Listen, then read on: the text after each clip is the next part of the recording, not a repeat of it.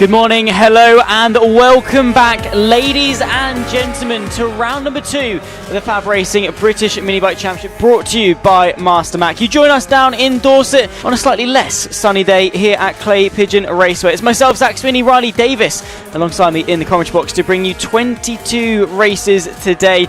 And Riley, yesterday brought us some thrills, brought us some spills, but at least we had the sunshine. Today, not the case. Also brought us some new commentators as well. We had Henry McCartney and Harrison Day, of course, in the commentary box for that GP70 race. Unfortunately, the best race of the day, probably, and we weren't there to commentate on it. Very annoying, but don't worry, we have made sure that they are not coming back today, despite their amazing efforts, because they're too busy being professional motorcycle racers. So you'll see them in Extreme 200s doing well. Harrison Day and Henry McCartney, of course, Moto4 British Cup riders, and they did a really good job, didn't they, for their first time? So it was quite good to sit back and watch that race, at least the last lap. But yeah, we've just got a few warm-up sessions now, and we're going to get the main action underway. And that sun not as high today, so a bit chilly, and it's probably going to make racing easier for the adults. Yeah, exactly that. Yesterday was a bit of a challenge, and we spoke yesterday as well, especially in the extreme classes where you've got that mixture of Avali and Metric Kit, the 2-stroke versus the 4-stroke, maybe favouring the 4-stroke because of the nature of the high-revving 2-stroke. Maybe not necessarily going to be the case today. Yeah, it's a little bit colder today, so that might play into the 2-stroke's hands, but the track, I still think, in general, suits the 4-stroke better. So I think the Ovales are still going to be the bike to be on, but I think the riders that we're seeing on the Metric Kits, like Emilio Pereira, are going to be able to make a bit more of a difference today. Hopefully so. We saw some close racing all throughout the 11 races that we had yesterday. Thank you for your company if you did join us. If you're only joining us for today, definitely implore you to go back and watch some classic races. Of course, the stars of the future on the grids of today. Make sure, of course, you do stay tuned with us here at FAB-Racing. Like I say, we're a proven pathway from grassroots all the way up to Grand Prix racing. And on that note, we'll be taken to the Junior GP event at Silverstone in August between rounds 3 and 4 of our championship. We'll be there on an actual MotoGP weekend where these young riders will be able to, be in the same environment, the same atmosphere as some of the idols they go and, attempt to emulate hopefully, eventually, be in the shoes of. A little bit windy today as well. You know, we're not too far away from the coast, and, bikes are fairly sensitive to wind, especially at a very fast circuit like this one.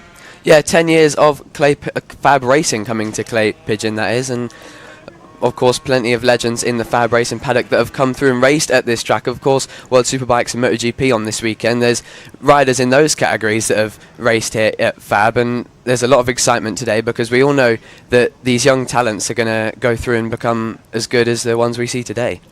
Exactly that.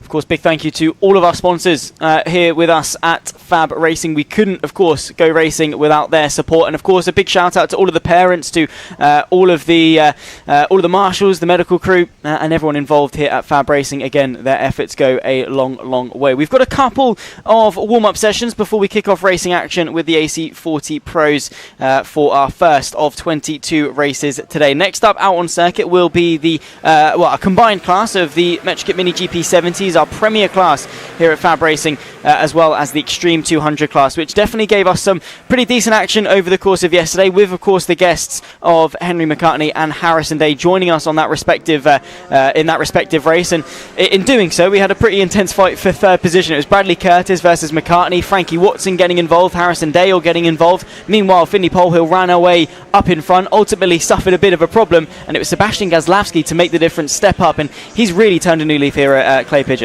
Yeah, he's going to be so happy about that one. Lid was, despite being on the podium multiple times, I think every single race he was in, he finished on the podium. So for Sebastian Gazlawski, I mean, that sounds like a dream weekend for most people, but the mentality that he has to keep winning and always wanting to be first, it's a good and a bad thing to have that incredible want to win.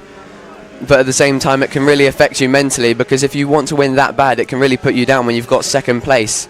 But it's good points for the championship. So you hear people say a lot about how, champions are made by staying consistent, and when it's not just quite going their way, they sort of take it on the chin and try and make a good result instead of really pushing for it and, overperforming and ending up in the gravel. And it was a really good performance from him at Lid. You feel like it was just a bit of luck, to be honest, and maybe just how he presented that race and how he decided to plan it out. that prevented him from winning. He definitely had the speed to do it, and he's proved it here at Clay Pigeon. That Extreme 200 race is probably the one he wanted to win the most, just because he had more rivals in that, especially in the form of Henry McCartney, Finley Polhill and Harrison Day, people who he wouldn't have been battling in the GP70s. Yeah, exactly that. We've got, of course, a plethora of talent, and, well, all of them, of course, vying to, stake their claim to, I guess, prove their worth on quite a big stage. Currently, we've got less than 4 minutes to go in this warm-up session. Just a good opportunity for the riders to get back acclimatised to the bike, maybe try something slightly different. I'm sure they're very much tuned in. It's a circuit that, for a lot of the locals, they come to quite often, understandably. But for some of the others who maybe live a bit further north in the country, down in Dorset, maybe somewhere they're not overly familiar with. So when we talk about that adaptability, especially when we get to these premier classes, the 70s, the extremes, where we've got those sort of older riders that want to progress and take those next steps, being adaptable around a circuit maybe they're not overly familiar with is incredibly important.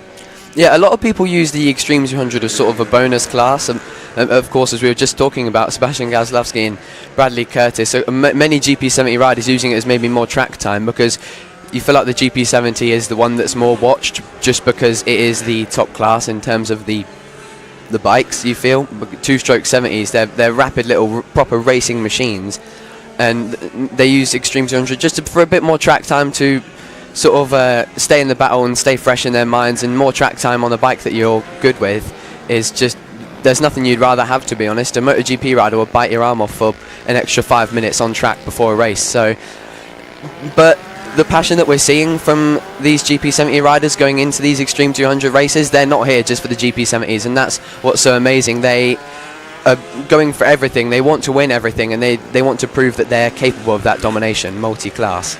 Exactly that. Of course, a big turnout of people watching along here today. Clay Pigeon with the facilities, a nice view. It's one of the shorter circuits on the calendar, only 815 metres long is Clay Pigeon, and up there from the pit stop balcony you can see pretty much all of it, which is definitely goes a long way in terms of spectating, making sure you're cheering on your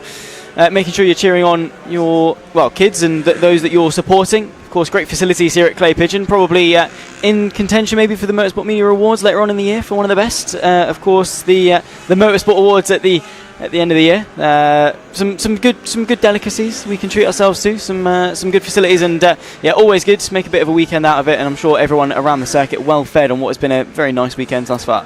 Yeah, it's been pretty good. I was quite happy with the bacon back lab this morning and yesterday, so a great cafe here at Clay Pigeon as well, and just in general. But I'm not going to go making shouts for the Motorsport Awards just yet, because I'm quite inexperienced in using track facilities and whatnot. But you'll probably see my inputs later into the year as I go to most tracks, and I'll probably begin going into the deep dive predictions next year when I know everywhere. As you said yesterday, you're not paid to do that, are you, Riley? So it's all good. In talking about circuits, right? So we've ticked off Lydd, we've ticked off Clay Pigeon today. Next time out, we'll be heading up north to Houghton Park, then to Ella, Rowra, Three Sisters, Clandau. Anyone particular that sort of strikes out to you as one you're looking forward to go to?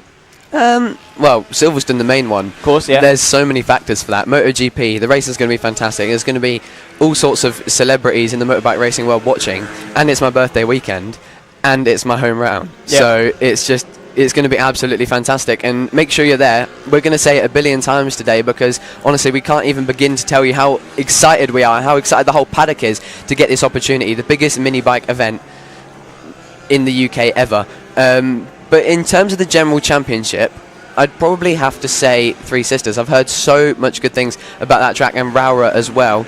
I've got a few friends local to Rowra, so they might come down and say hello. But mainly for the circuit, I've been told by people who have raced here that it is an absolutely fantastic track to race, and if a track's fun to ride, then usually it's fun to watch. Yeah, 100%. Rowra, of course, nestled in the Lake District up north in Cumbria, and a fantastic circuit in of itself. Three Sisters a little bit further south in Wigan. Probably the best thing about Wigan is the circuit. Three Sisters, a brilliant run, and again a rider's favourite. So treated to a number of good circuits on the calendar in 2026. Of course, we've got a couple of warm-up sessions still to tick through. Sebastian Gazlowski currently the one topping this session between himself and Frankie Watson. Of course, you can't read too much into a warm-up session. It's just exactly that. It's a warm-up. But Gazlowski, Frankie Watson, 2 riders that have been on the pace so far this weekend. I mean, what are they looking to get out of this warm-up session more than anything? Well, it's just the usual. I mean, quite literally, as you said, the word warm-up. It's just getting out there, getting back on the bike and getting the feeling back that you had yesterday. The lap times are sort of irrelevant because they're looking at a race pace and just trying to do something consistently to wake themselves up. And you hear people obsess over warm-up all the time, like in the higher classes. You could see someone top a warm-up session in MotoGP and their entire fan club starts, going wild, as we see Henry McCartney having an issue there with his KTM SX85 number 31 machine. That's unfortunate, but he's got enough time. We've got quite a while until the next Extreme 200 race, so the commentator from yesterday should be able to get that sorted for the next race, hopefully, because I don't think we've got enough microphones for him to come jumping back in with us. No, exactly that. So he's got to be on circuit. Although he did, like you say, he did do a good job, and he has been doing a good job, of course, in the Motor4 British Cup. And he could be doing very good. Speaking of commentators and stuff as well, there you can see actually the Leathers, TBM and Tom Brooks Media. He used to be the commentator at FAB-Racing. Now, of course, does a number of things in the world of motorcycle racing. Most notably, of course, in the world of Gran Turismo and the FIA Formula E World Championship. And nice to see his Leathers still living on in the grassroots paddock. Yeah, funnily enough, it's quite interesting. I was saying yesterday after that nice visit from Henry and Harrison that FAB-Racing not only produces riders from grassroots to Grand Prix, but commentators as well. And he travelled up with those because he commentated on originally in FAB-Racing, and then a few years ago he went to the BSB Support Series. He did Moto4 British Cup, of course, British Talent Cup at the time, and now he's of course doing much bigger stuff, as you mentioned, Gran Turismo, Formula E, and more. So yeah, of course, talent raisers all around. Maybe even mechanically, if you want to. If you have a friend or family member that is racing here, and then you can come and learn the ropes mechanically. You can help fix the bike or after a crash, get it prepared for a session.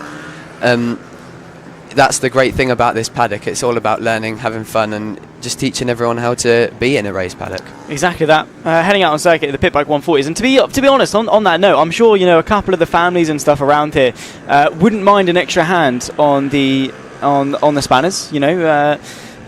I almost guarantee if you went up to them and said, can I come, shadow you for a weekend, give you a hand, a lot of them probably would, without hesitation, say yes, absolutely, please. Lessen some of the workload for me. So if you are maybe an aspiring mechanic, want an in, definitely take a look at the calendar of FAB-Racing, make your way to your local one. Currently out on circuit, the Pit Bike 140s for their warm-up session. Now, a couple of riders in this class, a bit busy last night. Be interesting to see how quickly they can shake off the liquid cobwebs that they had over Saturday evening. Taylor Lawrence, one of them. He was rapid yesterday. A little bit unlucky, though, with the lap traffic in his battle with Ollie Horner, and, ultimately cost him the race. Yeah, and it was bad luck and just poor judgment, unfortunately, for Taylor. Not to slate him, but everyone makes their mistakes. And, of course, he only does one round a year, so, second place is still really good, but nonetheless, he is going to be disappointed. You can't miss him, of course, out there on circuit during the race. You'll see him, the bright green RST suit, and he is going to be all the way up there once again battling, unless he really did a number on the debrief at Wetherspoons last night. Yeah, I wasn't going to go as far as to name the establishment. Fair play. Ollie Horner, Taylor Lawrence, currently the two that will be battling in the Pit Bike 140s. More of our, senior category of the pit bikes. The proven pathway that we have here at FAB-Racing starts as young as that young lad there in the AC40 rookies, all the way up to the Metrikit Mini GP 70s as well. And that again is that proven pathway all the way from grassroots onto that Grand Prix ladder. Of course, we spoke about Harrison Day, we spoke about Henry McCartney, also other riders. Sullivan Moundsey we were watching just this morning, battling it away at Mugello in the Red Bull rookies. Again, we've got those that stepping stone all the way to the top, that road to MotoGP, and a lot of our riders, a lot of FAB graduates go on to do big and amazing things. Yeah, and you're seeing all these people here. Nearly every single one of these riders have come through FAB, and it's almost like a family, really. You all come through the same routes, as we were just saying. Tom Brooks going from FAB to British Talent Cup, as it was known back then, on commentary, and then the riders as well. That's Harrison Day. This is footage from the Donington Park test. I was there, in fact, and Harrison Day, he was putting in the work. I think he topped the second session on the final day of testing, but yeah, we had some brilliant action actually for the first couple of rounds, and our very own commentators Harrison Day and Henry were doing a really, really good job in their debut season. Some consistent top 6 and even top 5 finishes in some points. So it looks like Fab, as it always does, producing some amazing talent. Yeah, I think the vast majority, if not all, of the Talent Cup for the last couple of years have been riders that have come through the Fab paddock. Of course, champions of the series gone past. Lucas Brown, one of them, of course, previous Talent Cup champion. Sullivan Mounsey coming through that as well, and on that run up towards the Red Bull rookies. And yeah, of course, Harrison Day, reigning Metrokit Mini GP 70 champion, one of the most prestigious titles that you can take, if not the most prestigious title that you can take in grassroots mini bike racing. He won that last year. He's taken that step up and is proving that he deserves it. I think currently, after Donington, sits 4th place in the championship or something in that vein. So definitely possible on that translation from maybe a slightly bigger bike, slightly faster bike, but it's also that adaptation from going from karting circuits to Grand Prix circuits. Yeah, it's not just that, but I've been so impressed with Harrison Day. His performances have been incredible, and not to mention the fact that he's had to use added weight to reach the minimum weight limit in the Moto4 British Cup. So despite that, he's still putting on incredible performances, and that's exactly what Fab produces here. We've got plenty of riders of all ages, just like Harrison Day and Henry McCartney, who eventually make that step, and then riders all the way at the top of the Grand Prix and Superbike classes that have made that step and have proved that they are the best of who they were in their classes. Scott Ogden, of course, he was here 10 years ago at the very first Fab race at Clay Pigeon. Joshua Watley, another one, of course, in the World Supersport Championship at the moment on the Aurillac Ducati, and many more in both paddocks. So the Moto4 British Cup is the ultimate, almost halfway point to know that you have made it as this professional rider, and you're nearly there. But I suppose you probably think this is the hardest point because it's such a competitive class. Yeah, it really is, and it's only going to get more competitive the higher up the ladder you get. Of course, there you can see Harrison A. Now you can't see him. You did see him. He's now hidden behind the awning. He chilling out, relaxing on what will be a very busy day of racing for him in the Extreme 200 class. Again, these Fab rounds for him now, a way to keep fresh. They've got a bit of a long summer break in the Moto4 British Talent Cup, so they've got the they've got to stay fresh, right? Because riding a bike is definitely not easy, and staying fit as well, especially for Harrison.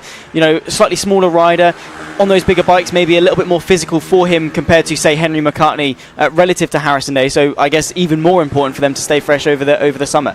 Yeah, and I thought that was really interesting, to be honest, for Harrison Day, because of course, as you just said, it's a little bit harder for him to manoeuvre around the bike, and there he was in Extreme 200 on the CRF 150, a bigger bike than what Henry was on. He was on a KTM SX85, a slightly smaller bike. But Harrison told me yesterday, as I was congratulating him on his good job commentating after the Extreme 200 race, he was struggling a lot with edge grip, which is something that if you don't know motorbikes is really, really bad to have in general, but something to struggle with at Clay Pigeon, a track where you're literally on the side of the tyre for the whole way around by that tiny little straight in the second sector. It can be very, very costly. Yeah, indeed. So some interesting core workouts there going on down on the sidelines. Got to stay rider fit, I suppose. Got to keep your core stable. Probably one of the more important muscle groups as a motorbike rider to have your core in check. You're moving around a lot on the bike. You've got to keep your body stable. Of course, you've got your neck, your arms, definitely one of them up there. But I suppose the core is the central piece of all of that. So while obviously definitely not any serious training going on there, but keeping a steady core really important in terms of rider training at least. Yeah, and it's really good to start them off at the young age, sort of, preparing themselves for this, doing their warm-ups, their little preparations before races, because it will stick with them every single time, and you never know when some tiny little adjustment can mean everything in motorbike racing. And I hear a lot of people who aren't really in the world of motorsport, that they'll look at, I don't know, MotoGP rider, and they're like, it can't be that physical, because they're not exactly, they're not very built, they haven't got these massive shoulders. But that's because it's all in the middle, it's all inside, and you can't really see that when especially when they're wearing a suit as well. Yeah, they're not, and also they don't want to be bulky because that's extra weight, and they've got to keep slim down. They've got to stay small so they're aerodynamic and all that sort of stuff. But yeah, strong, conditioned bodies, vitally important when you're wrestling a motorbike around a circuit, especially one as fast and technical as Clay Pigeon. Of course, next out onto circuit, we'll see. I think we're getting the 50Rs making their way out on circuit. There you can see Emilio Pereira on the 31 machine. Shouldn't be too many more warm-up sessions left to go. In fact, no, we'll be getting the 50s, so not the 50Rs, which is the combination of the Metro Kits and the Avalis, just the Metro Kits themselves out on circuit, and then the final warm-up of the day for Moto Team, both standard and open. We'll then kick off racing with the AC40 Pro class, followed by the rookies, inters, 50Rs, seniors, 70s, pit bikes with a lunch break. Then comes the 50s, extremes, Moto Team, and then all over again to round off round number 2 of our 7-round core championship of the Mastermac FAB-Racing British Minibike Championship, and then of course the Junior GP event at Silverstone, which I don't think we're again going to get tired of talking about both before and after the event. Yeah, definitely. And of course, if you didn't see, we had an interview with Bradley Ray last time out at Lyd, and also an interview with Eddie O'Shea at the Donington Park test, and that came out a few weeks ago now, and they're all talking about how amazing an opportunity this is for Fab at Silverstone, and also just their general season so far. Eddie O'Shea actually doing a really good job in his season so far, really consistent, getting in Q2 many times, and really, really improving from last season, because it was a very difficult because he had so many different teammates, and in your rookie season having I think 6 different teammates in one season is really going to hurt you, and he's stepped up and he's doing fantastic, so it's good to see that he has been able to progress like that. And as I said, Bradley Ray, of course, I interviewed him at Lyd, very excited about Silverstone, so make sure you go and watch that on the Motorsport Media socials. Yeah, indeed. BSB, a series that, admittedly, I probably could watch a little bit more of. It is absolutely fantastic, and yeah, really looking forward to seeing how the rest of the season goes in that respect. Still, you can see still a couple of warm-up sessions left to go. Of course, if you are looking to get yourself involved in the Junior GP event, it's open to all mini-bike categories. That includes the Senior Mini Moto. So if you fancy yourself going up against titans like Matt Birkin, who has been on dominant form thus far this weekend, well, definitely get yourself signed up and head to the home of British Grand Prix racing at Silverstone. There you can see Emilio Pereira's dad on the sidelines cheering him on, getting some shots of him. Emilio Pereira, though, in terms of his weekend, it's going well, not as well as Pereira would have wanted. He's only finishing second. Yeah, I think in that GP50 race yesterday, won by Caelan Ratcliffe, if you want to go back and watch that from yesterday, it was absolutely fantastic. I'm not going to spoil too much about the rest of the results, but we have to talk about it. It's Sunday now, so we're talking about this class on track. And Emilio Pereira, we were talking a lot about his mentality and how that's his strength, and how you feel like, plainly based off what we saw at Lyd, it's almost Caelan's weakness, because he crashed on the warm-up lap at Lyd. I think it was race 1, and he was getting really stressed. He was worried that they wouldn't be able to restart him, and it would be an awful start to his season. Thankfully, he was able to get back up. But I think that frustration sort of stayed in his mind and plagued him for the rest of the race, because it was quite a difficult one. I think he was even outside of he wasn't even on the podium, but he regained that composure on Sunday and gave us some decent performances and got himself into second in the championship coming here. But now he's got that confidence. It's a track that he clearly likes here at Clay Pigeon, and he defended really, really well. And if you were watching yesterday, you would have heard me saying that Emilio Pereira was taking lines that weren't actively trying to pass Caelan Ratcliffe in the last 3 laps, and I ultimately think that's what cost Emilio Pereira the win, because he maybe got too confident that there would have been space to go through on the last lap and spent a bit too much time trying to put him under the pressure. Yeah, maybe so. Maybe the pressure is a good thing. You've got to be able to ramp that up and play the psychological game, maybe force your rival into a bit of a mistake, and that definitely works on some occasions. But Ratcliffe is, kept his head, kept his cool, really shown up so far this weekend. And in fairness, we say this about Emilio Pereira, he fell 0.5 of a second short. Virtually nothing separated them at the line. But ultimately, those are the margins that separates winning and losing. Of course, for Pereira, taking 3 of the 4 race victories thus far this season, and finishing every race inside the top 2. He's not doing too bad. I think we can let him off. There is Bojan Blachevsky watching along as well. He'll be out on circuit throughout the day in a couple of categories, particularly in the Extreme 200 class as well. So it'll be interesting to see how he can get on after a fairly shaky start to the season. About a minute and 20 left on this warm-up session. Currently, though, speaking of Caelan Ratcliffe, again, we can't speak too much about warm-up, but he's topping the timesheets at the moment, and I'm sure that's going to give him that extra leg of confidence that he needs to once again take the fight to Pereira, not once, but twice today.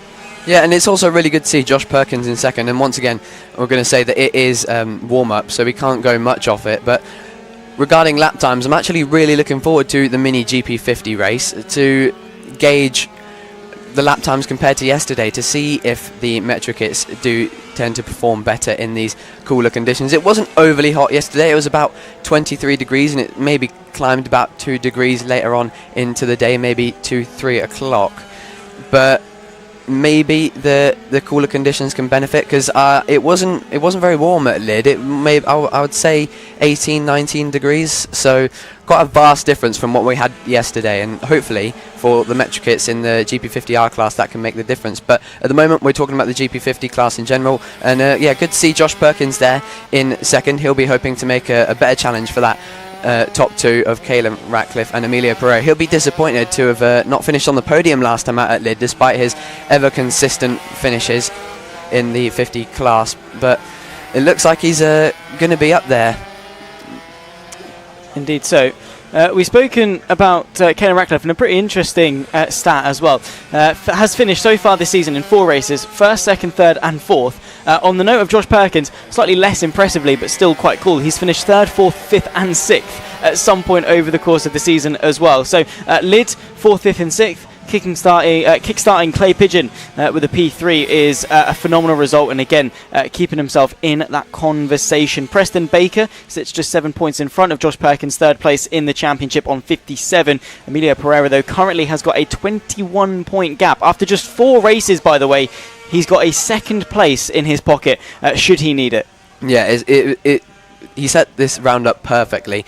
It's clear that he's struggling a little bit more. He's not as dominant at Lid, and I was saying earlier, it's just the perfect way to manage a round that you're not particularly the best at. And even then, as you said, hardly even missed out on the win, basically won the race. I'm not obviously going to say that he didn't win the race, but it's differences that are completely irrelevant when you're talking about race pace. They were completely even in a way, and Caelan Ratcliffe just had that little bit more, and it was maybe just a bit of a mistake for Emilio Pereira, because you could argue that he probably was the faster guy out there in those last 3 laps. He was getting held up a little bit by Caelan, but it is no easy challenge to pass anywhere on any track in the calendar, let alone this fast-flowing circuit that is Clay Pigeon. Exactly that. Next time out, of course, will be our final warm-up. So the MetroKit Mini GP 50s brought to you by Nova Racing. Thank you, of course, to those guys for their support, and yeah, we'll be taken to the final warm-up of the weekend with Moto Team, and this has been a category that has sparked some interest. Of course, they've adjusted themselves to a slightly different format so far in 2026. So not only does qualifying not set the grid for all of their races, they've also got an extra race to add on to it as well. They've gone from 3, which is what all the categories usually have, they've gone to 4, make sharing the bike a little bit easier in and amongst teammates. And as well on that, like I say, they've adjusted the qualifying as well. So qualifying only sets the grid for race 1. Ever since then, each race's grid has been set by the finishing order of the previous race, which does mean that even if you nail quali, if you have a poor race, it then starts you at the back for the next one. Yeah, it's really going to make some differences in this class compared to the others, and there's been a lot of drama in these classes actually, especially at Lid. It might not be as much yesterday. I mean, Acme Racing took the double, of course, 2 races for both 2 days. We're not starting off today with Moto Team's race like we did at Lid today. We're kicking it off with AC40 Pros, but a shout out there for Ivano Di Francesco, who has really stepped it up. Maybe one less competitor in the form of Ian Jackson, who was without a doubt probably the top man at Lid, but irrelevant. he managed to get on the podium, and for the first half of the race was actually doing a really good job to challenge Team Acme Racing despite being in the standard class. Yeah, 100%. And that's the good thing about Motor Team as well. We have got the standard and the open class. Of course, the open, the more unrestricted one, obviously. The standard, of course, slightly restricted. But, still opportunity to mix it up in the overall battle, and those inter-class battles as opposed to the intra-class ones, just as interesting. Ultimately they're racers. They want to be out on circuit. If they see a bike in front of them, chances are they're going to give it a go and try and get past them, even if it's not overly ideal for their championship scenario. Speaking of the championship scenario, because I do have the provisional standings in front of me, SFC in the open category, so that's the 133 that we saw struggling slightly yesterday, still picked up 2 second places in class, and as such limited the damage to Team Acme Racing, who sit currently 11 points off of them, 126 to 115 between the pair of them. Over in the standard class though, Ivana Di Francesco has been desperately trying to close the gap to Linton Di Miola in the championship lead, currently 126 to 115, similarly to what we saw in the open category. You've then got Fraser Kinnard and Thomas Dudson, who sit on 74 points apiece. Thomas Dudson, of course, another rider, the number 20, who was taking the challenge in race 1 to Ivani Di Francesco yesterday, particularly when they had that 3-way scrap with SFC. That was the fight for the standard lead. Thomas Dudson ultimately, once Ivani Di Francesco found a way through on SFC, didn't quite have the pace in order to match and catch the standard leader. Yeah, he was leading the standard championship coming out of Lids, so of course he's not having any issues so far this season. Might have just been a bit off colour, at least in the standard class for comparison, but he was doing a really good job in 4th. Just struggled a little bit in the later race. At first we thought that he had the pace to beat Ivano Di Francesco, but it looked like that Di Francesco had a burst of energy to continue on and catch Acme Racing. But I'm sure Thomas Dudson will be quite pleased with 2 4th places so far. It's not too bad of a result, and again, we've said this probably a bunch of times today, but it's consistent results that win you championships, and that's what we're seeing from Thomas Dudson. Exactly that. He's consistent, and again, with the way the points format works, it goes, of course, 25 for a win, 20, then 18, 15, 12, 10, 9, 8, 7, 6, 5, 4, 3, 2, 1, down to, I believe it's 15th position is the final place for points. You're only losing 5 points at a time if you finish first, and if your rival finishes first, you finish second. So you can get away with 5 races finishing second, and then hope in one of those 5 races your rival has a DNF, and then if they have a DNF in one of those 5 races, you can pick up that race win, and that offsets any of the deficit. So just by being consistently in second, you are still in that shout for the title hunt, especially in what is the now 28 race season for Motor Team, 7 rounds of 4 races, loads of opportunity in and amongst that. Being consistent across all 28 of them is going to be better than a strong start or a strong finish to the season. Yeah, exactly. And one thing I actually want to point out is I believe that SFC have got a different rider this weekend, not only just because we're seeing a completely different gear, but I think I can guarantee that because the riding style is of the rider currently on the bike, of the number 133 machine, is so much more extreme and expressive. Like you see out the corners, really hanging off the bike, doing everything they can to try and manoeuvre it and get it back onto the perfect racing line. But I feel like that might just be hindering him a little bit because he's trying a bit too hard to turn the bike with the body rather than just turning the bike with the bike itself, counter-steering into the corners, especially the hairpins. It seemed like he was almost starting straight to the inside and losing the exit rather than getting a flowy run through the corner. Yeah, so I'm sure they'll be signing you up for some rider coaching, potentially. You give it a go. There we can see Flag Marshal Lee Clow has been a part of the FAB-Racing family for quite some time. The woman in charge of starting each and every single one of the races at FAB-Racing, and quite an important job, in fact, and quite an eager eye over the course of Lid as well. We had a number of jump start penalties. Thus far, though, I think everyone's been on their best behaviour. They've learnt their lesson. Yeah, everyone is pretty well behaved here, but yeah, the jump starts seeming to be a little less in this round. Alright then, here we are. Your commentator will be taken by Dale. Photos, of course, will be at Silverstone for that Junior British Grand Prix.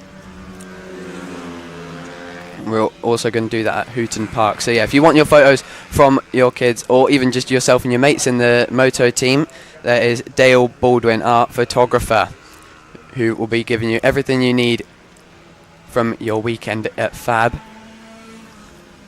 Yeah, always good to have that media presence, especially in this day and age where social media is so important. Dale Baldwin doing a fantastic job to, well, give those professional photos, and at Houghton Park, probably on one of the most important weekends of their career. You know, FAB Racing in of itself, the staple of British mini bike racing, that goes without saying. It's that proven pathway. It is the place to be. Of course, in the Junior GP, that one-off event. You know, similar to how we had the Linden Hill event in the 70s and in years gone by as well. That similar one-off trophy-style event on such a big stage. You know, I think it is definitely up there in terms of if you can win at Silverstone, probably level pegging with winning the 70s championship. Yeah, it's a big event. It's something that you go to and almost prove that you can still do it, and it's also something that would be great for almost just learning and how to be a better rider, because it's learning a new circuit, a completely new circuit. No motorbikes have even raced on that new kart circuit at Silverstone yet, and of course FAB Racing are going to be the very first ones to do that. So, you know, a great honour and a great job from the guys at FAB for sorting that one out. And also more announcements to come regarding that event in a few days' time. So keep your eyes and ears peeled, because it is fantastic news, as it all is. We can't stop talking about it, and hopefully neither can you. Tell all your friends to get out there and watch FAB Racing at Silverstone if you guys are going to the British Grand Prix. Well, ladies and gentlemen, we'll wrap up the warm-ups. It's time to go racing for round number 2, the FAB Racing Mastermac British Mini Bike Championship here at Clay Pigeon. All right, then it is time to kick off racing. As Zach just said, it's going to be a good one. Actually, it was dominated yesterday, this AC40 Pro class, by Noah Barfoot, and we are going to see some big impact battles actually between many riders. There was a big crash yesterday for Randy Carter, and hopefully he is okay, but he did a really good job actually to just get back up and run away. I thought he was going to be injured, but that's just showing you how it teaches these kids to get back up and keep going no matter what. Indeed so. Big thank you to 2 Clicks Out as well for their support of the AC40 Pros. The second step on the FAB Racing proven pathway all the way to the top. Racing about to get itself underway in just a few moments' time. Provisional championship as it stands. Noah Barfoot sits on 86 championship points ahead of Finley Stiles' 63. Randy Carter dropping back as a result of a DNF yesterday, 27 points adrift from the leaders. James Dermott as well, who suffered some problems, a big low side heading into turn number 2 and coming out of turn number 1, dropped him down to 4th place in the standings, but still plenty of races to come from now. Noah Barfoot, 3 wins from the 4, and the one race he didn't win, he finished P5 in as well, in what was a very challenging second race at Lid. They're getting themselves on to the grid for what will be one formation lap, back to the grid, and then racing for 9 laps for the AC40 Pros, sponsored by 2 Clicks Out. There, rolling their way through. Noah Barfoot will start this one from pole position. Look out for the, there you can see the orange and black levers of the 36 Finley Stiles. The number 19 will start alongside him, with James Dermott and Randy Carter keeping each other company on row 2. Zach Athasich and Jude Good will complete the 6-rider field for our 9 laps of racing. Noah Barfoot, can he be toppled?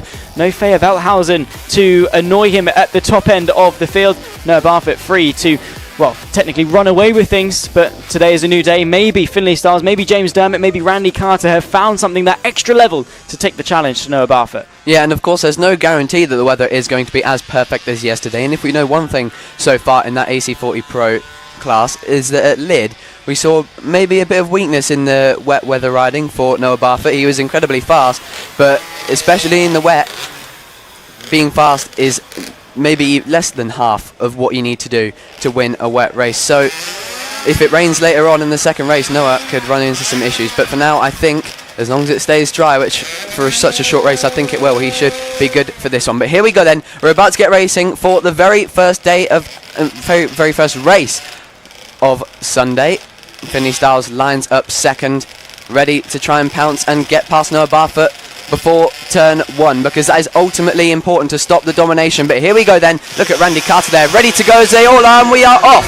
Noah Barfoot gets a brilliant start, a good start as well from Randy Carter, as I said, look ready and raring to go after yesterday's unfortunate result. James Dermott will be looking to improve as well, as he unfortunately crashed out of the podium battle, but already away and gone looks Noah Barfoot, but hopefully we'll be able to see the rest of the field just get into their rhythm and make a challenge. Indeed so, Noah Barfoot getting this race underway very nicely indeed. The start looked very good there from Randy Carter, maybe even too good. I'm not entirely sure if he was rolling before the flag, or well, before the lights had dropped. Following here though, the battle between what will be Randy Carter and Finley Styles, the 19 versus the 69. Look out for the 27 of James Dermott as well for what will be a three-way battle for second position. We complete the first lap of 9, and it's Noah Barfoot that will now lead the 19 of Finley Styles. Carter from Dermott, then comes Jude Good and Zach Athersic trailing at the back end of the field, still learning, still mastering their craft, and will be improving over the course of this season. Currently though, Finley Styles has got his work cut out for him because Randy Carter all over the rear wheel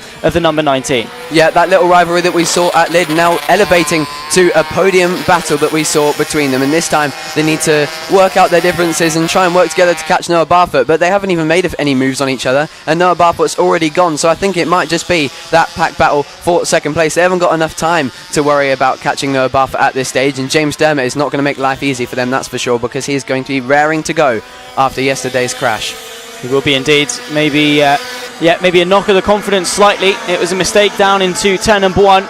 Dropped the bike as it tried to sit it back up, and then obviously get the rotation into turn number 2. It just slipped underneath him. Of course, we had a similar incident at the final corner for Randy Carter. Dropped the bike in pursuit of Finley Styles, and that allowed Jude Good, by virtue of just finishing the race, which is, you know, the first of all, the most important part of it, to bag a podium. Jude Good currently running in 4th position. Randy Carter showing on our timing screen as 5th, but that obviously is not the case. He's right there, sandwiched in between what will be James Dermott and Finley Styles, chasing after the number 19 machine. That's the battle we're watching now as they battle their way through the final corner at Top Bend and onto this start-finish not so straight towards turn number 1. You've got to take a shorter distance on the final lap in order to cut the distance to the checker flag, but on a normal flying lap you want to be all the way over to the right-hand side, maximise what is a fairly tight left-hander but still very, very fast at T1 into the tight hairpin of turn 2, then in towards the S's, and then down towards the bottom of the circuit into the hairpin. The golden overtaking opportunity, but to no avail this time through for Randy Carter.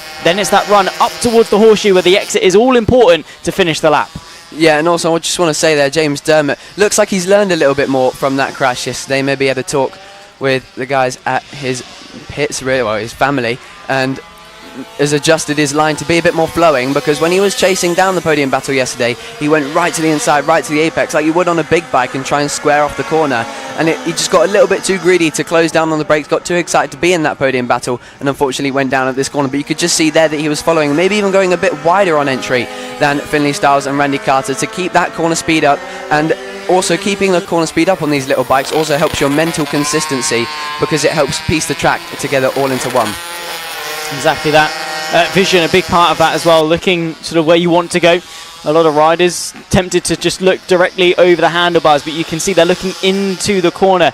They point where they sort of point their head where they want to go, and naturally the body leans and follows that. The further forward you can look, the more preemptive you can be, the more proactive you can be. You're not having to react to any of the corners, and ultimately it just allows you to be that much more consistent with your braking markers, with your turning points. When you get back on the power, hitting your apexes, that vision, all important when it comes to that consistency. 4 laps left to go at the line, so over halfway through this race, Noah Barfoot running away with things on the pink number 36 with the, of course, the black and yellow livery. So 36 running incredibly well up in front, and well, yet to be challenged this weekend. He'll be looking to go 3 from 3 here at Clay Pigeon.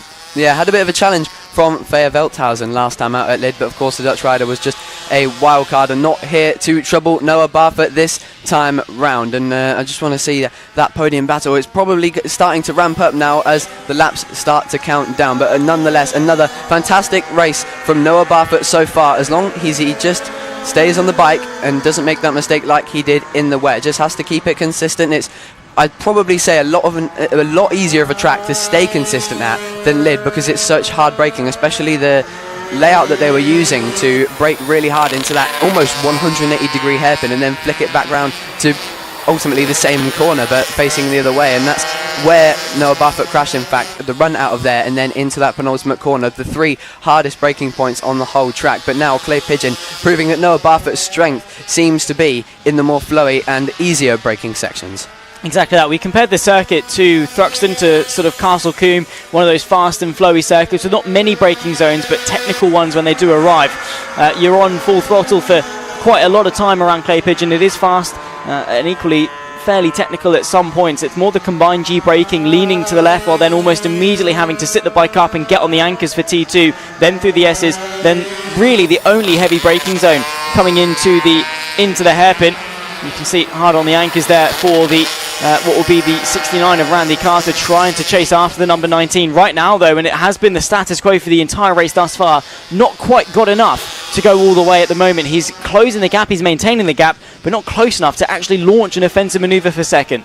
Yeah, I think Randy Carter maybe at the start of this race has just been a bit careful on overtaking Finley Styles, because on that lap that he crashed in yesterday's race, I think we didn't see all of it, but from what I saw, he nearly went into the back of Finley Styles and had to sit up and go into the tyre barriers. It was terrible, but nonetheless, he's going to try and get the podium, but trying to get the win now, just trying to stay on it and keep up that incredible consistency that he's shown all race long. Noah Barfoot now coming to the middle stage of this final lap, and again, it has just been sublime from him. He's so far ahead of everyone else. He's so far ahead of that battle behind him, which is probably actually going to start to come to a close now, because it's looking like, as I look out the commentary window, that it's coming to that penultimate corner. But nonetheless, a fantastic race for Noah Barfoot. Once again, he proves he is the dominant force that can't be stopped here at Clay Pigeon and in the whole AC40 Pro class. And in that battle for second, looks like no moves were made. Finley Styles takes home second place ahead of Randy Carter in third and James Dermott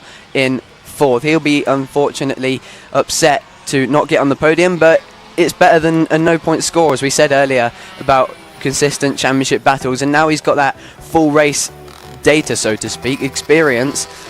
In the next one, I think he'll be much more inclined to take a podium. Indeed so. Just having a look at the timing screen, I don't actually think there was an error because Randy Carter showing as finishing 4.7 seconds off the back of James Dermott. Potentially a penalty for a jump start for Randy Carter. We did think that start was a little bit too good. Initially I thought it was a timing error. Potentially it was just a penalty from race control. Results on circuit, results as we read them, provisional of course until they are confirmed. But just as a quick update, as things stand in terms of the standings, Noah Barfoot now sits on 111 points, leads the championship comfortably over Finley Styles and James Dermott, who are in second and third. 1, 2, 3, 4 and 5 as they rounded off in race number 2 here at Clay Pigeon is how they currently sit in the standings. AC40 Pro, of course, sponsored by 2 Clicks Out. Thank you for their support of the series, of the championship, and Noah Barfoot running away with it up in front. 5.7 seconds was the gap between the 36 and the 19. Absolutely incredible. Alright, then it's time for the next class. We move on to the AC40 Rookies, the ultimate starting ground for a young rider's professional career. It all starts here at FAB-Racing in the AC40 Rookies class. Think how many people have come through this class. In fact, someone who I want to mention, Albie Stone in the AC40 Inters this weekend. He was out last time at Lid and it was incredible, and he's gone into the Inters and was incredible. And I think that is exactly what we can see from any one of these riders. All it takes is that little bit of a confidence boost for these kids, because they don't know realistically their pace compared to the others, because it's not a championship. They're all out there just going to their most local rounds and trying to get that race experience before stepping up into Inters like Albie Stone has. So they'll be seeing that and wanting to replicate it. If they put on a performance like that, I'm sure they'll be able to make this step up. And we've seen some pretty impressive rides already in the AC40 class yesterday, AC40 Rookies class yesterday. Indeed so. Making their way out on to the grid, the AC40 Rookies Cup, sponsored by Grassroots to Grand Prix, a long-time sponsor of the Mastermac FAB-Racing British Mini Bike Championship, and a sponsor that will be assisting with the Junior GP event at Silverstone, helping to lower the rider entry fees, remove the barrier to entry, and showcase as many of the fantastic young talents that we have got in the UK on as big a stage of as possible. And a big thank you to them. Grassroots to Grand Prix, a perfect emulation of what FAB-Racing is all about, that proven pathway all the way to the top. Harry Burridge will start this one on pole position, his first race of 2026, and well, he won it. not bad at all. He didn't show up at Lid, but he's here at Clay Pigeon, and well, currently sits top of the timesheets in terms of that qualifying from yesterday, and also storming to victory in race 1 yesterday as well. Yeah, the best thing that the parents can tell their kids at this moment is go out there, have fun, try your best, because any pressure is really going to play on their minds, because they think, I've got to win here. Mummy and Daddy said that I need to win, and it's going to really affect you.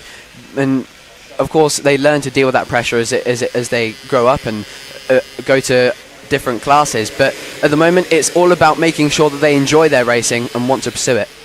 Exactly that, and of course, they're going to learn as they do these races. For a lot of them, it's a bit of fun. Like we said yesterday, it teaches them that discipline, teaches them that drive to get better, to improve themselves. But ultimately, at such a young age, every single lap, every single race, every single round, they're going to be learning something. Let's run you through the grid, of course, for the 8 laps of racing that we've got for the Grassroots to Grand Prix AC40 Rookies Cup. It's Harry Burridge that will start on pole position alongside Tyler J. Windard. Hudson Heaps alongside Eros Garrett. Look out for the second row as they impressed yesterday. Albie Miller from Freddie Fletcher on row 3 with Bobby Baker and Alfie Spedding completing at row 4. Theo Tyler, Arlo Simmons, your top 10 with Jack Owen and Grayson Mills sharing row 6. Savannah Polden, Louis Elimelech from Imogen Viva's your top 15. Harley Spiller keeping her company on row 8. Vinnie Glossop, Oscar Bond, Charlie Skingle, Courtney Spiller, your top 20 with William Green, Ayrton Oakley, Roman Hartle and Albert Gazlowski, brother of Sebastian Gazlowski. His first weekend at FAB on his brother's very first bike as well. So full circle moment for the Gazlowski camp.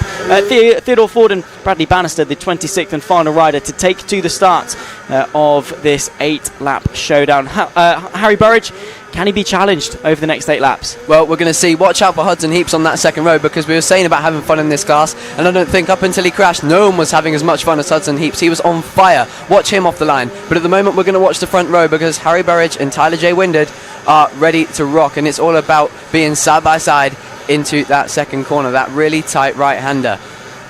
Indeed so. On the left-hand side of your screen, closest to you, that's going to be Harry Burridge. On the right, in, of course, that fluorescent yellow and blue machine, that's going to be Tyler J. Windard. Currently sits second place in the championship after a second place yesterday. It's eyes to the lights for the Grassroots, the Grand Prix, AC40 Rookies Cup. Harry Burridge, Tyler J. Windard share the front row. The lights go on, the lights go off, and we go racing. A slow reaction to the start there for the 29 of Harry Burridge. He drops back to third. A great start for Windard and for Eros Garrett, who shoots immediately up in a second position. But Tyler J. Windard getting the jump off the lights. Harry Burridge still half asleep. Yeah, I think what really benefited them with that start is being at Lid. Eros Garrett and Tyler J. Windard were both there battling for the podium, and now they're wanting wins. They were at that Lid round only a few weeks ago, didn't get the wins because Albie Stone was so unbeatable, and now it's their chance, and they are not wasting any time with that already great experience they have. 2 races at Lid, and the one we have today starting off. Maybe Harry Burridge not being at that last round sort of made him lack a little bit more than the others off the line, but nonetheless he's got back in it, he's got back in the fight, and he's now challenging Eros Garrett for second place.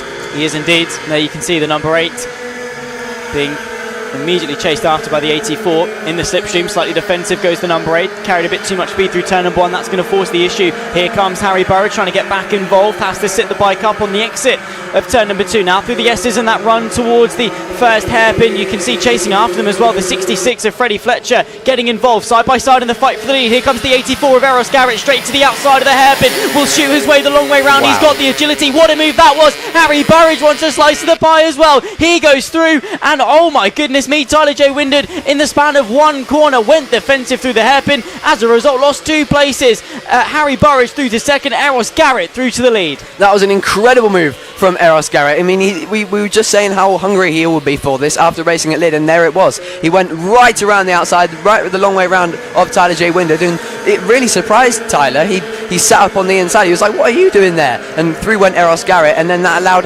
Harry Burridge to go back up on the inside when he eventually drifted off to the outside because he picked up the bike so aggressively.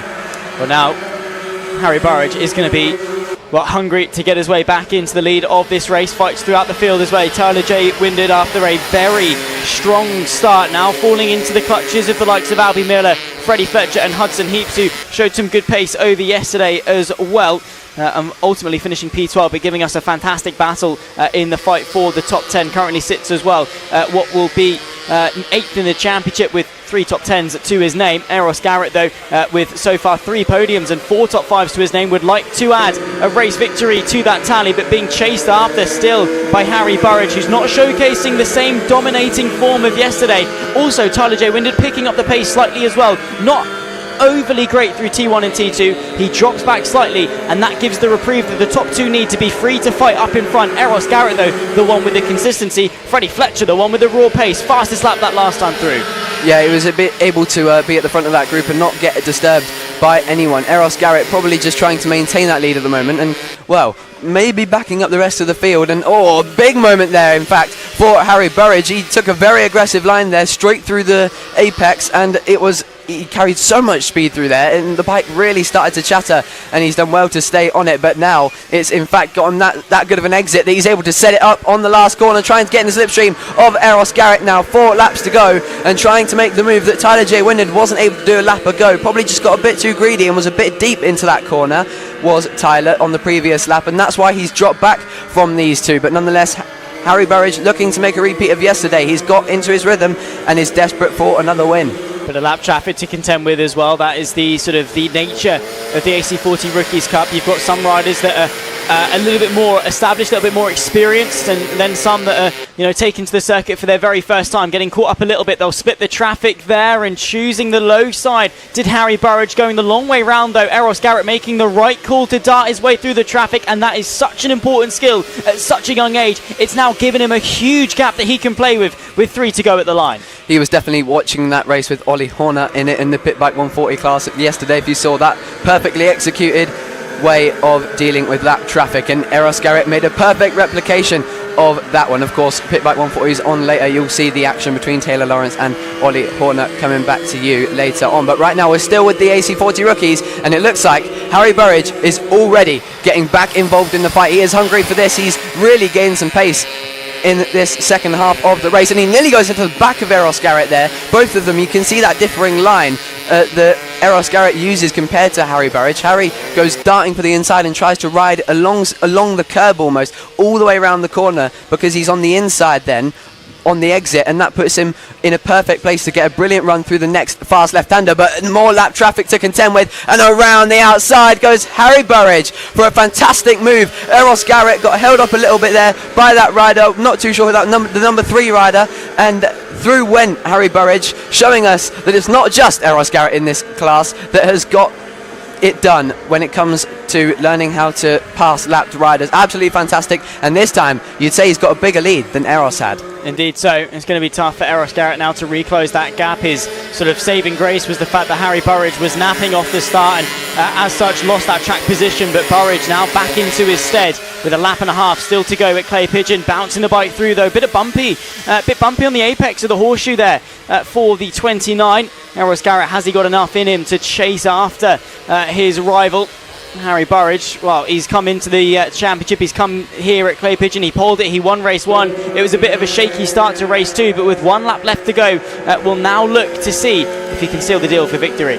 Yeah, 1 lap to go for Harry Burridge, and he has played this absolutely incredibly. He has the confidence from winning the race yesterday. Wasn't even at Lid, as I mentioned earlier on in the race, but still local enough, I imagine, to Clay Pigeon to come along and really enjoy this track. Eros Garrett is going to be really upset with this one, I can imagine, unless he's somehow able to catch this or a mistake comes out the way for Harry Burridge. But look how tight he goes there, and well, it's probably the average line, but you compare that to Eros Garrett, and that's what is so interesting to see in these AC40 Rookies, these different lines, and the different lines for overtaking lap traffic worked in the favour of Harry Burridge today as he comes around the final 2 corners now. Around the final corner, Harry Burridge wins race 2. It is the double on Sunday here at Clay Pigeon for Harry Burridge. A fantastic ride. Eros Garrett in second place. You feel like he had more than that to challenge Harry Burridge, but he is going to be devastated with that one. Again, we say so many people devastated with second place, but it's good to see Freddie Fletcher on the podium as well. Hudson Heaps in 4th. Maybe just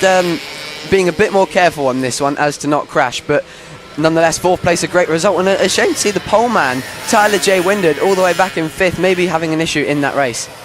Yeah, indeed. So Tyler J. Windard in the end finishing P5. For Eros Garrett, though, it's a best result of the season thus far with P2 besting his previous best of P3. He's now got taken 4 of the current 5 podiums, and all 5 of them inside the top 5, by the way. In terms of the championship, provisionally, 80 points for Tyler J. Windard, 79 for Eros Garrett. Only 1 point separate them. I know we've still got, 14 races left to go over the course, or sorry, even more than that, 16 races still to go over the course of the 2026 season. But 5 races in, the gap between Tyler J. Windard and Eros Garrett, just 1 point between the pair of them. Harry Burridge, though, will take a sensational victory despite a shaky start, 2.86 seconds clear of Eros Garrett, who takes his best result of the season thus far. Freddie Fletcher taking to the podium for the first time this season, finishes 3rd from Hudson Heaps, and Tyler J. Windard, your championship leader, only 5th. Behind that will come Albie Miller, Bobby Baker, Alfie Spedding, Theo Tyler and Jack Irwin, your top 10 after 8 laps of fantastic racing in the Grassroots to Grand Prix AC40 Rookies Cup. And well, you have to say Eros Garrett gave it a valiant effort in pursuit of the 29, but Burridge here at Clay Pigeon, well, he's got his head screwed on and well, did exactly what he needed to do to secure victory. Really good job, to be honest. He waited the perfect amount of time and made it work. Alright then, we come back for AC40 Inters, the final AC40 class on the way. After some pretty interesting action. I mean, yesterday's AC40 races weren't as action-packed, to be honest, as we saw at Lid, but today, that AC40 Rookies race was really interesting. Let's get a look at the sponsor then. Grassroots to Grand Prix sponsoring all of these AC40 classes in this, my apologies, LS2 Helmets sponsoring this on Grassroots to Grand Prix being Pro and Rookies. But now, the AC40 Inters, of course, we saw some incredible action in last time out's racing. Lid was fantastic. You saw Daisy Grayson and Jensen Brown going at it. It was an incredible race between those two. Logan Paisley also getting involved, the number 25 Green Machine there. But yesterday's action, it looked like Jensen Brown was a little bit off colour. Yeah, a little bit. Qualified P4 did Jensen Brown. Ultimately finished 5th at the flag yesterday. Austin Baton has been the one that really has stepped up so far this weekend. There you can see Daisy Grayson and her father having a bit of a pre-race chat. One of the first people we spoke to in the season last time out at Lid. Daisy Grayson coming into this one excited as ever and loving the fact that she's running towards the front, and her father as well doing the hard work on the spanners and cheering on his daughter, and such a good familial aspect to that. Not really fussed where they finish as long as she's having a good time, and she's doing exactly that and improving and running at the sharp end as well. So all the bonuses for Daisy Grayson, of course, representing the House of Motor, the highest achieving female rider award here at FAB-Racing. Daisy Grayson currently with 3 second places to her name so far this season, sits 2nd in the championship, finishing 2nd to Austin Baton, who of course won last time out at race number 1 yesterday on Saturday for round number 2. Austin Baton starts this one on pole position once again alongside Daisy Grayson. Let's see if the two of them can do battle, but about 0.8 of a second separate them in qualifying. The 100 definitely with the advantage. Logan Paisley, Jensen Brown share row number 2, only 0.1 of a second or less than separating those two at the death of it in qualifying, with Albie Stone and Chase Carter sharing the 3rd and final row of the grid. Albie Stone, of course, taking the step up almost immediately from Rookies into the Inters, and we said, of course, through Lid that he could do a pretty decent job of things in the Inters, and he's trying to see if he can back up those claims, well, currently at the moment definitely getting mixed up. He was up there with the likes of Jensen Brown and Logan Paisley for the best part of yesterday. He'll be looking to do at the very least one better and get his first podium in the Inters. Yeah, he did a fantastic job yesterday. I was so impressed. It was like when Pedro Acosta came to MotoGP. It was just like he's mixing it with all the top names in this class. It was absolutely fantastic. But yeah, he'll be a name to look out for. And someone to look out for, Jensen Brown, hopefully for his sake, has found something in warm-up today and been able to revitalise his championship challenge to stop the domination of Austin Baton. But nonetheless, we get ready to go. The LS2 Helmets, AC40 Inter race here at Clay Pigeon. The first one on Sunday. Lots of movement back there. Quite a few jump starts at the back of the field, but it looks like we're going to get going now. Austin Baton doesn't get away as well as yesterday, but nonetheless still manages to lead the race. Logan Paisley gets away really well and goes up the inside of Daisy Grayson. He did that move yesterday. He's really good at that one, and he's made it work again, and has now set his sights on Austin Baton. Yeah, nicely done there from Logan Paisley. Another good start, but Daisy Grayson could well fire one straight back down the inside by the time we reach the hairpin. The answer to that question, quickly, no. The top 3 breaking away, though, from the rest of the field. Did see 7 bikes out on circuit, so maybe an extra one joining us at the back end of the field. But the number 100, Austin Baton, still coming into this with a fresh mind, and, well, off the back of victory yesterday, will be as confident as ever. Daisy Grayson on the back end of Logan Paisley, definitely looking quite quick through the final sector of the circuit. The first lap in the books, and look at that run there from Daisy Grayson, getting on the throttle just that little bit earlier than the 25. Lap one of 9 in the books, and Austin Baton bridges a nice advantage, half a second back to Logan Paisley in second. Yeah, Daisy Grayson is probably getting a little bit annoyed at the moment, stuck behind Logan Paisley. She's got time, but with how incredible Austin Baton was yesterday, you feel like that time is going to run out in a lap, and he's going to clear off because he's had such an amazing step up from lid. As we see Albie Stone going up the inside of Jensen Brown, they're into 4th place.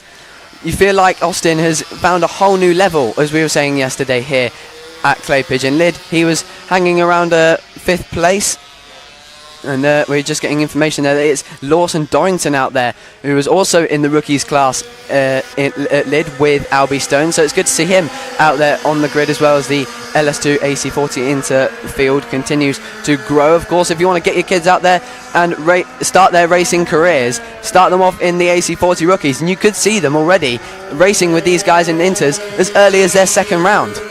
Exactly that. I mean, again, exponential rates of improvement. You know, at such a young age, they don't know a lot, so each round they learn so much more. It's then when you get to the 50s and the 70s that optimization starts to kick in, and progress starts to slow down a little bit, but at such a young age they're constantly learning. Every single lap will be something new. Around the outside, though, giving it a good go, Lawson Dorrington joining us for this race, already getting involved with Jensen Brown, who was so strong back in Lid, taking 3 podiums and 2 victories to go his way here at Clay Pigeon, and that's the sort of the fluctuation of FAB Racing in such a competitive field as well. Struggling now as Lawson Dorrington will fire one straight through on the inside of turn number 1 and demote Jensen Brown back to P6. He's having a real big issue here at Clay Pigeon. He might have just not been here before, perhaps, and is really struggling to adjust to this track. It's quite different from Lid. We've already expressed that this weekend. It's a lot more flowing rather than Lid. It's extremely one line, and of course that can still mean it's flowing, but there's a lot more different ways that you can take this track, especially on such small bikes.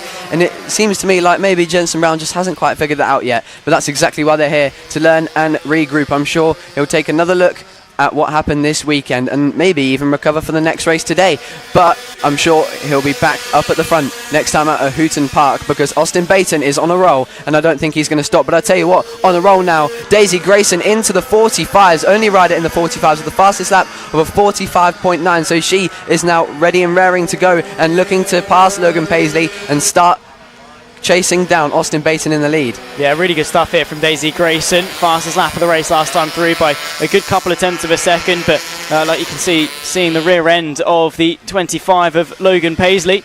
She gets a good run through the horseshoe, and you can see just on the power a bit earlier, sees the inside of the right-hand kink, but not quite close enough on that occasion. She's still very strong through this final sector of the circuit. Logan Paisley a bit more timid and cautious, whereas Daisy Grayson not afraid to twist the throttle, gets the run on this, pitch straight towards T number 1, does not quite have the run though, and in the end has to concede. 4 laps left to go at the line. Daisy Grayson all over the rear end of Paisley in the fight for second. Meanwhile, Baton able to, at the very least, consolidate what is a 1.1 second gap, whereas Grayson kind of wants to get a move on if she wants to win this race. What I'm seeing here from Logan Paisley is defensive manoeuvres are absolutely incredible for someone of his age and this class, and I can bet you that it's the experience of his older brother Riley Paisley who is indeed giving him that advice and knowledge of how to ride around these tracks and stay defensive, and that's how he's able to stay in front of Daisy Grayson here. Daisy Grayson trying to go the long way around and then cut up the inside into the second part of that zigzag chicane sort when you come to the last corner, and she just can't do it because Logan Paisley's got every opportunity covered. I just said how many opportunities you can use here at Clay Pigeon, different lines at the moment, as they're now starting to lose ground to Austin Baton, and he's brought the gap up to 1.1 ahead, and it looks like they're running out of time because Daisy Grayson is getting desperate to pass, and Logan Paisley's doing a great job at preventing that. He is, yeah, you can just see on that run to the hairpin, staying to the right hand side, covering off the inside, and fair enough, there is still a bike width gap on the inside. it just deters the move from Grayson. She doesn't want to, force herself too deep. She doesn't want to have to go too tight into the corner. And as such, it just is that barrier that Paisley can put up in order to keep this second position. Meanwhile, though, lap times fairly equal in amongst the top three, as around the outside, once again, Grayson will have the run, heading on to the start-finish straight. Will have the inside line through T number 1, but sweeping straight across there is Logan Paisley in order to retain second position. At lap times, though, Austin Baton getting a bit quicker. The gap has grown to 1.4 seconds that last time through, and with 1.5 laps left to go as Grayson gets it a bit wide through the chicane. Thought about the move to the second part of it, but that was never going to work. Logan Paisley now has got a slight advantage. Gave him a corner just to breathe or so, and at the moment is, again, doing a fantastic job. This is a brilliant battle in the fight for second. I don't mean to sound like a rider coach or anything, but I think what's hurting Daisy Grayson in this situation is that every single corner she's trying to go for a move, and it's sort of hurting the next corner's opportunities. I need to set it up, and because every corner affects the next. You can see here she pulls out of the slipstream to try and set up the turn 1, and that hurts her as well. But on this last lap, let's see if she can do it, and let's see if Austin Baton, who's just set a 45.7, what a lap from him, the fastest lap on the penultimate lap of the race. Hopefully he calms down for a bit for his sake, because if he continues to push on the pace like that, he might not end up finishing this lap. Well, I think he is just as comfortable. He's got the confidence up in front, and, well, a second quicker than anyone else that last time through. Paisley firmly in white line mode. Defend at all costs. Keep that second position for Logan Paisley. His best result was the opening round at Lid. That was his sole race victory. He hasn't stood on the second step of the podium thus far, so he'll be looking to do that. Through the final corner, though, Austin Baton once again has risen to the challenge. The number 100 will extend the gap at the top in terms of the running here at Clay Pigeon. We'll see the checker flag first, and we'll take victory for race number 2 here at round number 2 of the FAB-Racing British Minibike Championship. A fantastic run there for Austin Baton. Albie Stone, though, on that final lap, stepping up, finding something. A 45.485, quicker than Austin Baton's pole lap yesterday. How many times can we express how incredible Albie Stone has been in these last 2 rounds? He's been so impressive, and every time we say how good he was in the previous race, he goes one better with a fastest lap of 45.4 miles faster than everyone else. That's such a small track as well, being 0.4 of a second faster on a fastest lap at the end of the race is truly incredible. And I just want to give a shout out there to Lawson Dorrington, I saw going around the outside of Jensen Brown, the championship leader going into this round, around the outside at the hairpin. An absolutely fantastic move for his debut in AC40 Inters. So clearly he is now gaining that confidence as well, as we saw him achieve and hold on to that 5th place on the run to the line. A good result for him. Indeed, so we'll run you through the full results and then some interesting news in terms of how the championship is racking up after 5 of the 20 races so far this season. Austin Baton took a fantastic victory, the fastest lap of the race. Logan Paisley, Daisy Grayson complete the podium in what was a titanic battle between the two of them. Logan Paisley being the immovable object against the unstoppable force of Daisy Grayson. Albie Stone P4, his best result in the Inters, and with it as well the fastest lap of the race. Dorrington, Brown and Carter 5, 6 and 7. Like I said, in terms of the championship, the top 4 separated by 3 points. Austin Baton 92, Jensen Brown 91, Paisley 90 and Daisy Grayson 89. So consistent at the top end of the field, and Austin Baton's efforts so far this weekend see him right at the top. Alright then, coming onto the grid now is the Mini GP50R class. We saw the Mini GP50 class out on track for their Sunday warm-up session, but now it is race time, and on pole position is Mason Fedrick on the Ovale, who put in the work and had an absolutely incredible race yesterday. Of course, if you didn't hear yesterday, we had some adventures out in Europe, left us at FAB-Racing for Sunday to head off to Spain and do some racing. And of course, we were talking to his dad at Lid, and he was telling us about how these experiences can really help a rider, because the paddock life, the way they professionalise the young riders' careers so early, and almost craft a MotoGP rider in terms of their mental level and the way they prepare for a race is just incredible, and it all helps that confidence and consistency out on track, and we're seeing that from Mason Fedrick here. So I think a lot of riders in this Mini GP50R class maybe after this round might want to invest in a holiday to Spain. Yeah, potentially so. Mason Fedrick has been so good, and like you say, was very good yesterday. Championship leader Emilio Pereira, they're racing in both the 50R and the 50 category right now. tops the standings by 31 points, has taken 4 podiums, 2 victories to go his way.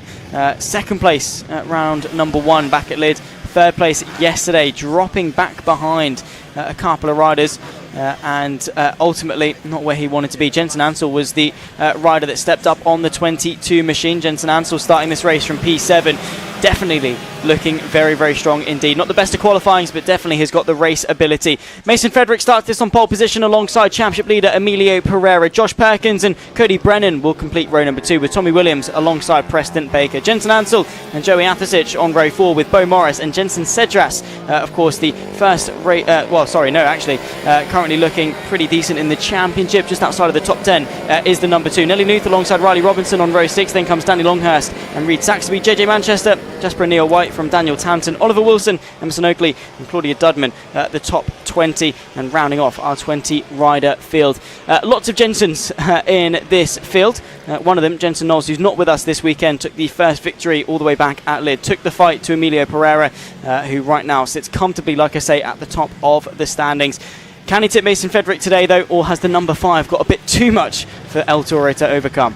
We'll just have to see. Emilio Pereira will be raring to go, and of course those temperatures may just benefit him in this situation. That 2-stroke machine might just be able to go a little better, but it's not too much of a difference. It's mainly just the track that seems to be that the Ovale has that advantage, and there's not a lot of them on the grid, so we can't really tell that advantage. But nonetheless, Mason Frederick, the one with the black showy helmet at the front of the field, the number 5 on the Ovale, is ready to start from pole and looks to replicate his amazing performance once again. But Emilio Pereira, he's looking ready to get the jump off the line. Here we go then, the Mini GP 50R category. The first race on Sunday is underway. A huge jump start for someone there. One of the Ovales in third. Oh, a big crash in the middle of the pack. Thankfully, not getting struck by any other riders. Thankfully, that rider is okay, and unfortunately, very unhappy. I believe that is Riley Robinson, who has unfortunately gone down the number 153. A real shame for him. But Emilio Pereira has been affected by that rider off the jump start. I'm going to have to see, because we didn't actually see the front of the bike, so I'm trying to figure out who that is. It's Mason Frederick, though, who's got away in the lead, and that jump start for the rider in black and pink in second has really affected Emilio Pereira and everyone else's chance at staying with Mason Frederick. As we're just trying to identify the rider, I believe that it is Cody Brennan who has made that jump start, and of course that's now being told that it is under investigation. I'm not going to make too many claims on what the penalty will be, but here we go then. Emilio Pereira doing everything he can to get involved and back to catch Mason Frederick. Did so the gap at the first lap, the first break of the beam, 1.3 seconds, which is incredibly difficult to close down, especially with Pereira being slightly off the pace relative to Frederick here at Clay Pigeon. Of course, he'll probably know that Brennan may have a jump start penalty going his way. We've got 2 jump start coming in, one for the 3.5, one definitely for the 7.90. That's going to be given a 5-second time penalty. That, of course, is Cody Brennan. As it stands, that drops him way outside of the top 10. Emilio Pereira currently sits second position then in the overall standings, but right now needs to get after, of course, Cody Brennan in order to get that position on circuit. All they need to do, though, really is stay within 5 seconds of him. Currently, though, Emilio Pereira, as it stands, will be promoted to second position. That does not mean that he's out of the woods just yet. He's got Josh Perkins and Jensen Ansell both queuing up behind him, ready to attack the championship leader. I think we've actually lost Cody Brennan from this podium battle, because he was literally right there ahead of Emilio Pereira, and it looks like I think he's all the way back there at the back of the group, and there's no long lap penalty loops to take here at Clay Pigeon, so he hasn't served his penalty. It's going to be a timed penalty, and that's going to drop him even further back down the order, so it must have made a mistake there, and that's probably one of the worst ways to start a race for Cody Brennan. But I suppose he would just be glad that there's still points on offer, unlike Riley Robertson, who unfortunately went down straight away. Exactly that. Oliver Cheeseman as well, the 35, been given a 5-second time penalty, also one of 2 to be given one. Shame for him, currently running P20 and last. 9 laps left to go. It'll be 8 at the line. Mason Frederick leads 3 seconds from Emilio Pereira. This is the battle that we're following, though, currently.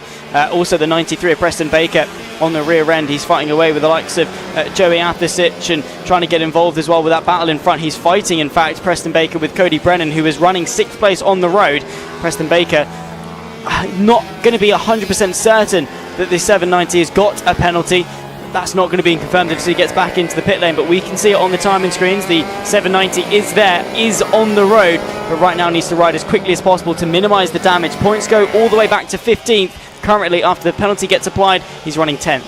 Yeah, quite a few riders are looking a bit off colour in this race at the moment compared to Lid, and I think that might just be machinery involved, but of course it could just be strong tracks, weak tracks. We're seeing Tommy Williams and Bo Morris and Preston Baker, who are actively battling for that podium all weekend long, and now we're seeing them 5th, 6th and 9th, so that's unfortunate. As you can see there, Nelly Nuth behind Bo Morris in 10th, and also Cody Brennan with the penalty applied, that is, on the timings. But I could just see that out the window as Mason Fedrick came to complete his lap with 7 laps to go. His dad pointing to his head that is, and sort of remind Mason Fedrick to just stay calm, keep it all in your head, and just be okay with this lead that you've got. The pressure can get to you, and what he's learned out in Europe, I'm sure, has 100% helped that. This is something that he's been doing all his life, almost, FAB Racing, and that teaches him the experience that he needs to just stay calm and keep doing and replicate it,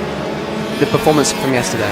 Exactly that. Following there, the 57, the red and white Bo Morris trying to get onto the back of Joey Athasic in front. That's the battle for what is P8. Nelly Nuth also involved, the 44, previous AC40 Rookies champion back in 2024, now on to the bigger bikes, and still acclimatising to it. Pereira has got a little bit more experience than Nelly Nuth, his old rival.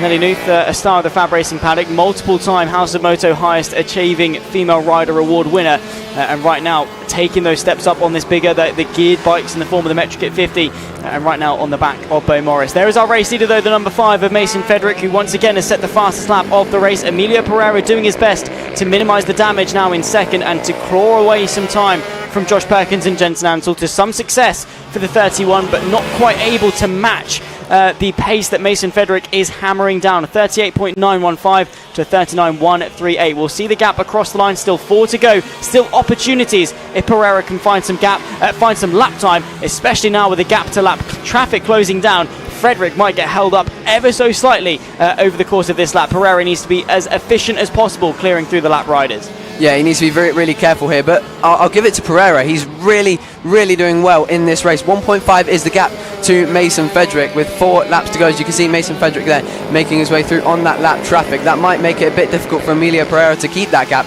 at 1.5, but nonetheless, with being on that 2-stroke, which clearly seems to be the less prominent bike, just purely based off lap times, because we're seeing 38s from Mason Fedrick, and no one else is even able to get within 0.3 of a second of that. But I think the laps are able to come a lot more consistently on the ovales, but we're not taking anything away from Mason Fedrick. It's not the machinery, it's Mason. He's doing absolutely fantastic, and that little reminder that his dad gave him, it can really make all the difference. I mean, you see people say that, does it really make that much of a difference? Because it's one thing and you can automatically just get back into your own head, but it's almost like a switch. Even MotoGP riders have little messages on their handlebars that say relax, or even a few people, I remember Hakuna Matata, just reminding them to take it easy and remember that you don't need to go all out for this one yet. You need to keep the pace simple and consistent. Yeah, just a small reminder to yourself psychologically can reassure yourself, get yourself back into that mindset. It's very easy to tense up, to start worrying, start panicking, and as soon as that panic sets in, it's a self-fulfilling prophecy. It manifests itself. The more you tense up, the more you worry about not crashing, the likelihood of you crashing actually increases. Take a breath, relax, loosen up a little bit, and you'll find actually your riding becomes a lot more fluid, a lot more dynamic, and easy to get the bike turned in. As we can see there through the quick changes of direction here at Clay Pigeon, you need to be fluid, you cannot be rigid.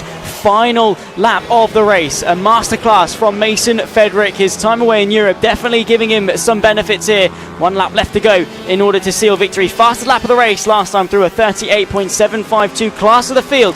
Currently sits 5.5 seconds clear of Emilio Pereira in second. And the way we can see Mason riding is so incredible, because of course we were just talking about that mental state and challenge of racing motorcycles and also leading the race, is that he's not riding extremely aggressively to pull away from Emilio Pereira. He's happy doing those fastest laps, and that's extremely good. It's amazing for his confidence. And here he comes in around the final corner. This one will also do good for his confidence as he now comes to the line. Mason Fedrick 2 for him at Clay Pigeon in the GP50R class on the Ovale. Fantastic performance from him once again. Mason Frederick on top. Emilio Pereira, another shout out to him. A really good performance to get that metric onto second. And then it looks like via timing, Jensen Ansel is going to get onto the podium, because I believe that we saw Cody Brennan drop further back anyway despite the penalty. But another good podium for Jensen Ansel. He'll be happy with that one. But Josh Perkins again missing out on that podium. He's looking like he's becoming the king of fourth at the moment, and hopefully for his sake in the next races, and of course heading to Hooton Park, he'll be looking to erase that name for the rest of the season. Exactly that.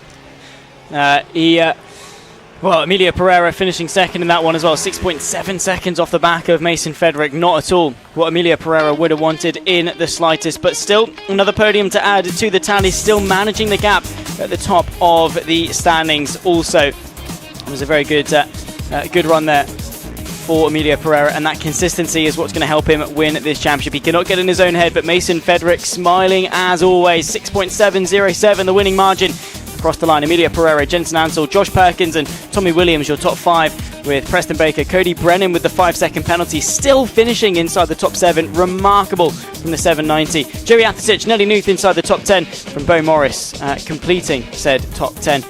The 57 falling from grace slightly. Took a podium last time at Adelaide. Currently has not been able to break the top 5 here at Clay Pigeon. He'll be looking to bounce back a bit later on this afternoon for race number 3.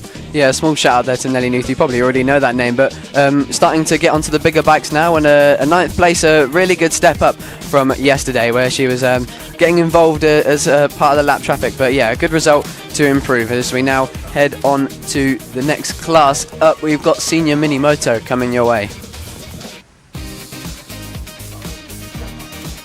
Alright then, it is time for Senior Mini Motos. It is the big guys on the small bikes. This was a very odd class yesterday. I explained to many people about this class, about how these bikes are automatic, they're 2-stroke as well. That doesn't help anything reliability wise. You can see Matt Birkin there, the championship leader, the reigning champion, the unstoppable man in this class. Tom Burt, unfortunately, there he was leading into this round.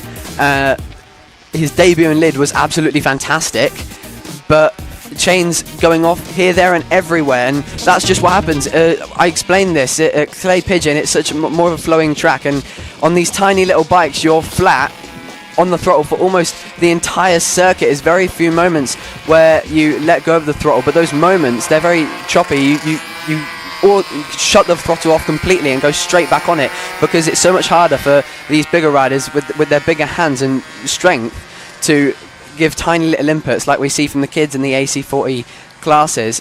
So chains come off very easily when that happens on automatic bikes, and I'm sure the riders who all had those chain issues, they'll be checking the sprocket and engine alignment, and also setting the correct chain slack to make sure that everything is okay. But not even that can save you. Nothing can save you at the moment from Clay Pigeon and the rough that it can do on your chain. But nonetheless, we'll see who can stay on the track for the longest and who can win this race.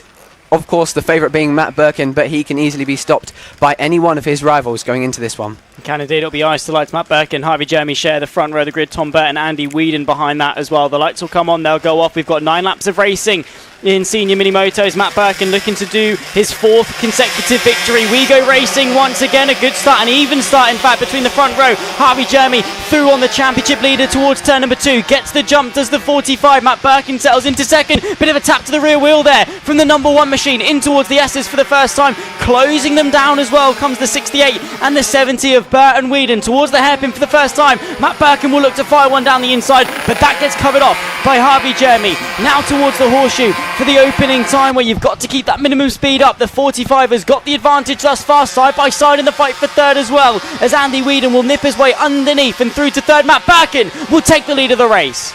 Yeah, fantastic move from Matt Birkin, just showing us why he's the championship leader and the reigning champion. Tom Burt trying to get involved as well. Andy Whedon also trying to get involved. Don't get them confused, Andy Whedon and Matt Birkin. Very similar suits, but the helmet's very different. LS2, a black one, carbon almost, for Matt Birkin out front, and then Andy Whedon, a black and white Arai helmet, but the same suit in terms of design. Don't get them confused, because one's in the lead and one's in 4th, but all that could change in this class with possible mechanical issues and also a lot of crashes, which we actually saw at Lid. A lot of people getting a bit too brave on the brakes but this time Tom Burt looking like he's getting aggressive for second place. Through he goes on Harvey Jeremy, puts Harvey Jeremy up on the inside curb there. That could have been very bad for Harvey Jeremy, but he did a really good job to stay on that, and it's really good to see Harvey Jeremy in the podium battle, because last year he really struggled here at Clay Pigeon. It could have been some repetitive mechanical issues, but at the same time you feel like that confidence would have dropped going somewhere like this after such a difficult round last time out. And of course, this is if you're an adult watching along FAB-Racing, this incredible racing that we've got for you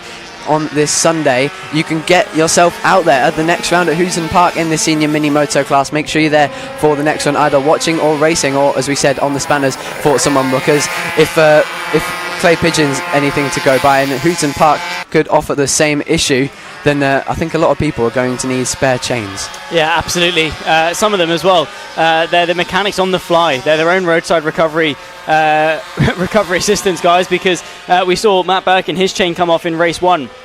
Back at Lyd, where he finished P8, his worst result of the season. In fact, his only non-victory of the season thus far. He got the chain back on. He got back going again. So, yeah, it's very important as well. Will you speak of it? Potentially an issue there for Matt Birkin. Is it the chain that's come off? He's looking down between his legs. I think it is a bit of a problem that he's got to sort out. I think the bike has stalled. He's trying to get it restarted again. Back going once more does the champion. 6 laps left to go for Matt Birkin to try and recover, but I think the problem is persisting. Yeah, and weirdly enough, I don't think it's the chain that time. He was seriously having some issues just keeping the bike running. Maybe just keeping the bike a little bit too low on revs heading through that corner, but just because, you know, they're these heavier riders and they're these aggressive little two-stroke bikes, and with that weight on them, it's going to make them bog down a lot more, being two strokes heading through those slow corners. So might have just taken a bit of a tighter line and therefore had slower speed through the corner, and that might have just hindered him there. But you feel like Matt Birkin, being the incredible mini moto rider that he is, may have just might already know that. Well, he certainly does know the bike didn't start again. But now into lead is Tom Burt ahead of Harvey Jeremy, and we've got a battle on our hands. I'm not going to say it was the commentator's curse, because I think it's absolute rubbish, but that is some really bad luck for Matt Birkin. The 68 of Tom Burt will inherit the race lead off the back of a retirement yesterday. Tom Burt, the winner of the opening round of the season, followed by 2 second places through race 2 and race 3 back at Lyd, currently sits second place in the championship, only 14 points off Matt Birkin. If Tom Burt can win this race, he will comfortably inherit the championship lead, but Harvey Jeremy will be searching for what will be his first victory of the season, following 2 third places back in Lyd. Yeah, we're seeing a bit of deja vu from that first race in Lyd. Matt Birkin leading the race and then having an issue and having to stop off. And now we're seeing Tom Burt leading the race. Will he be able to replicate that very race? Or will Harvey Jeremy and Andy Whedon make a little bit harder of a time for him to cross the line in first? Harvey Jeremy did drop back a bit after Tom Burt made the move on that very corner and put Harvey Jeremy on the inside on that curb. But it looks like Harvey has regained his confidence and is now ready to chase down and make an action-packed last 3 laps for us, as they now come across the line, doing everything he can to tuck in on that tiny little bike and get all his elbows and knees squeezed in to try and make that bike as fast as possible down the straight, and he's done a good job of it. He's closed a little bit of time there to Tom Burt. I think he's significantly shorter than him. From what I can see here, he's able to tuck in a lot better, but nonetheless, Tom Burt doing a fantastic job to hang on to lead, and Andy Whedon there in third, waiting for something to happen between the two. Exactly that, the 70, that's all he really can do. Andrew Whedon finishing P2 to Matt Birkin yesterday, also in a very good position to close back some points. In fact, also will tip Matt Birkin in the championship. Matt Birkin, as a result of this DNF, with things standing as they are, will drop to 3rd position by a single point in the championship, just in behind Andy Whedon. Fight for the lead though still on. It's going to be Harvey Jeremy searching for his first victory of the season, and with Tom Burt searching for his second. 2 laps left to go as they cross the line once more. Yeah, 2 laps left of pure action. We actually haven't really seen a battle for the lead just yet this season in Senior Mini Moto, and thankfully we are being treated to that. I'm not saying thankfully Matt Birkin had an issue, but we would have definitely seen him dominate this race, or so we thought up until that moment. As you can see, Tom Burt there with a little rubber duck on the back of his bike, maybe for a stroke of good luck. So Harvey Jeremy, he's got his eyes fixed on that rubber duck and hoping that he'll be in front of it as he gets a really good run there towards the final corner. He's going to try and set up the exit perfectly for the very last lap. A battle on our hands for the Senior Mini Motos as Harvey Jeremy now is going to make the move on the straight, just like I said. And now Tom Burt, the ball is in his court and he has to fight back. Indeed, so that was a fantastic move there, maybe a decisive move for Harvey Jeremy. Bit of lap traffic to contend with as well. The 68 tries to go to the outside through the chicane, tucking underneath them, gets the run. Does the 68 backed off through the S's, might well have the run. Back into the lead as they dart their way through traffic. The 45 takes the inside, but chopping the nose there is Tom Burt, looking to inherit the championship lead after the reigning champions' misfortunes here at Clay Pigeon. The 45 has got one more Hail Mary opportunity up at top bend. I don't think it's going to be enough. Tom Burt on the 68 machine just has to round one more corner, but the 45 has got the run. It's a drag race towards the checkered flag. The 45 versus the 68. Tom Burt, Harvey Jeremy, who takes it at the line? Jeremy will take his first victory of 2026 by 3/1000ths of a second. Tom Burt just heartbreakingly falling short in second position. I said 2 laps ago that his biggest advantage would be setting up the perfect exit, and that's exactly what he did. Harvey Jeremy couldn't have done that any better. I mean, that was absolutely perfect. Any slight difference in any movement on the bike or his body would have been it, because 3 milliseconds is an incomprehensible amount of time that we couldn't even perceive in terms of on the track. We couldn't even tell who won it. I thought Tom Burt won it at first, but no. Harvey Jeremy, what a performance, especially considering his poor round last year, be that just pace or mechanical issues, but he has come to the front of the field this time and he wins this race on Sunday. Harvey Jeremy takes the win, number 45, winning by 3 milliseconds over Tom Burt, and Andy Whedon taking another strong podium. Then we've got Reece Gentry, Nick Bennett, George Rennick, who unfortunately wasn't in the podium battle as prominently as he was yesterday, Gary Eldridge, Aaron Player, Chris Payne, Nicky Lewis, Matt Seymour, Rob Gentry, and of course Matt Birkin, and of course Ruby Wild, unfortunately having to retire from that race due to mechanical issues. But clearly not as many chain issues as we saw in that first race, so it looks like that advice I gave, people have listened and made the adjustments necessary, and Harvey Jeremy now wins that race. Here we go then. Next race coming up, Mini GP 70s, the main event. And we didn't get to commentate on this one yesterday, did we, Zach? And it's going to be a brilliant show. The premier class of the Mastermac FAB-Racing British Mini Bike Championship. It's time for the amphibian scaffolding Mini GP 70s. The top flight of the FAB-Racing paddock on the road to MotoGP, and a brilliant display from these young lads yesterday. They gave us a good show, and coming in to race number 2, it's Bradley Curtis that's at 6 points clear of Sebastian Gazlowski in the championship. Caelan Ratcliffe, though, is looking strong so far this weekend at the Hornet on the number 96. Frankie Watson, though, a bit of an unknown so far this season, starts this race from pole position, similar to Lid, but 2 DNSs last time out down in Kent. He'll be looking to fire one back, currently looking very strong, and will be looking to chase back after Gazlowski to demote the 64 back to second. Yeah, he's got a lot of work to do to regain that championship position. And in fact, speaking of regaining position, I don't know where he is. He's meant to be starting on pole position, but we may have lost him. Don't tell me he's had another issue before the race. That'll be heartbreaking for Frankie Watson, yesterday's winner. Of course, competitive as well in that Extreme 200 race with Sebastian Gazlowski, who eventually won that one. But no, we're here for the main event, the Mini GP 70s, and are we going to see him show up? I don't think we are. That's not Frankie Watson, but they go racing. That's a warm-up lap, of course, but it looks to me like we haven't got a Frankie Watson, but that is Kai Hawken, who is not, unfortunately, starting this race. Shame there for Frankie Watson. That's incredible. Once again, drama before the lights go out. Frankie Watson should have started from pole position. Gazlowski would have joined him alongside on the front row. He'll basically assume what will be an effective pole position. Bradley Curtis alongside Caelan Ratcliffe on row number 2. Tommy Keats, Kai Hawken should have been joining him on row number 3. Max Johnson and Daisy Polden complete row 4 from Nicholas Dunwoody. Rex Austin, Maxwell Keats and Boyan Blazewski. Currently, we're getting some word regarding the situation on Frankie Watson. He was down at the dummy grid with his helmet on, ready to go. Some last-minute problems for the number 14. And, well, all I can say, Riley, is when can he catch a brace? If he does come out, he'll have to start at the back of the grid. He's not taken part in the formation lap. He's got maybe 15 seconds to get whatever bike problem it is sorted and reassume at the back of the grid. But being on the circuit is better than not, obviously. Sebastian Gazlowski will be looking to go from what is an effective pole position. Bradley Curtis, Caelan Ratcliffe hunting him down. Super Seb from pole position. His eyes to the lights for the amphibian scaffolding.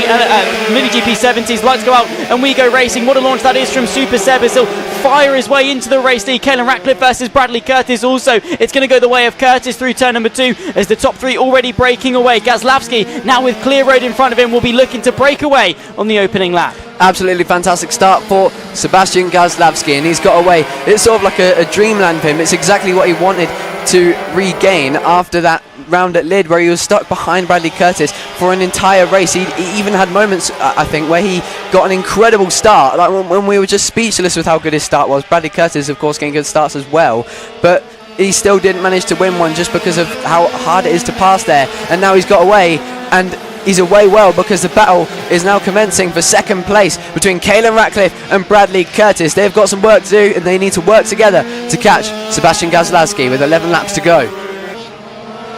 Here comes Bradley Curtis then looking for the inside on Caelan Ratcliffe. It looks like they've already written off the chance for victory as they continue to battle for second place. Caelan Ratcliffe doing a much better job this weekend on the GP70s than Lid. He was still competitive, but nonetheless, but this competitive for the podium with one of that big duo like Gazlawski and Curtis is really impressive, and it looks like he's really enjoying his racing here at Clay Pigeon, and a newfound confidence for all the classes he's racing in because he's so competitive in GP70s and 50s. Exactly that. Caelan Ratcliffe tipping Emilio Pereira to victory by just under half a tenth of a second, also running at the sharp end of the top flight class here at FAB-Racing, the 71 versus the 96. Curtis was dominant back in Lid, 3 victories to Gazlawski's 3 second places. Gazlawski, though, the one on form this weekend.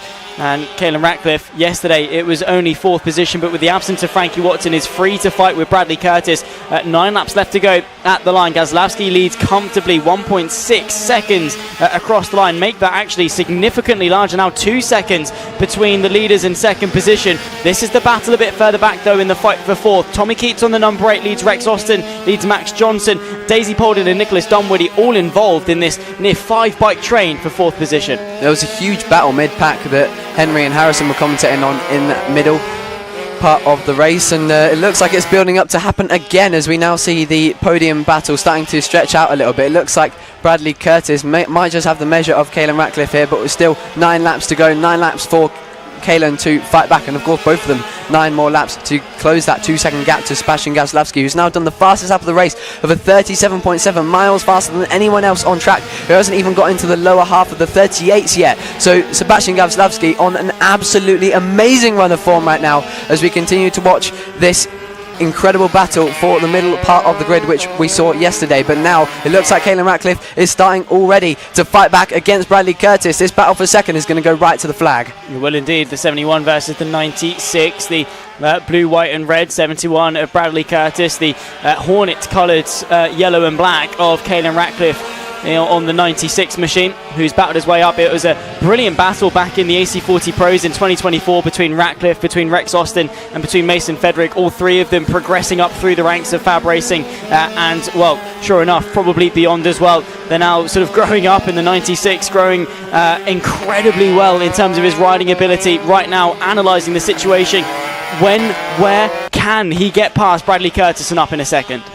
Everyone trying all the best they can to put themselves out there and make themselves available for a Moto4 British Cup seat next season if they start performing as well. Bradley Curtis, of course, leading the championship coming into this round, looking to be like his sister and come to the Moto4 British Cup. Of course, age may be a bit of an issue, but I'm not actually sure how old some of these guys are, but nonetheless it is the perfect shop window to put yourself in for the future, not just for the Moto4 British Cup but for racing in general, as he now continues to defend from Caelan Ratcliffe. He's doing a really good job here, and that's actually something we were praising him for defending against Sebastian Gazlawski, and we're seeing that skill being presented here once again by Bradley Curtis at Clay Pigeon. Yeah, he's doing really good. Just to, again, ride the pressure, right? There's not really been too much that Ratcliffe has done physically in terms of overtaking. Bradley Curtis hasn't had to defend as such, but he has had to keep his wits about him. He has had to keep the bike on the road. He has had to stay consistent and deal with the pressure, knowing that there's a rider behind you. Of course, there's no mirrors, but he's going to know that Caelan Ratcliffe is there. He can sort of almost feel him, hear his engine, see any shadows at any point. The sun breaks through the clouds. He's going to be aware that Caelan Ratcliffe is there.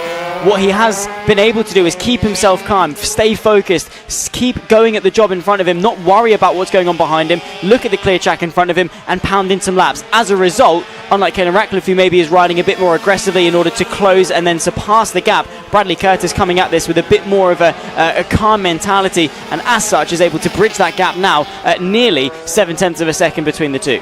Now we're going to see if Caelan Ratcliffe can keep that mentality to keep pushing on, or if he's going to play it safe and take that podium in third place. But nonetheless, a good ride from him to stay in that battle with Bradley Curtis until that 4 laps to go mark. We're seeing Max Johnson here fighting with Nicholas Dunwoody for that final spot in the top 6, and Tommy Keats and Rex Austin have started to pull away and stretch out the 4th and 5th positions, and making this formerly incredible and really tightly packed mid-pack group. But it looks like it's starting to get a bit bigger now, and Max Johnson doing everything he can to catch Nicholas Dunwoody.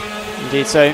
Big shout out to all of the family members watching along at home, supporting their respective rider. Let us know who you're cheering on for, by the way, in the YouTube chat. Definitely keeping an eye out. Big hello and welcome if you are now just joining us. This is the Amphibian Scaffolding Metrokit Mini GP 70s, the premier class of the Mastermac FAB-Racing British Mini Bike Championship. The stars of the future on the grids of today. It's a pleasure to have your company as we head into the early afternoon here at a not so sunny Clay Pigeon for day number 2 of round 2 of the Mastermac FAB-Racing British Mini Bike Championship, our second of 7 rounds, plus of course the Junior GP event that will be taking us to Silverstone in the midpoint of August, alongside the MotoGP British Grand Prix.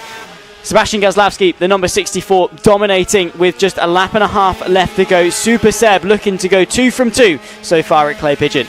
Yeah, he's so good, is Sebastian Gazlowski at this track, and putting in amazing lap times, over half a second quicker than anyone on track. Just did a 37.5, 37.3 on that lap as he crossed the line. So he's nearly a second quicker than the entire field. He's on fire, Sebastian Gazlowski. We knew that he was good at this track. He dominated here last year in the 50 class. I think he got 2 wins and a podium. Might have just had a bit of unlucky times in the battle for the group, but no bad luck for him this time, as long as he can make it through these final 2 sectors. Probably the best performance we've seen all weekend. This has to be the best we've seen all season so far from Sebastian Gazlowski across the whole of FAB Racing, because being this much faster than the rest of the field in the main class is incredible. And the number 64 now comes across the line to start the final lap, and he's going to show us exactly why that pace can continue. He's still in the 37s.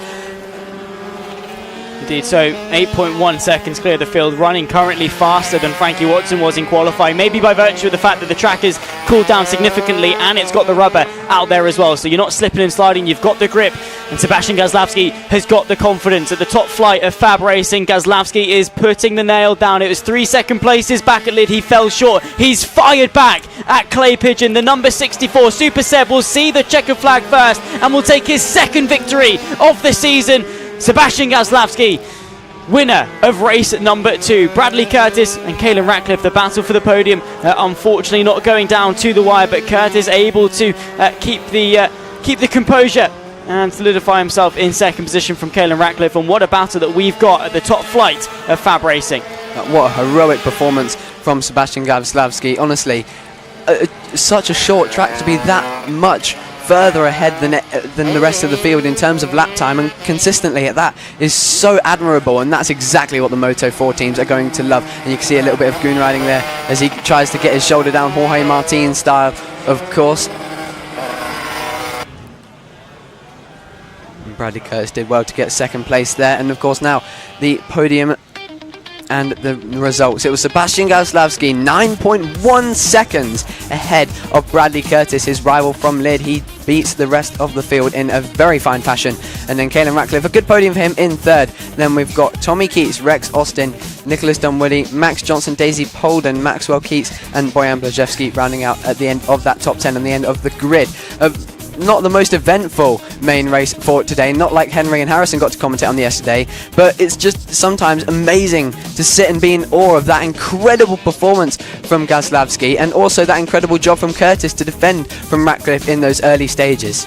Indeed. So in terms of the championship, by the way, Bradley Curtis has so far taken 5 podiums from the 5 races, 3 wins to go with it as well. Currently sits on 111 points. Sebastian Gazlowski, 5 podiums as well, 2 of them victories, 3 of them second places, 1 point at the top of the top class is incredible. Next out on circuit will be the final race before the lunch break. It's time for the Pit Bike 140s.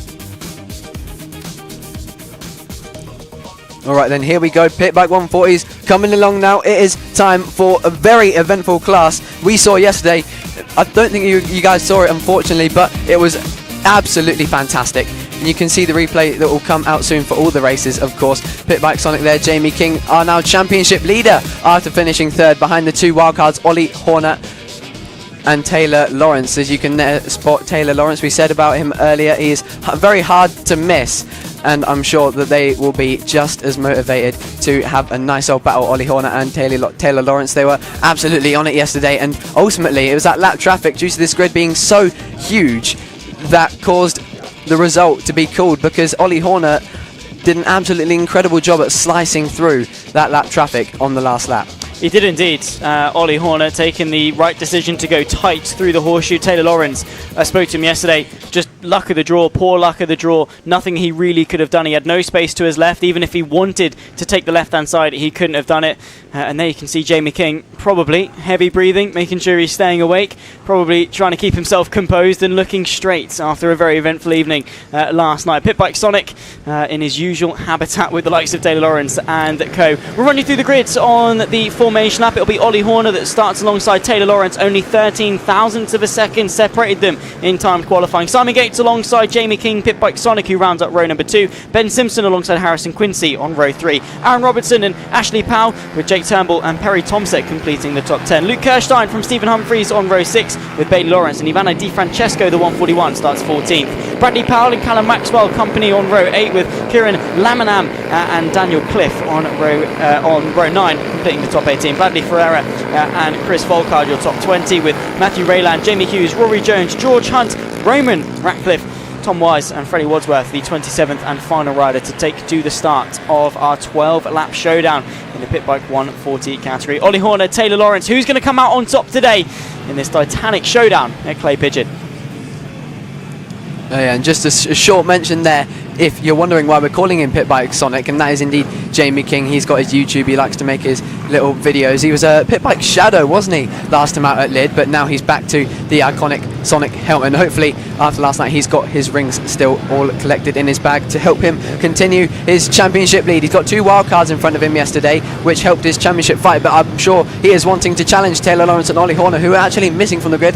But actually no, here he comes there down through the middle of the field. Better late than never, fashionably late, as he pulls up onto pole position alongside Taylor Lawrence, and they get ready to go. The red flag is up, just awaiting the start of this race. The biggest class in FAB-Racing, and always the most dramatic from what we've seen this season. We get ready to go, the lights are out. That was a very quick wait, and Taylor Lawrence gets away fantastically. Look at Jamie King also looking to get in contention. Lots of riders trying to squeeze up the inside. Harrison Quincy almost finding his way through, and I think that's Ben Simpson who got into 3rd. I was going to say that he might be an underdog in this one after taking victory in one of the races last time out at Lid. We're hearing that the race start is under investigation. Of course, we can't give you a clue as to who that was as of yet, but we'll see when the penalties are given out. As there's someone down and clearly very hurt, might just be a bit winded at the moment, and hopefully they're able to get that pit bike out of the way before everybody comes back round. But a good start from Taylor Lawrence, and it looks like yesterday didn't really affect him at all. Not at all. He's running very well. Still the battle with Ollie Horner, getting confirmation that Simon Gates has been given a 5-second time penalty off the back of the start. That's the 172 of Simon Gates. Jamie King also looked quite hasty, but I think for now has gotten away with it. Currently sits P3 behind Simon Gates on the road, but P3 after the penalty gets applied. It's the number 10 from the 70, Lawrence from Horner, the dynamic duo as the two battled it out over 12 laps yesterday. Going the way of Ollie Horner, Taylor Lawrence will be looking to get his own and fire one back through here today. Jamie King looking to be consistent and keep his reign at the top of the championship. He's not been feeling too great, and well, Taylor Lawrence cheering him on is Pit Bike Sonic's world's biggest cheerleader, in all honesty. So happy for the podium. Lawrence also pleased. He doesn't do barely any of these fab rounds. He shows up, he's right at the front. Was not his expectation in the slightest, but right now he's got to be looking over his shoulder. He's got to have his wits about him in the battle against Ollie Horner, who set the fastest lap of the race last time through. His main focus for this one will probably be just managing lap traffic when eventually we get to the end of the race and they would have caught up to these big groups. I mean, how big is this Pit Bike 140 grid? I think over 27 riders. That's bigger than MotoGP. And we're on a tiny track like Clay Pigeon, a brilliant track at that, as someone has unfortunately gone down there. The number 57, I'm going to say that, it's a 57 as we now filter through the timings, trying to find out who that is. But a lot of clashes in numbers in multiple classes, so it's always difficult to decipher who some people are, but someone who you can always tell who they are, guided by their helmet design and actions on track. Jamie King there trying to go up the inside of Ben Simpson. Oh, sorry, no, that's Harrison Quincy, who he actually said was someone who really wanted to get a move on and really start performing here and get that first win of the season, because he was so successful here last year, and it looks like he's doing just that. And the two sensational wildcards of Ollie Horner and Taylor Lawrence are just gone already, and now the championship battle it's almost like a subclass between Harrison Quincy and Jamie King, because they're effectively battling for that championship lead.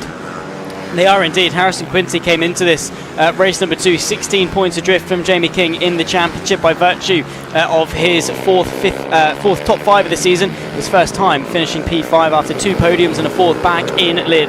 Jamie King hasn't finished off of the podium so far this season, as further problems befalling the 35, getting their way back, going again towards the back end of the field. That's going to be the 35 of Freddie Wadsworth, started last and currently running in last. 8 laps left to go. Here comes Pit Bike Sonic. Jamie King looks to go to the left-hand side of the circuit. It's the inside for turn number 1. We'll send the move on Harrison Quincy, who goes the long way round at turn number 1 and has the inside for turn number 2. What a brilliant move that was for the 755 to keep that position. Meanwhile, Jamie King has got company over his shoulder. He's got to get a move on in this fight for P3. That was such brave defence from Harrison Quincy, and he probably... It's like one of those moments where you just think to the other... You sort of signal to the other rider mentally, like, if you don't let me through here, then we're both going down. And it's a game of chicken, and he bullied Jamie King back to the outside line to hold his line, and that was so brave, and that's why he is a championship contender. But we come back to the lead where Ollie Horner has got through. I was about to say how close their lap times are, and now even closer as the battle continues to rage on. 6 laps to go between the two. How's it going to form when we catch up to the lap traffic? Who is going to manage best this time? Will Taylor Lawrence be able to do a bit better than he did last time and just have a bit of a calmer moment to realise the better option to take? Maybe so. Both of them running virtually identical lap times. Ollie Horner, though, in slight advantage. Their best lap time separated by 73 thousandths of a second, so less than a tenth of a second on pure pace between the pair of them, similar to the case it was in times qualifying. 5 laps left to go as they cross the line. It's Horner from Lawrence, then comes Quincy, King, Powell and Simpson. Also Aaron Robinson involved is wide. Turn number 2, that's going to open the door for the lead. Taylor Lawrence capitalising like a vulture, finds his way back through to take P1. He's straight on the defensive though, as Ollie Horner will try and immediately apply that pressure back after the small mistake through the opening sector. He's looking back there. I think he might actually be wanting to drop back behind Ollie Horner just to get maybe a lap or 2 back behind him and see where he's stronger, because Taylor Lawrence has led most of this race, but he's running out of time. 4 laps at Clay Pigeon goes by very quickly, and Ollie Horner has spent all the last 2 laps behind him and is now ready to pounce once again, going back up the inside. Fantastic move, doesn't run too wide this time, but wide enough for Taylor Lawrence to find an opportunity and make the comeback. Absolutely fantastic move from the 2 wildcards. They're incredible at the moment and putting the championship contenders out of the fight for the win. It's all between them two, and they're still switching back out of the hairpin. Incredible move from Ollie Horner to get the perfect drive, and now when they cross the line after the last corner, 3 laps to go and 3 laps of pure action between Taylor Lawrence and Ollie Horner at the front of this Pit Bike 140 race. Yeah, we've also got some lap traffic to contend with as well. This is a brilliant display, some great racecraft showcased here from Horner and Lawrence. They'll dart to the inside of turn number 2 and following each other through. Taylor Lawrence using Ollie Horner as their battering ram to pry open the gaps and while staying latched on to the rear wheel of the number 70. Next up is the 42 32. The inside not opening up into the hairpin for the number 10. That's the fight for the lead between the 70 and the all-green number 10 as well. Now through the horseshoe, 2 laps left to go at the line. Ollie Horner versus Taylor Lawrence. A brilliant display thus far, coming down to the wire at Clay Pigeon. Every single lap within a tenth of each other, and it is just so incredible to see how even their pace is. As we take another look at that battle for third place, Harrison Quincy has managed to keep his third place, and Ben Simpson has actually made his way through on Jamie King. So the championship leader coming into this race might not be leading it if he continues to drop further. He's struggling a little bit at the moment, but in fact we're getting some timing jumping about as Simon Gates's name jumps up and down the timing. So rough move there from Taylor Lawrence to go through on a lapped rider, but he has to make it work because he needs to catch up with Ollie Horner. It's at this stage where he lost the race yesterday and he doesn't intend to do it this time. Not at all. 1 lap left to go to decide it in pit bike 140. Will it be 2-0 to Ollie Horner, or will Taylor Lawrence level the playing field heading into the final race of the weekend this afternoon? Through turn number 1 for the final time. Ollie Horner versus Taylor Lawrence. About a bike width between the two of them, and most of the lap traffic dealt with, but maybe just a little bit more to throw a spanner into the works. A better run through the chicane for the number 10. He throws it in, not taking anything left on the table. Down the inside of the hairpin, not quite going to work out for the number 10. With just half a lap left to go, needs to find something more if he wants to tip Ollie Horner and tip the scales, tip the momentum back in his favour. Now the run to the line. We know how strong this slipstream can be. Through top bend, one more time. The checker flag awaits the arrival of this dynamic duo. A titanic battle at the top of the pit bike 140s, but the number 70 is going to edge out the number 10 once more. Ollie Horner 2-0 here at Clay Pigeon. They're still going for it though. I think there might still be one more lap on it. I don't know if they're celebrating just yet. No, that is the checkered flag. The timings are actually playing with our heads a bit there, and Jamie King continues to drop back. Is the checkered flag out on track? We couldn't quite see it there via the camera. No, this is the final lap, and Taylor Lawrence still has the opportunity. There was a timing issue. In fact, we're just getting that confirmed, and Taylor Lawrence didn't go for it because it was on the last lap, and now it is, but there's still not an opportunity unless he can get a better run. But no, it is still the same by the looks of it. As he comes to the line, Ollie Horner takes victory once again in the pit bike 140s race. Taylor Lawrence unfortunately coming home for second in that one despite his amazing pace, but Ollie Horner with the fastest lap of the race on that last lap, digging into the 38s with a 38.977. But how fantastic was that race? And in the end, it looks like going based off what we're seeing at the moment, that Ben Simpson clinched the third place at the death of that race there, beating Harrison Quincy and Jamie King to that final spot on the podium. So that's actually really big for Jamie King's championship lead. It was 16 points between King and Quincy going into that, but that is going to be shortened now. But there is Ollie Horner. He won another race here in the pit bike 140s class at Clay Pigeon, and then we had Taylor Lawrence, another wildcard out there, in second place, and then Ben Simpson in third. We had Harrison Quincy, Jamie King, Robinson, Gates, Powell, Turnbull, Lawrence in 10th, and then behind them a few more riders who unfortunately had some issues. Lots of crashes in that race unfortunately, but thankfully everyone looks like they're relatively okay, and the bike's not too damaged either. No, nice race indeed. And a brilliant display out in front between Ollie Horner and Taylor Lawrence, even if we did jump the gun ever so slightly by virtue of the timing screen. A fantastic run indeed for the pit bike 140s. Now, if all goes well, we should be able to get one more race out before the lunch break, even maybe an extra one as well if all goes well, so potentially treated to 2 more before a bit of a break. You have to say though, Ollie Horner versus Taylor Lawrence, well, now Ollie Horner in terms of the best of 3 cannot be beaten so far this weekend in terms of race victories, but Taylor Lawrence will still be giving us all. You can see the two of them having a bit of a chat and having a laugh after what was a very, very good squabble at the front. Yeah, and that's all it is. It's just a buddies going racing. I mean, these guys, they're not looking to make an incredible racing career. Of course, they're still going to be upset if they don't win, but it's a little bit easier to manage because these guys are having fun. Of course, if you want to get out in this class, get yourself a 140cc pit bike, one of those little stomp bikes, and get out there and have some fun, because honestly, 140 pit bikes are so much fun, and on tracks like Clay Pigeon, double that by 1,000%.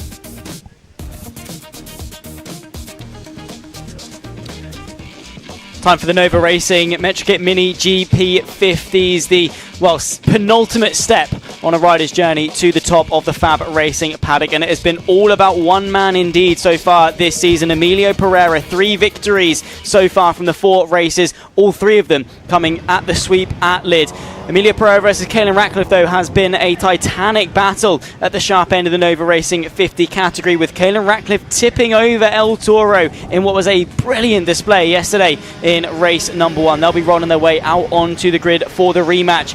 Caelan Ratcliffe, though, you have to say, he's been fighting at the front, getting podiums in the 70s, fighting the sharp end in the 50s as well, doing the double in terms of his racing duties this weekend, and starts alongside El Toro.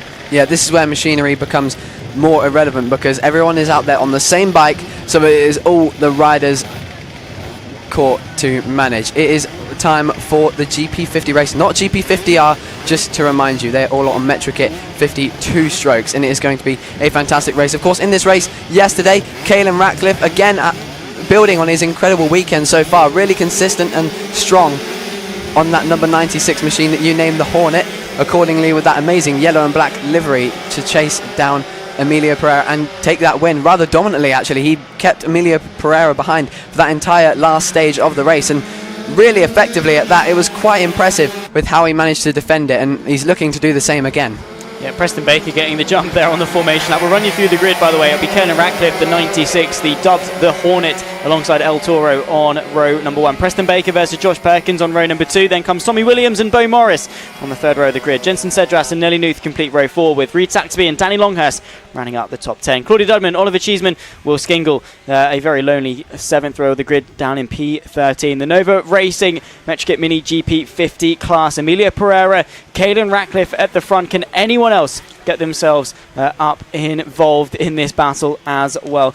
These riders from all over the country, all culminating their way to each of these rounds, the travelling circus that is the Master Mac FAB-Racing British Mini Bike Championship. And while these young riders are busy in pursuit of that career, Emilio Pereira furthest away on the front row on that black and blue 31, Caelan Ratcliffe on the Hornet coloured yellow and black 96 machine. A journey through the ranks here at FAB-Racing. Both of them championship contenders for the entire time they've been here, and now they get to do battle once more at Clay Pigeon. Emilio Pereira, Caelan Ratcliffe, your front row, with Preston Baker, Josh Perkins directly behind. It's eyes to the lights for the Nova Racing Metric Mini GP50s. Lights on, lights off, we go racing. A good start from pole position, but a better one for El Toro. Emilio Pereira straight through and into the race lead, fighting for 3rd as well. Preston Baker and Josh Perkins, I think, favouring actually the number 30 of Perkins, who goes through. Caelan Ratcliffe getting jumped there at the start by Pereira, who got the launch that he needed to. Now in towards the hairpin for the first time. The 31 has got the advantage.